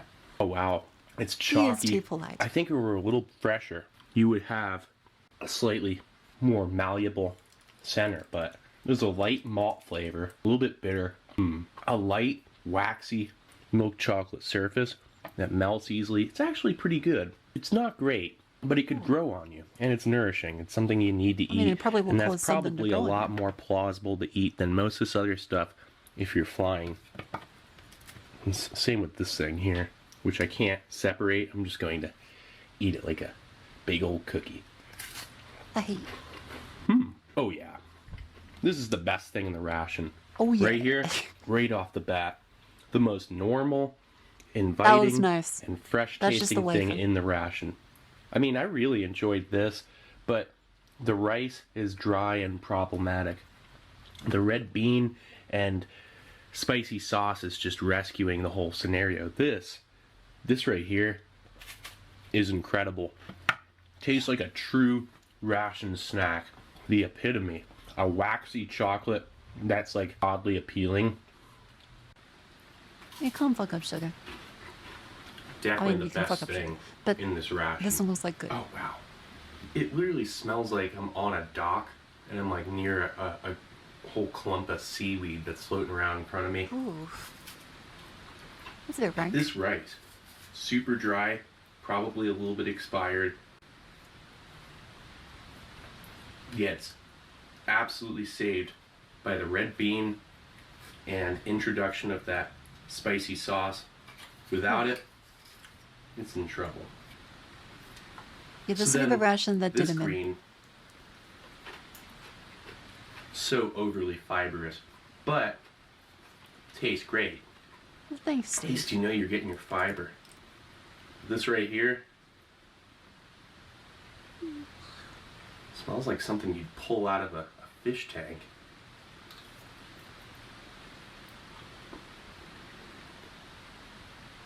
Let's see, let's see. It has an oddly refreshing flavor. We were just trying This to right leave it going here, sick. We did watch that definitely one. can finish this up. That was the Chinese MRE. Check out MRE Zone. He gave me this ration. Definitely check out his shop. He's got free shipping in the U.S. He has a lot of It's not going to be free to Australia. interesting rations. That was a good video to wind down for the This night. protein bar, Love you, Steve.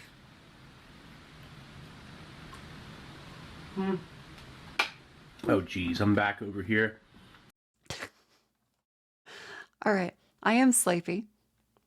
Tomorrow's going to be my break day. Thank you all for entertaining me while I was sleepy and late stream. I hope you all enjoyed. I'll see you all Tuesday, where I'll be doing Ring Fit, as well as some games. And some yapping. Thank you all very much for coming. Let's see.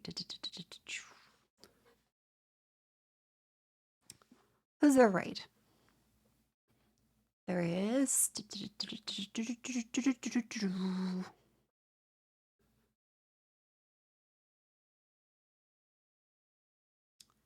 Ho ho ho. There's fucking. There's Tenma, there's Saru. There's May. Tenma's playing Minecraft. Snuffy's live. Trashing on her peanuts. Okay. Saru's playing Mass Effect. There is Anatomy sleeping. Yeah, Snuffy's good. I like Snuffy.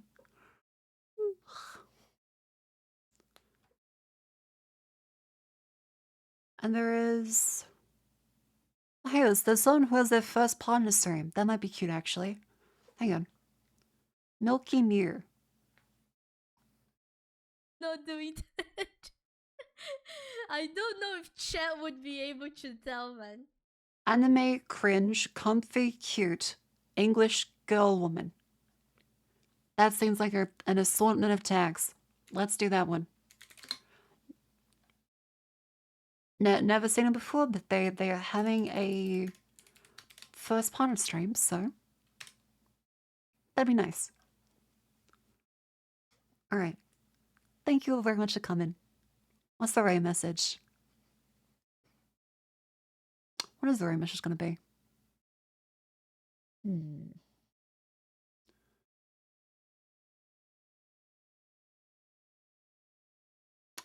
I guess we can like wish her well. Bass Pro Shop. Actually, no, that Bass Pro Shop Pyramid. That's the message. Thank you all very much for coming to stream. Pardon me. I will see you all not tomorrow, as I'll be with my sister, having some ice cream and relaxing. But not really. I'll do work during the day. Okay, I'll try to not do too much work during the day.